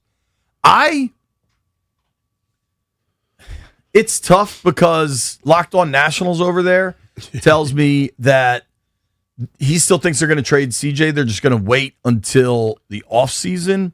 largely because it is better PR. It's better optics for a team that's competing, right? And I guess I can wrap my head around that. But if you're going to trade them when you maximize the value. Yeah. And then this could be absolutely nothing. But I found it interesting. Again, this could be absolutely nothing. You know my boy Sinai, Bagel Sinai. Yep. Sinai texted me this morning. C.J. Abrams had an event scheduled tomorrow night at the Lids in Pentagon City. Autograph event. It was done through Topps Chrome baseball card event, right? Lids and Topps have a deal. You get star players into their stores, people buy more hats, etc. The event was canceled. Okay. Now, that could be absolutely nothing. Could be a scheduling conflict. Could be they've been on a West Coast road trip. They could be tired. I mean, yeah, they've been out west. They probably maybe decide to go stop off in Vegas on the way back. Maybe. I mean, it could be. Listen, they play today at 3:00. They're flying home tonight, is my guess. Get home in the middle. By the time you play a baseball game, get to the airport, get home from Denver.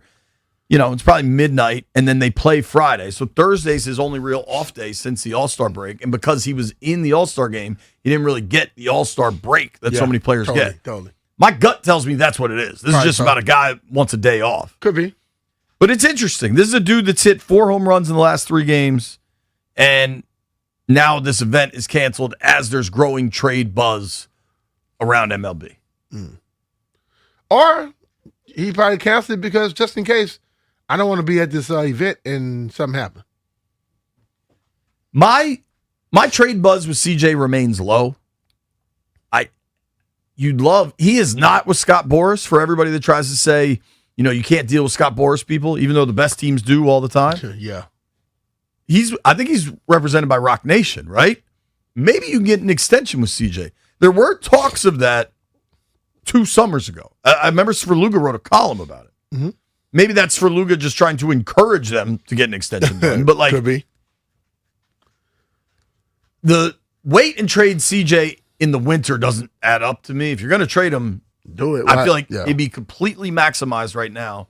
Not to mention waiting till the winter with the looming work stoppage.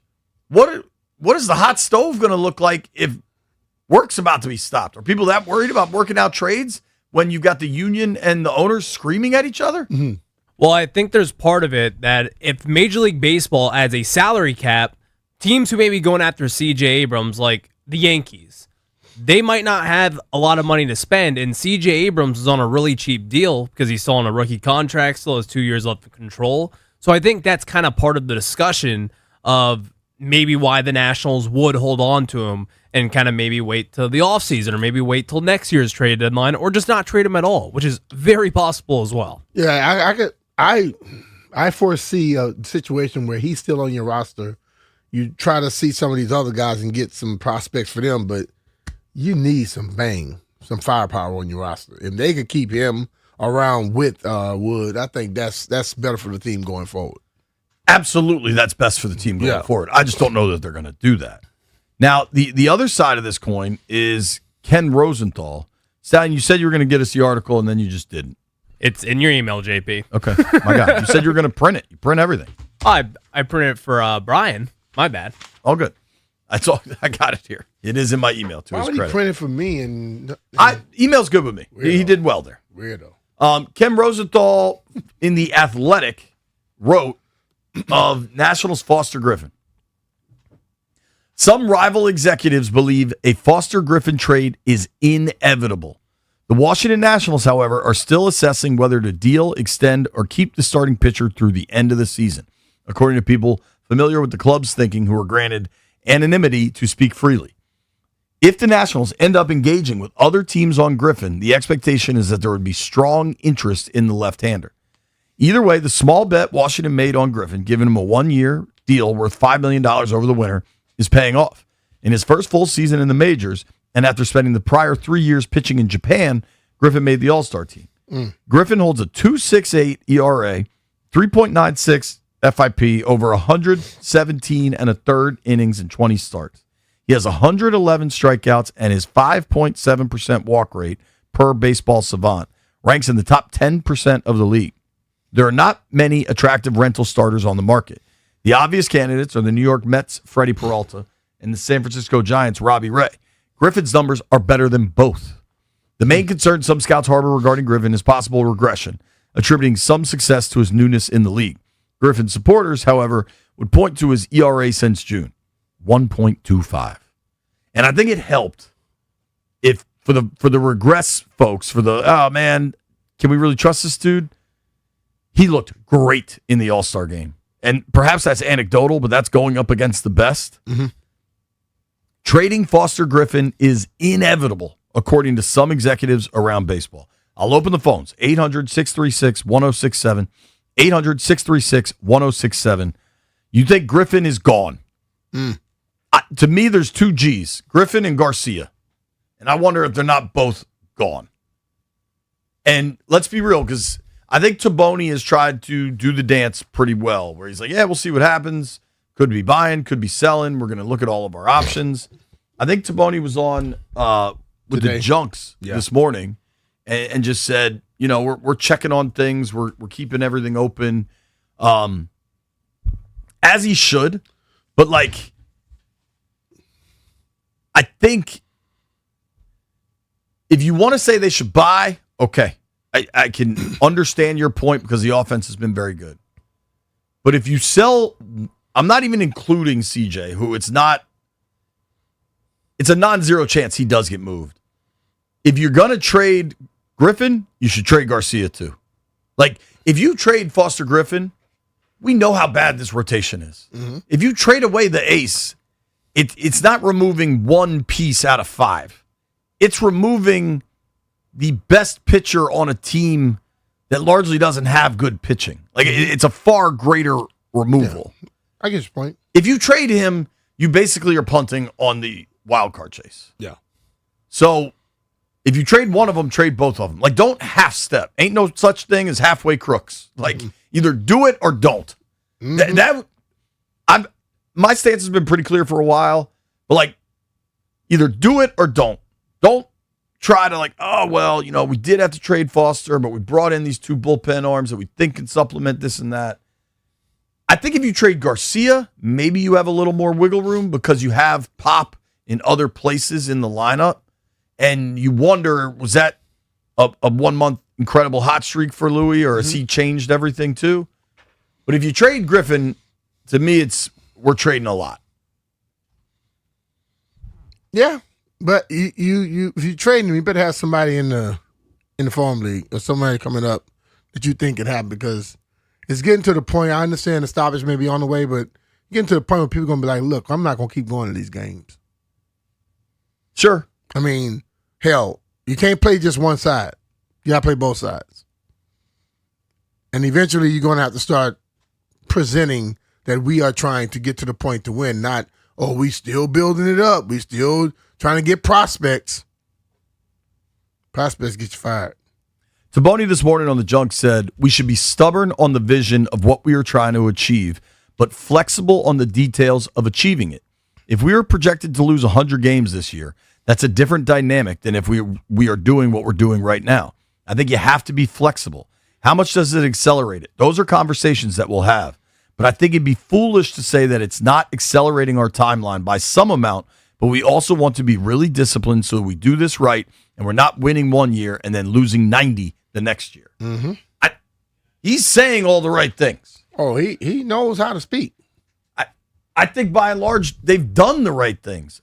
But if Ken Rosenthal is saying it's inevitable that they trade Foster Griffin, then I think you make more trades than just that. I'm going to let Jason and Woodbridge chime in. What up, Jay? Jason, what do you think happens? Hey, what's up, guys? What's happening?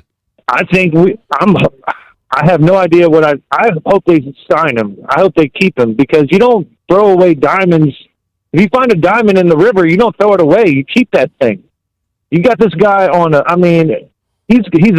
I know he's not young, but he doesn't throw 100 miles an hour and he's still getting people out. He's got skills that not everybody has. He could last, 10 more years. I don't know if he really will, but he's just a good player that we need to keep a hold of.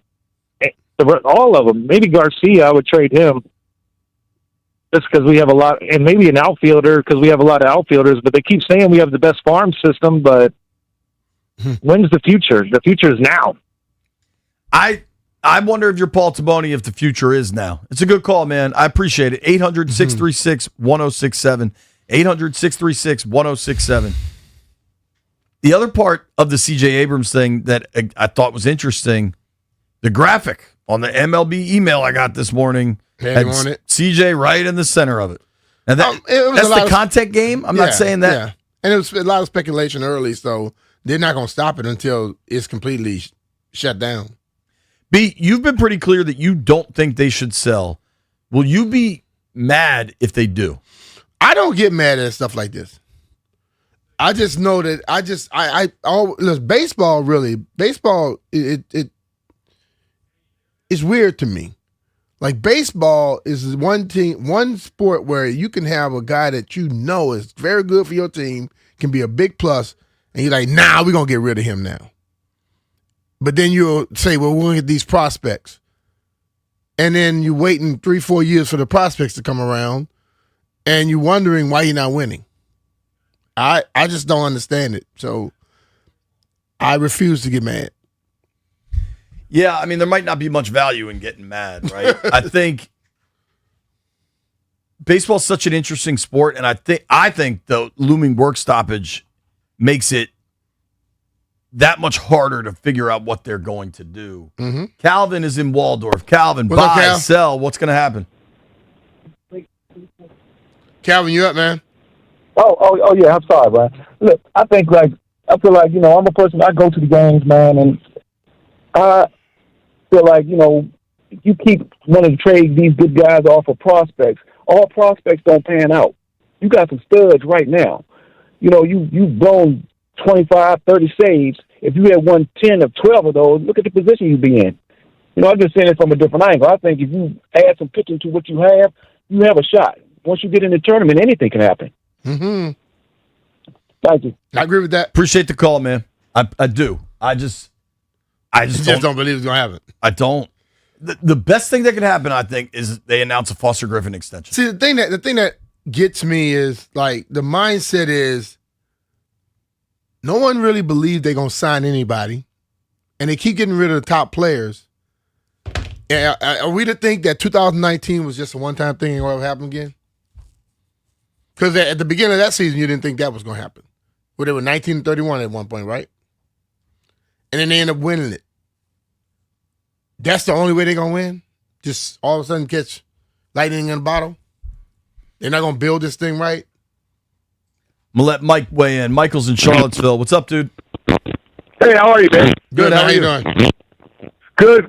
So all I want to do is play a little bit of math. Right now, we got to put him on hold. I'm happy to take that call. I'm happy to play some math, but it sounded like he was having zipper problems. It sounded like something very odd was happening with his zipper. We're going to keep this going. Ken Rosendahl says it's inevitable that the Nats are going to trade away Foster Griffin.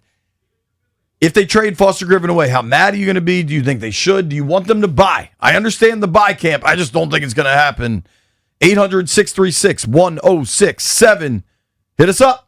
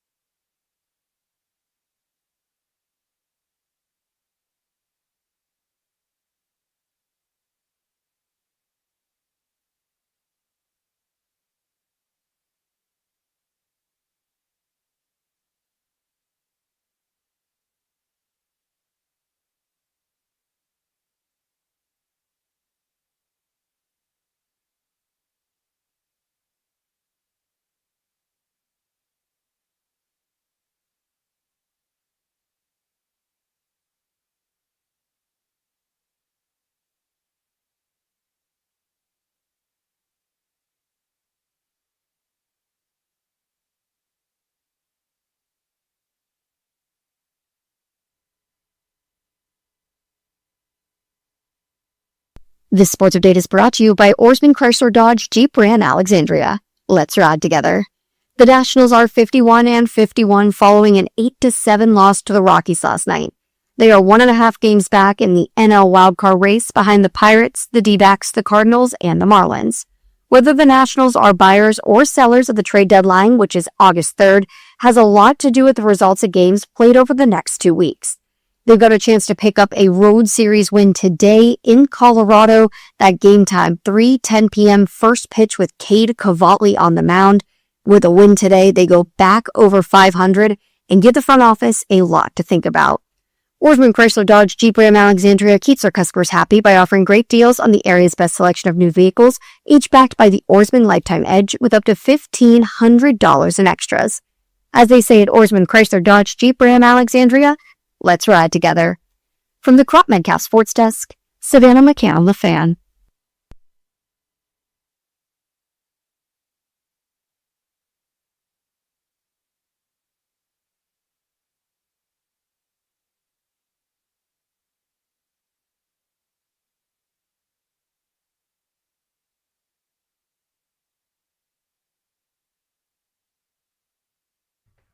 Ken Rosenthal writes in The Athletic that trading Foster Griffin away from the Washington Nationals feels inevitable to some executives around baseball.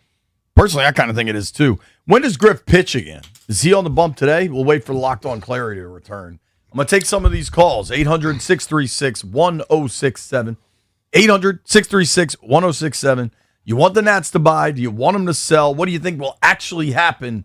Ben is in Silver Spring. What's up, Benny? Hey, look, I think you're going to go all in, but you can't decimate your talent base. I don't care about the playoffs this year. If there's a way that they can not sell and not lose talent, and I guess that means you go to mid-upper level players in free agency, and hey, learners, spend $50 million, would you? You got it. If you want to, and you're not just making a team that'll get to the playoffs this year, I don't care. I want a team that'll get to the playoffs for the next 5 years or more. I hear you, dude. So on the podcast, I know it goes completely against all MLB convention. Appreciate you, Ben. All right, bro. Thank you, man. All right. Here's my thing. What do you think should happen, and what do you think will happen? Because those two things are not always corollary. Yeah, good. I mean, we don't. What I think should happen, you should try to capitalize off of when you have offense that scores like they do. What will happen? Don't have a clue. But probably not what I think should. Brendan is in Bowie. Brendan, what should happen for the Nats at the trade deadline, and what will happen for the Nats at the trade deadline? Good afternoon, gentlemen. What should happen is Foster Griffin should be traded immediately. If you look at the history, I think that this regime knows exactly what they're doing in terms of looking at pitching, i.e., they weren't a part of the Fetty deal, but you look at Fetty. Fetty, I think, had a similar situation where he came over from Korea. He was with us for a little while, produced, we traded him. He's not an ace. Same thing with Mackenzie Gore. He struck out a bunch of people last year. This regime saw it for what it was. Thought he was an ace in Texas, traded him. Clearly not an ace. Go look at his numbers.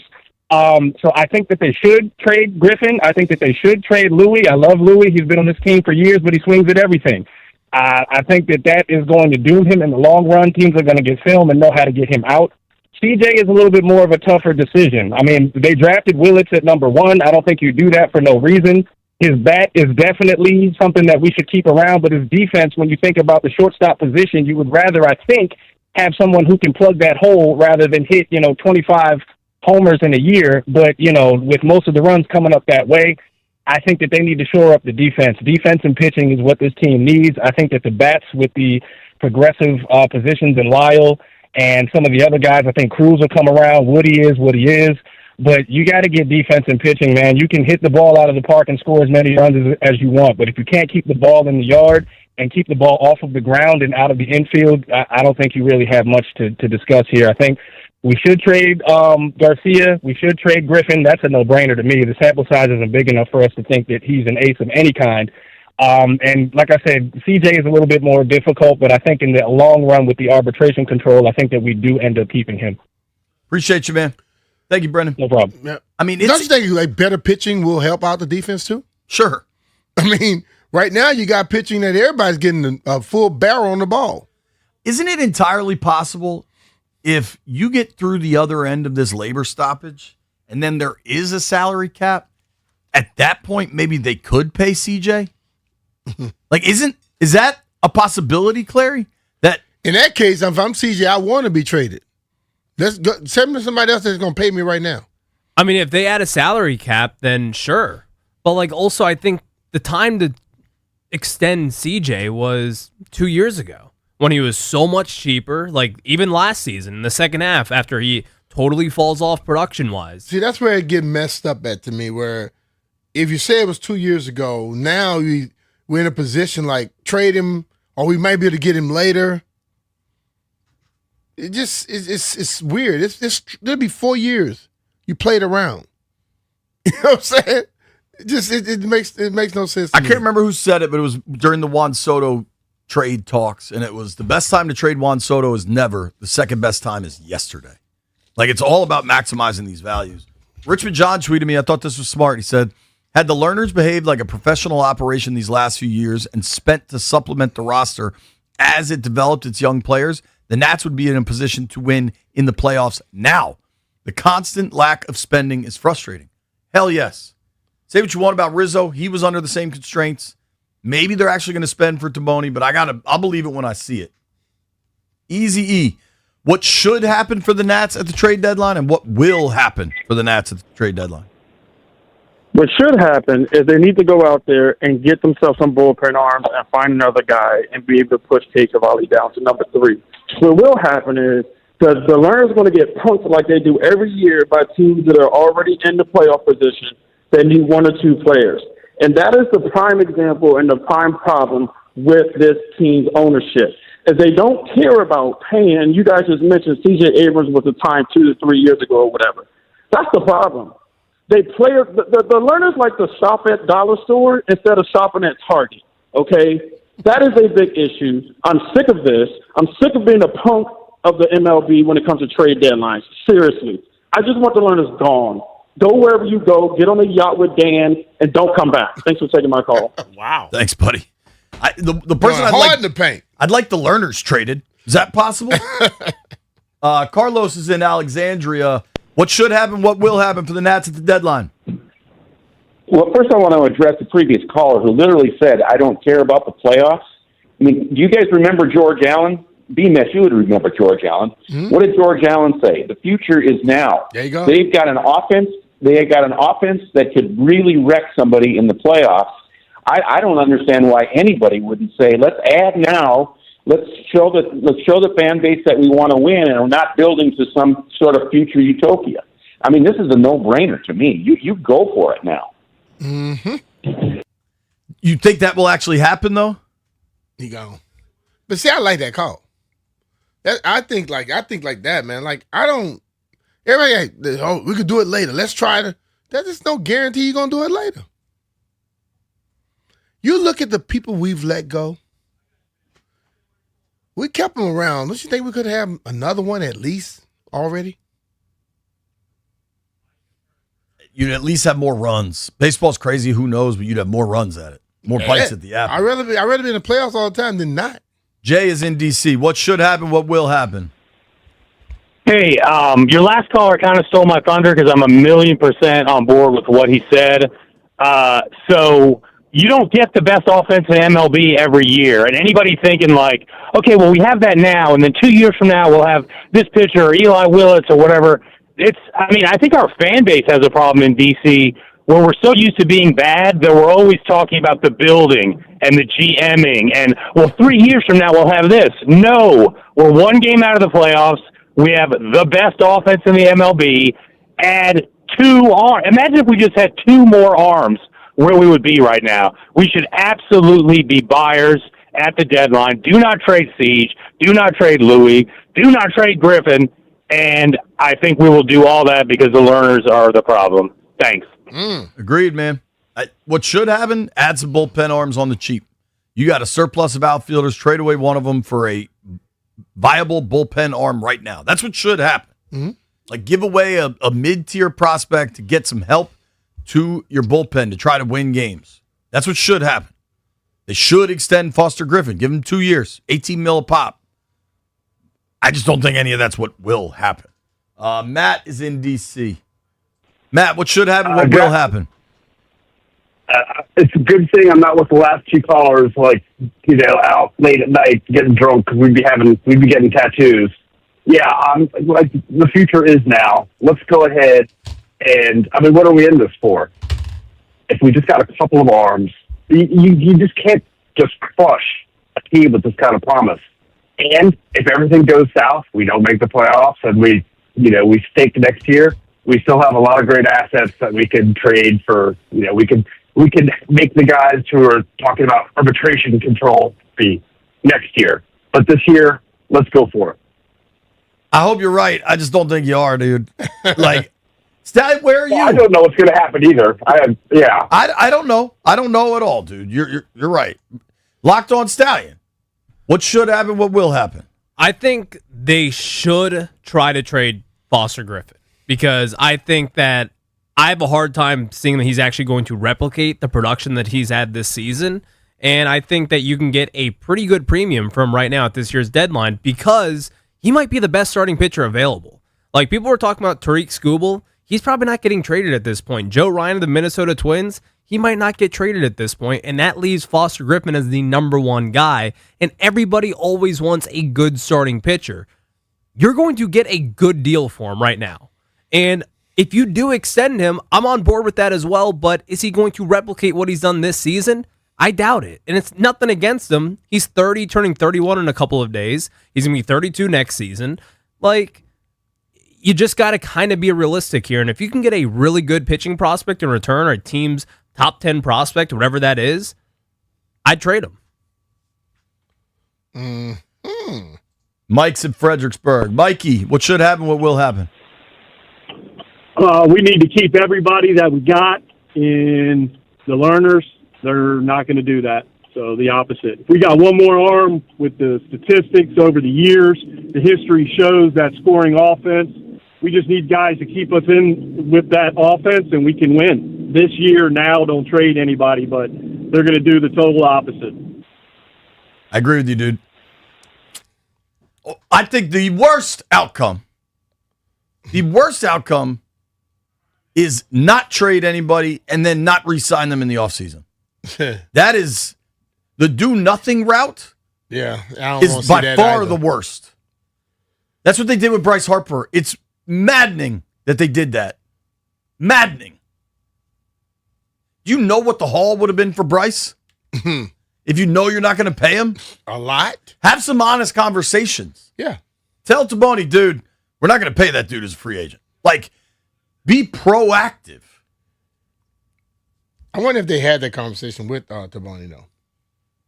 I don't know. Tell the truth. Tell the truth.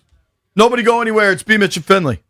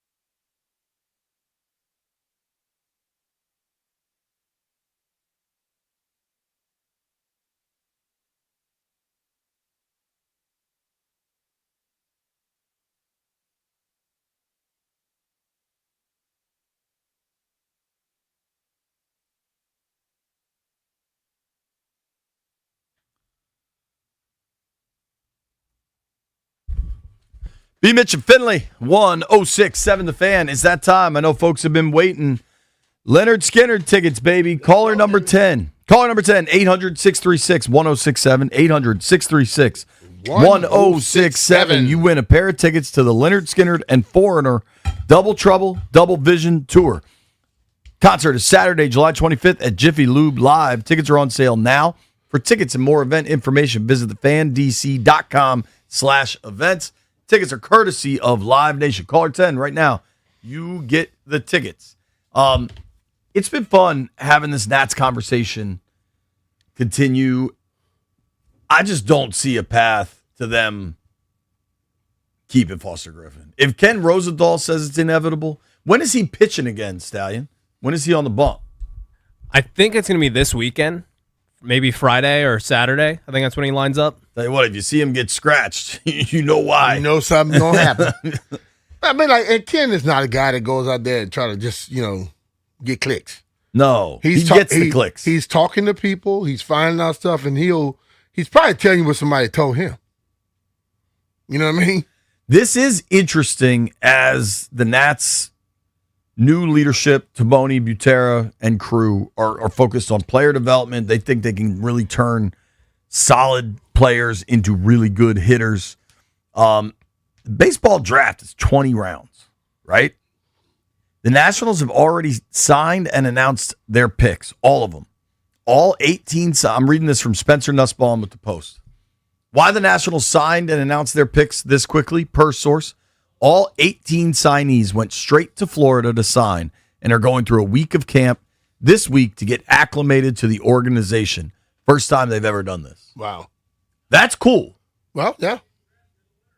Real cool, because it says not only are they trying to do something different, they must have a reputation of being able to help out. And you think they hadn't told him, look, see this guy right here? Look how he was hitting before he got here. Look what we did from you saw James Wood in the beginning of the season, right? Look what he's doing right now. Totally. I mean, look at Curtis Meade. Look at athletes. Luis Garcia, Jacob Young. If you can show an athlete that you can improve what they're doing, and it's by showing what you've done with somebody else, they following what you're doing. Well, the other part of it, I mean, in the draft and develop world, Chris Hakopian was their first round pick. They took him at 11, right? Local kid, played in Maryland before transferring to Texas A&M. Hakopian said after the draft, because if you know you're going to be a top 10, top 15 pick, you're having meetings with everybody. Hell yeah. He got flown all over and sat down with GMs and managers all over baseball. He said by far, when the Nats presented him with the development packet of what they had planned for him, he said it was the most comprehensive one he had seen in baseball. So Griffin is supposed to pitch tomorrow, Jay. Is he? Yeah. Great job locked on that. Friday. Yeah, they're off Friday. Thursday. Yeah, tomorrow's travel day. Either way. Yeah. I do think there is some very real drafting, development, and trying to get guys to elevate the ball and stick to what they're good at and not chase bad pitches. And I think that's great.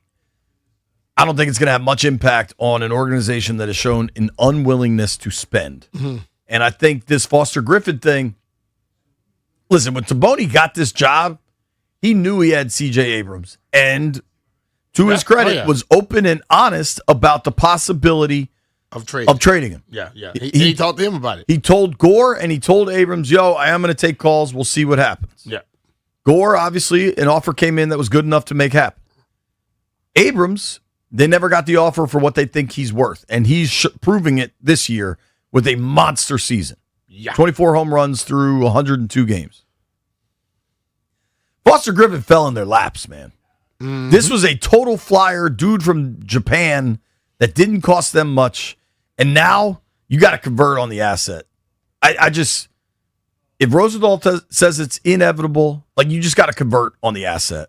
And for this organization, that means maybe it doesn't mean, double A prospects or high single A prospects, but it means prospects. And maybe it's more, maybe you get another starting pitcher in AAA that is way closer to coming up that you then have a ton of control on. Yeah. I'll take that.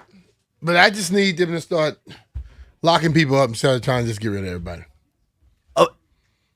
eventually you're totally correct. I just don't think ownership is there. If I'm Paul Taboni, I'd probably. If ownership is not there, it's not going to happen. Why are we talking about it? It's the same conversation we've been having for 5 years. Yeah, we just start talking about stuff that's going to happen. Training camp next week. Training camp is going to happen. Here's what else is going to happen. We're going to make some bets. Hard to hear first.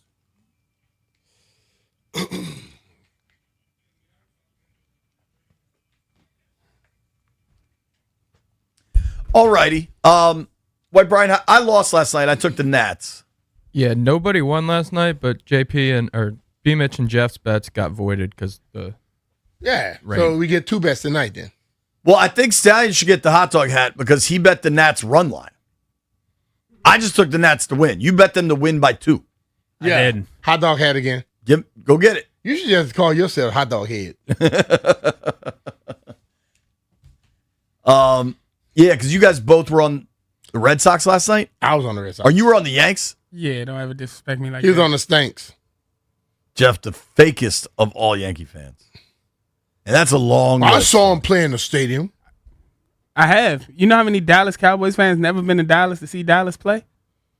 Yeah. Or play in the stadium? See, but I think the I'm game, right. We work with one of The them. game had rolled over from what we had last night. Just rolled over. I just wanted the Sox from last night.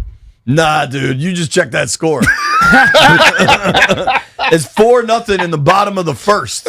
You don't get that. You can take the Red Sox in the I'm night taking the game of Yankees the in night doubleheader. game. I will. I am. All right, B's taking the Red Sox again. Riding the hot hand with that Boston team. B. Yeah. What are you taking, Jeffrey? The Yankees again in the night game. Garrett Cole pitching for them right now. Dub B? Brewers. Mm. Are you just betting against the Mets? Is that your plan? Yep. I mean, his team sucks, and he should. It's not a terrible plan. Yeah, I mean, I'll do it too. I'm going to take Nats money line. Damn it, Stallion. I know. I also was going to take the Nats money line. Phillies at home against the Dodgers, kind of interesting. I'm going to take the Nats also. I think they're going to win the series. It's what they do. They take 2 out of 3. And I think they'll win tonight. Who's pitching for the Nats today? Yeah, Cade on the bump. Okay. I like my chances with Cavalli. I want to parlay with the Giants. There you have it. Appreciate everybody listening to the program today. Thank you to Mike Jones for joining us. Thank you to all the callers. Grant and Danny coming your way next. You made it this far. I owe you a brewski.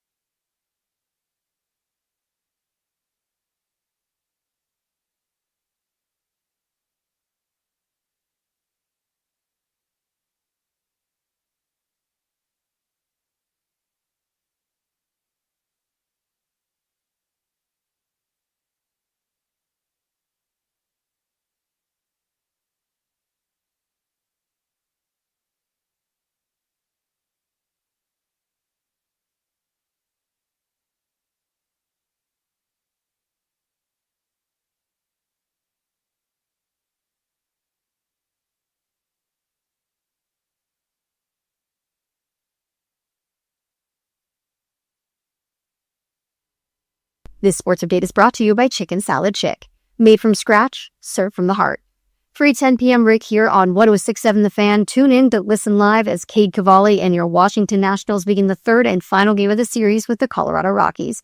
Winner of today's game gets to claim the series, and if it is the Nationals, they go back over 500, currently sitting at 51-51, just ahead of the trade deadline. Speaking of, ESPN is ranking the top 100 MLB trade deadline candidates. CJ Abrams checks in at number 9 overall, but ESPN only has a 25% chance that CJ is traded at the deadline. The only other National to crack the top 100, that's Foster Griffin at 26. Chicken Salad Chip makes food from scratch every day using fresh, quality ingredients. Whether you're craving traditional, savory, spicy, or fruity and nutty chicken salad, there's something for everyone. Enjoy Chicken Salad Chick as a scoop or a sandwich, or grab a quick chick for life on the go. Visit Chicken Salad Chick or order online today. From the Crop Metcalf Sports Desk, Sedano McCann on The Fan.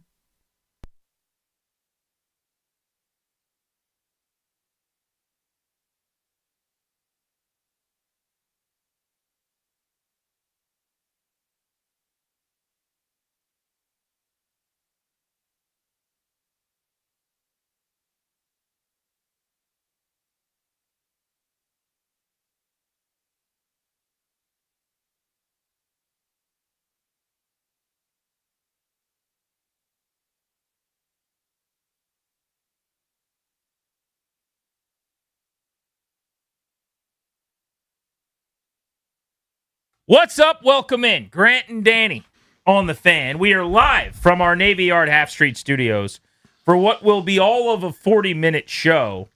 I got this new bag. I'm really excited about my new bag. You have not got a feel for your new bag yet. I don't know how to work it yet. Yeah. It's a All-Star Game commemorative gift for being an MLB Network radio employee as like a rights holder, I guess. It's a nice bag. I don't know what the point of the bag is. I know the bag is beautiful. It's amazing. It's lovely. It's a book bag. It's got so many little... You could probably guess the point, can't you? I mean, it's like to hold a lot of stuff. And No. I mean, I don't know why I got the bag. Oh, I see. I know how to use the bag. I see. I know what the bag's purpose in life is. It's to carry my laptop around. Yes, it is. But there's so many little crevices in these areas of the bag that I haven't figured out, and I can never find anything yet. It's a Thomas's English muffin of bags, a lot of nooks and crannies. So I put my headphones in a weird spot of the bag yesterday on accident. And as the music was playing and I sat down, and I'm like, normally I just grab my headphones, throw them on, and I come in right as the song drops when I'm supposed to. Uh-huh. Today that didn't happen, and it's because of the bag. Just fumbling over there. I couldn't find the headphones. Darius is looking at me like, what's going on? I'm just panicking. I got wires all over the place, twisted in knots. But we are on the air. On the air. We are ready to bring you sport. We are generally the longest show in Washington, D.C. Not today. In talk radio and in sports radio, 4.5 hours every day. And then every once in a while, they say, you guys work pretty hard. We're going to let you talk for about 38 minutes because the Nats want to play some baseball. So we're out of here at 2:40, so let's not waste any time. I want to get you an audio vault, first and foremost, and then I want to talk about Paul Taboni and what he had to say on the Washington Nationals trade deadline decision-making that he's going to be doing with the Sports Junkies today. We'll do those two things before we get out of here. But I will say, I thought they crushed it with Taboni. A lot of good questions about the deadline. Agreed. And he's not going to give you the blueprint, but he was more candid and answered questions in a way that he hasn't really anywhere else. Yeah, I thought it was sensational this morning. I was texting the junks throughout. EB, good question. Cakes, nice job. Jason, good question. They did really, really well, as they always do. And Taboni, as you said, was engaged and forthcoming because he gets it. He understands that this is what people are talking about, and it's good they're talking about it, right? We're not talking about who are you getting rid of because everything's terrible. We're going, hey, this is a pleasant surprise, but how are you going to act that you're here? He knows. He understands the gravity of it. All right, let's get after it, Danny. Short show. It is time for an audio vault on G&D.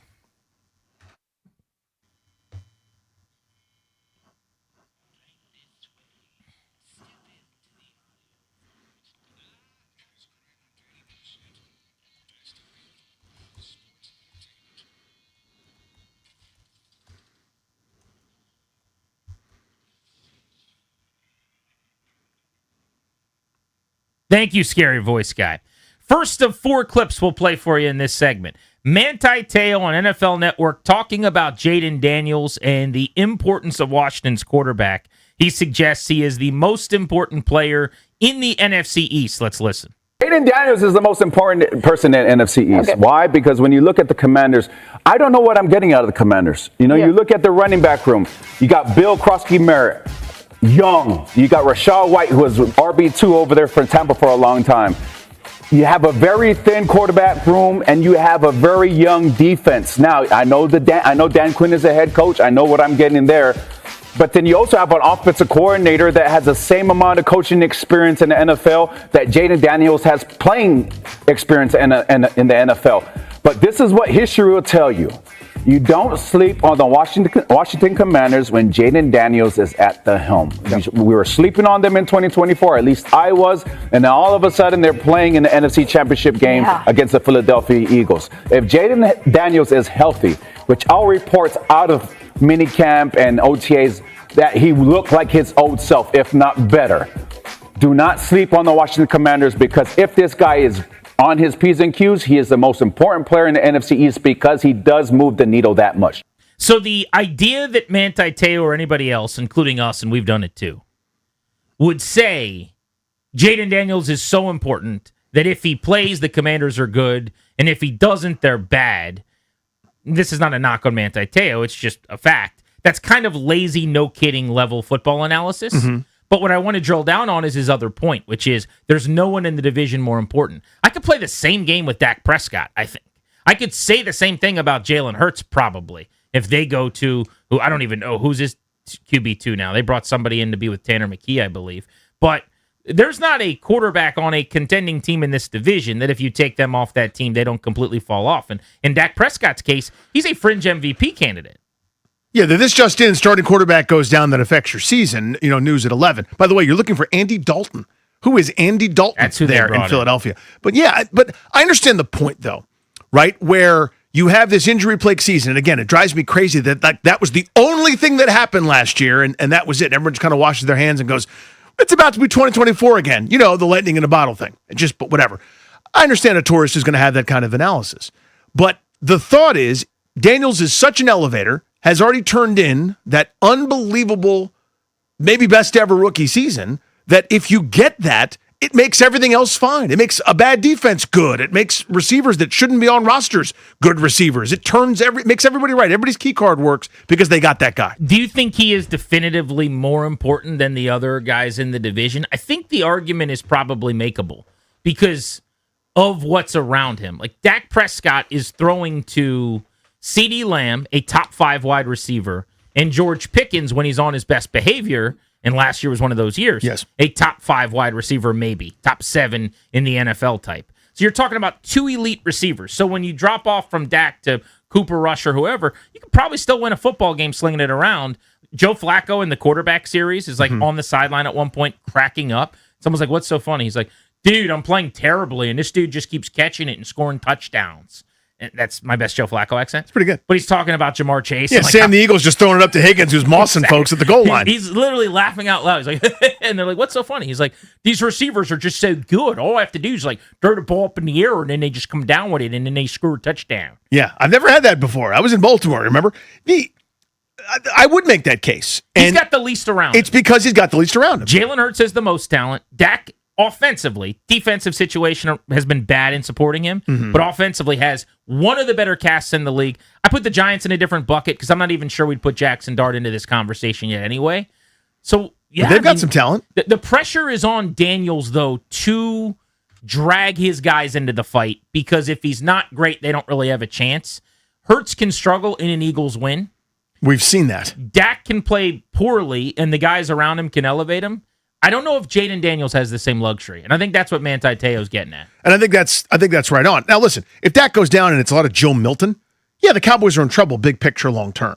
But the point I think you just made is Dak can throw that screen pass or that bubble to somebody, they can take it 80 yards, and it looks great on everybody's stat sheet. I don't know how often that's going to happen with Jayden Daniels. It'll be a lot of 4th down and 2, Daniels bootleg, makes 2 guys miss, breaks a tackle, dislocates his elbow, but gets the first down. There's a lot more on his shoulders, which is what I object to, by the way. It drives me crazy that that's the expectation for a guy that hasn't started 25 games yet. But I do think that's the reality, is that more is needed, more is expected.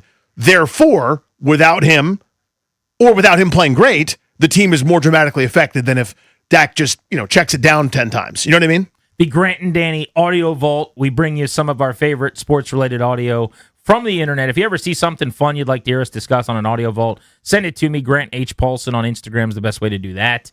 Let's get to Drew Brees, who was on the Jimmy Fallon show, sitting there, late-night TV in the comfortable chair, dressed up, wearing a suit.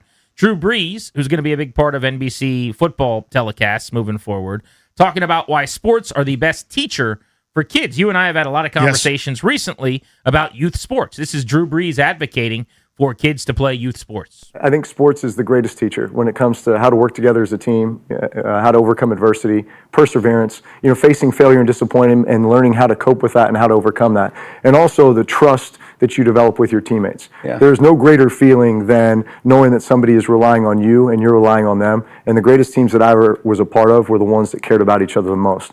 And that's what happens on the playing field, especially being part of a team. And that's why I think youth sports is truly what will, save our society from the perspective that, everything in our society now is about modern day conveniences and, screen time and all this. And sports is the one thing that pulls you away from all that and brings you back together and allows you to connect and teach you great life lessons.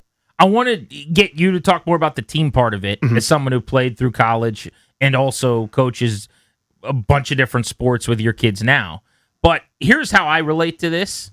Just playing with my kid in the basement, the best conversations we've had or the biggest growth moments I feel like as a dad, which there's no one that teaches you how to be a dad or how to pass these lessons along. Everyone wants to make their kid the best kid possible, whatever, best person possible. But I know it's just when he throws a fit when we're playing sports. And I can say, hey, buddy, we don't do that. Or the times that we've had our best little, I get down on a knee, hand on his shoulder discussions. Danny Tanner style. Always revolve around whatever sport we're playing and him acting out like a crazy person because I beat him or he didn't score or something happened that he didn't like. So this is a very tangible thing for me. But also, we haven't really gotten to the team element of it. He just started playing team baseball. And we had conversations about being a good teammate and cheering people on. But I'm sure there are ways to learn these lessons and to benefit societally from some of the same growth areas. The only way I know it from my background is through sports. Yep, that's the answer. It is a Cliff Notes for how to be a good person. It's got everything. And that's what's beautiful about it. Breeze touched on it, but the working at something, succeeding, failing, being part of something bigger than yourselves. We dote on our children. We spend so much on them. It's what do you want? What do you need? Can I help you? Right? Understandably, you care for the kid. Well, when you go and you're part of a team, for example, the other day, my 8-year-old, we're doing this little summer basketball thing. He and his buddies are playing in some league. It couldn't be lower stakes, right? Just something to do with the buds and just the chance for them to touch the ball. Is it a league or just like a pickup? It's technically a league, but it's like, the most nothing burger thing ever one of the parents is coaching it. Just happens to be a really good basketball player in their day. But the point is, we're going around and doing it. And he sees me come in. It's right after the show, and I get there in the third quarter, and he leaves the bench and comes over and is standing with me, and I'm going, you got to go back with your team. What do you mean? You have to go back with your team. Not because he's, being mean, but it's like, why? I'm not in the game. It's like, this is part of it. This is now the thing. It's a we thing. It's not a you. It's not what you want. It's what we need. It is team building. That's the beauty of it. You're listening to an adult that's not one of your parents. You're learning how to take criticism, construction. You don't take things personally in that way. It's all about making you better. It is the single greatest teacher we've got. Now, you need to do the reading, writing, and arithmetic thing and learn the science and all the history. That's really important, too. That's going to help. This is the thing. I'm such a believer in youth sports. We're going to do something. I don't care what it is. Eventually, you don't want to do it anymore. That's fine. We'll play the oboe. I don't give a damn. But we are doing youth sports participation until a certain age, and we'll figure that out. It's the Audio Vault on G&D. The best investment I've ever made in my life so far has been to buy a home. When I was 2014, so I'm probably 26, 25, I guess 25, I bought a townhouse in Kingstown. I was the mayor of Kingstown. We had so many children. I mean, the amount of kids we've had. It's a big number. King Leonidas let them through the narrow passageway one time. You know what I'm saying? Right. There's a lot of them. What, do you have a vehicle that's special for them? Like a bigger kind of vehicle? Yeah, an expensive, gigantic minivan. A minivan. Yeah. A minivan. Had to do that, which was always the dream and the goal. Right. But anyway, sorry to bring that up. That's a troll. Bigger house, move a little further away. Sure, yeah. But the purchasing of a home, just having that's the one investment I've made that is going to just keep getting better for me. Mm-hmm. Best investment you've ever made. Could be buying something for $2 that was worth $20, whatever you got. Ooh. Yeah, it's boring to say buying a home as well. That's a great question. I think it would probably be my old school original Nintendo Entertainment System that we got for very little, given the fact that it was like the hottest thing on the market ever. I used like a little bit of our birthday money, convinced my mom at that time to like put a little her money in. So the whole thing cost each of us like $30 or $40. And like the lifetime of joy that gaming has brought me, I like that. based on that, like so a it wasn't small an ROI investment. financially. No. It was just, you got a bang for your buck. Yeah. So I'm thinking the other way because of this story. And this is from your former college baseball teammate. Yes. Steve DePapalopoulos. Tony DeCopple on CBS News. Right. Steve Apopolopoulos. That's the guy that we thought was going to buy the Commanders, but no one knew if he had any money or not. Listen to this story from CBS. Is he Evening News? What is he? I think that's it. Okay. I never remember. Oh, this is nightly news versus evening news. I don't know. He's on TV, man. This kid, who was, I think, young high school, is big at going and looking at flea markets to find fun things to wear to school or whatever. And he stumbled into a Lakers warm-up jacket that was really long. This is great. And he's like, I think this could be Wilt Chamberlain's warm-up jacket. And he bought it. And it was. And this $3 purchase turned into a lot of money. Maybe the greatest thrift store find of all time. Quinn Brown, 19 years old, has resold thousands of items online over the years, most for less than $20. But earlier this year, going through the bins at a Goodwill near Portland, Oregon, he noticed this. Somehow or another, NBA great Wilt Chamberlain's Lakers warm-up jacket from the 72 NBA Finals had ended up for sale in Oregon for $3.07. Here's Brown. The really key moment for me was I was in my room and I looked at the measurements of the jacket. Wilt Chamberlain being 7'1", the jacket measured 33 inches long, so would have gone down almost to my knees. I looked at it and it matched up. Smart kid. When Brown posted his discovery online, Sotheby's reached out, helped with the forensic investigation, matching the stitches on the jacket to old pictures of it, and then put it up for auction. And that $3 thrift store find just sold for nearly $90,000. Pretty amazing story. It sounds to me like he didn't know while buying it that it might have been Wilt Chamberlain's jacket. It was just a cool startup, or a pre-game, wear jacket that you've seen something like that worn by the Lakers. Mm-hmm. But then he gets home and he's starting to think about the length of it. This is like a tent on me. This is like a dress. Yeah. And you're like, well, Chamberlain was over 7 feet. So Sotheby's and him, that they go back through the stitching and some of the flaws and a couple of the specifics of the jacket, and they find out here's actual pictures of Wilt Chamberlain wearing this thing. Well, my favorite part of the story, not favorite part, most interesting part is, and Sotheby's reached out. Like, I can imagine, like, hey, I think I got something. No one's reaching out to me. How did all of a sudden the auction house find him and reach out to him? That to me is such a huge intermediate step, because without them authenticating it, being able to look at the pictures and say, yes, that's got the same crest, that the buttons are in the same place, the stitching is X. It's authenticated now by them. Without it, he's just a guy that's going, hey guys, this is totally Wilt Chamberlain's, just trust me. That to me is such a huge step, and now he gets $90K because of it. Also, for all of the knocking we do of social media, this is the good of it. Where you never are getting this thing graded. You're never finding out that's what it actually was 25 years ago. I mean, the mystery just goes on. Mm-hmm. You just tell a few people word of mouth. Wouldn't it be cool if Wilt Chamberlain wore this? Nowadays, to your point, they stumble into it online. Somebody calls you. They want it. They give you $90K, and now they're going to auction it off. You know who sleeps on Wilt Chamberlain as an aside? Danny does. Whoa. And also Darius. They're unaware of the fact that he's the all-time leader in the NBA at 45.8 minutes per game. Well, we did Unbreakable Records one of the days you were out because it was very summer. He set a record that will never be broken. His single-season minutes per game record is 48.5 minutes per game. Did you guys take calls on Unbreakable Records? Yes. As soon as I wasn't here, Danny did like the most, like the thing that I would just not do. He's like, let's do the topic that is just... Because it was some anniversary of you know what it was? It was the anniversary of DiMaggio's, it was 85 years to the day that DiMaggio's 56-game hit streak ended. Did you guys do Should Pete Rose be in the Hall of Fame before or after that? No, we did that. Then we did Jordan versus LeBron right after that.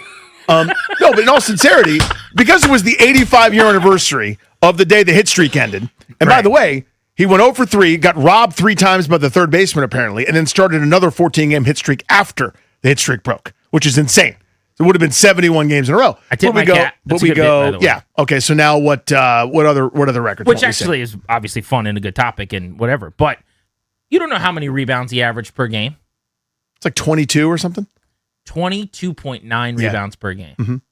Darius doesn't respect him enough, and you especially Again, don't respect him enough. I wish people could understand that you're making jokes, and it's fun. We're having a good time, but it's disrespectful for you to say that I'm disrespectful. Did you ever see the video of the 65-year-old dude and his grandkid who were at Yellowstone National Park by a tree? This was like 2 weeks ago. And a bison attacked Oh, yeah, I the saw guy. that, yeah, for sure. So this bison is like laying there. Yeah. This dude is chilling, and he's like, look over there. There's a bison. Let me get close enough to take a picture. Right? Wrong. The bison like sees him's like, this guy's got a terrible beard. Let me go flip this guy 15 feet in the air. The bison just hauls ass over there and throws this dude like it's my daughter's stuffy. Just end over end like a football, 26 feet in the air. So the guy did a good job initially of kind of using the trees as cover and trying to do a serpentine. But then he made a big bad bag batter. decision. Yeah, I mean, this Howard University bison tossed his ass in the air. Our 65-year-old guy, thank God, is still alive and talking about what happened at Yellowstone National Park. Even though I was on the ground, he could have stomped me, he could have gored me, could have done anything. We saw the bison, and he was down. He wasn't showing aggression or anything like that until it picked a target. That target happened to be me. At the time, I had my grandson with me. It was like, you need to get up to the amphitheater. I will deal with this down here. They move faster than you could ever imagine. He just kept coming, and he was more aggressive. And as soon as he got off that tree, he launched me in the air. Yes, he did. Yes, he did. Again, it comes up every once in a while. If so many things in nature decide it's your time, it's your time. In other words, don't poke. We don't talk enough about how high in the air that guy got, by the way. You ever heard of, like, birds hitting planes as they take off? Yeah. Like, thank God that guy wasn't near an airport. Like the old crash test dummy videos from back in the day. Ragdoll. Poor dude. He's a hero, it sounds like, though, because I didn't realize this. I kind of thought, luckily, that the bison didn't pick the kid. He told the kid to book it, and he basically, like out of a movie, was a distraction. And he's just over there, like, waving his arms, trying to get hit with a bison. So he just was like, I'll die, I I'll guess. wear it, yeah. It'll be my day to die. He survived, so good for him. Will the Nationals survive as contenders past the deadline on August 3rd? Let's get into that next. Paul Taboni was on with the Junkies. He talked about the fact that they've already been trying to trade for relievers. I found that interesting. You'll hear that answer next.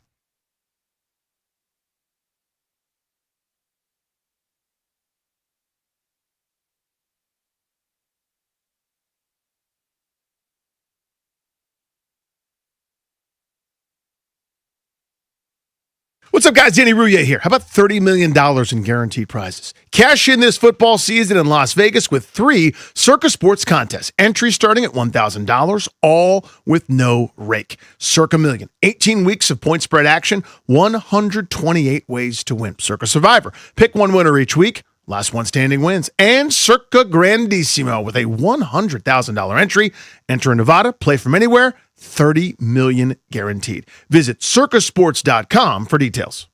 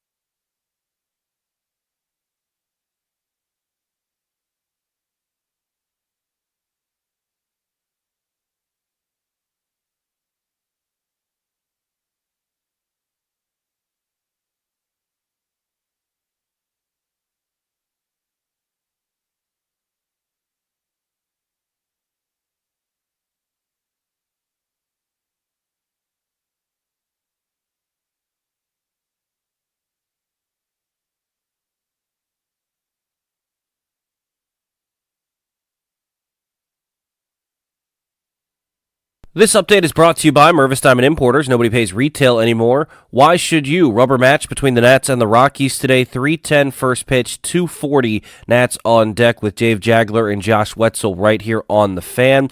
Big one for the Nationals. Need to win the series. Every game matters a little bit more ahead of that August 3rd trade deadline, as Paul Taboni still had to make up his mind if they're going to buy or sell. Cade Cavalli gets the ball for the Nationals. He is 6-4 on the season with a 3.78 ERA. He'll take on Gabriel Hughes, who is 0-1 with a 3.14 ERA. Nats and Rockies, 3:10 first pitch right here on the Fan. In the NFL for the Commanders, rookies reporting for training camp coming up on Friday. Veterans reporting next Tuesday, and then the first practice will be a week from today. When you're ready to pop the question, think Mervis Diamond Importers and Tacori. Mervis offers unbeatable value, while Tacori brings handcrafted detail and signature design to every engagement ring from the very first sparkle. For the largest selection in D.C., visit Mervis. Go to MervisDiamond.com. From the Crop Metcalf Sports Desk, I'm Toby Altizer on the Fan.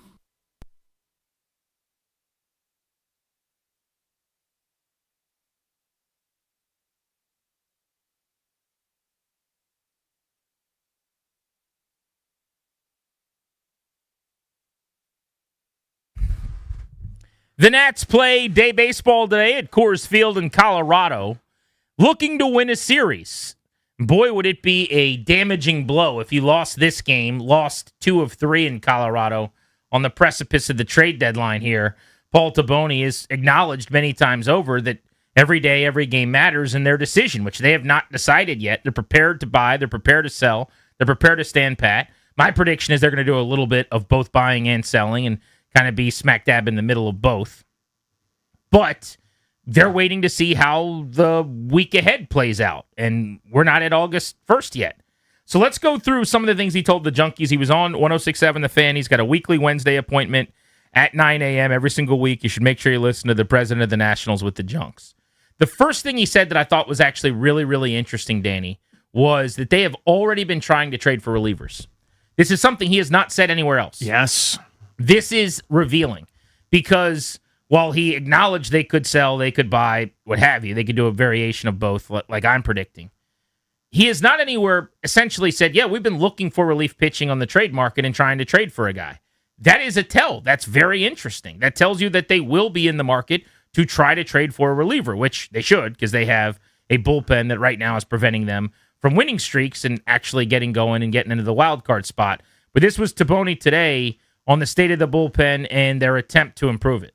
Yeah, I mean, I think you guys have probably seen it, right? Our bullpen looks completely different than it did just 2 weeks ago. You know what I mean? So we're turning it over and trying to figure out how to get the best of these guys.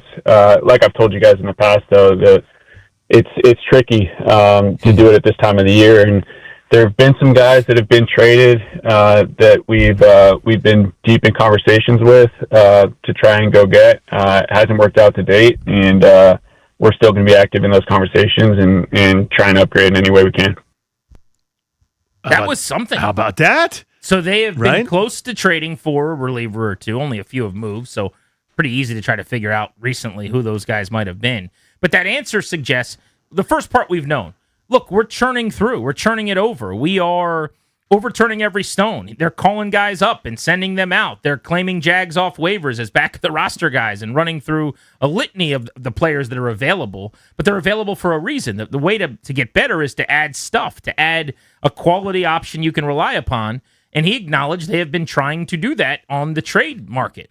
That's something. That is absolutely something. So I thought that gave a kind of a pretty good clue to not necessarily their plan overall, but these are the lower cost, lower impact type moves. Like if you want to trade for a starting pitcher, be prepared for sort of a more major transaction one way or the other. This is that, yeah, we're going to try to find what somebody's 6th inning guy. It'll probably be our 8th inning guy because it's a downward scale, but it's still the around the margins kind of stuff. It doesn't preclude them from selling something, buying something bigger, etc. But this is just we got to get through next week. We got to get through this series kind of a trade, you know? And I think that's, again, instructive as to maybe it kind of gives a tell as to what's in their hand. When I say they're going to do a little bit of both, I think it's possible they trade Foster Griffin or Luis Garcia or make some trade where they subtract from the big league team. But I will be shocked if they don't add a major league reliever or two.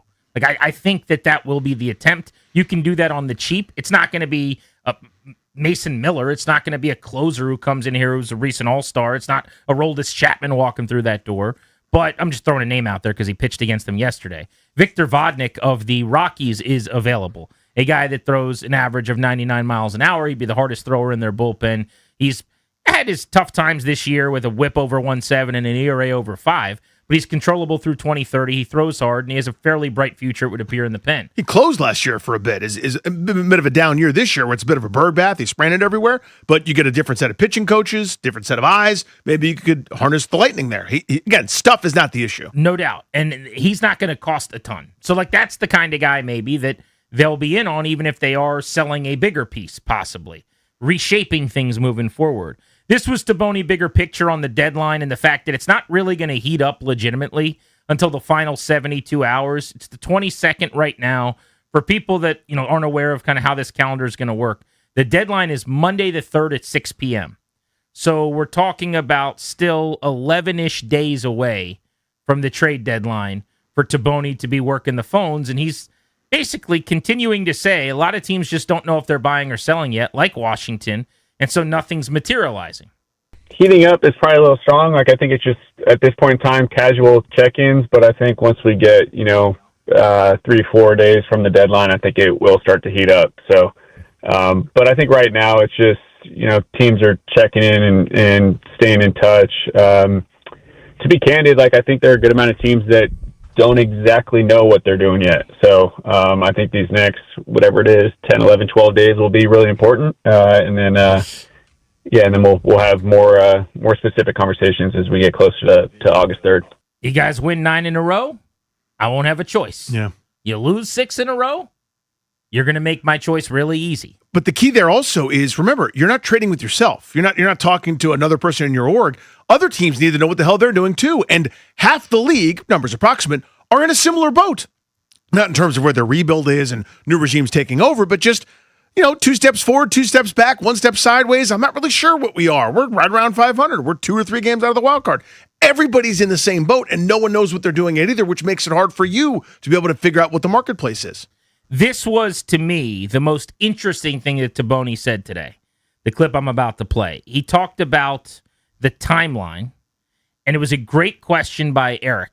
EB asked this about, hey, you guys are clearly ahead of where you might have thought you were going to be. Does that change your plan and how you feel?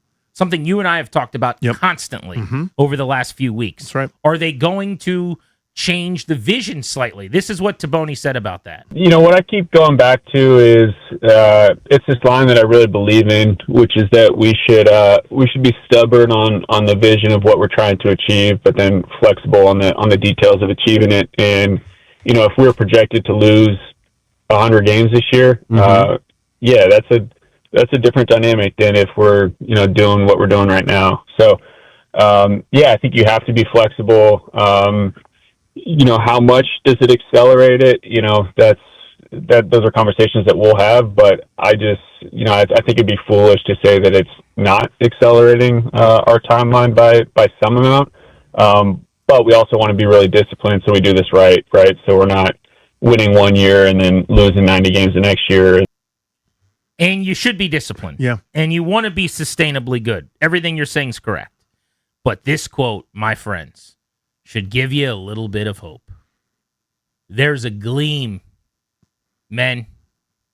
There's a gleam. He says, and I quote, "It'd be foolish to say that it, by the way, is this season and being over 500. Now 500. That this season is not accelerating our timeline by some amount. But we also want to be really disciplined so that we do this right." There's a gleam, man. There's a gleam. We're not winning one year and then losing 90 games the next year. But he said, I think it'd be foolish to say that this season is not accelerating our timeline by some amount. There's a gleam, man. There's a gleam. I agree with everything he said, by the way, big picture, where it's like, it doesn't mean you do feeding frenzy. We've landed on the moon. You kind of go nuts. It also doesn't mean that you're silly, right? It also doesn't mean that you kind of throw caution to the wind. It also doesn't mean that you do nothing because, the timeline's the timeline. Things have changed. It's worked out better than you thought. When you say silly, do you mean like sell? Sell. Or do you mean Silly like a goose. Okay. Silly like a goose. So what's so? So it would just be like they go on a little win streak and like somehow a starting pitcher emerges and they've got a good bullpen. It has happened before. By the way, Boston's up 5-2 on Baltimore, trying to win their 15th straight. 15 straight? That is such a show. Are the 0-2 A's in jeopardy? So hard to do that, especially when you were so bad before the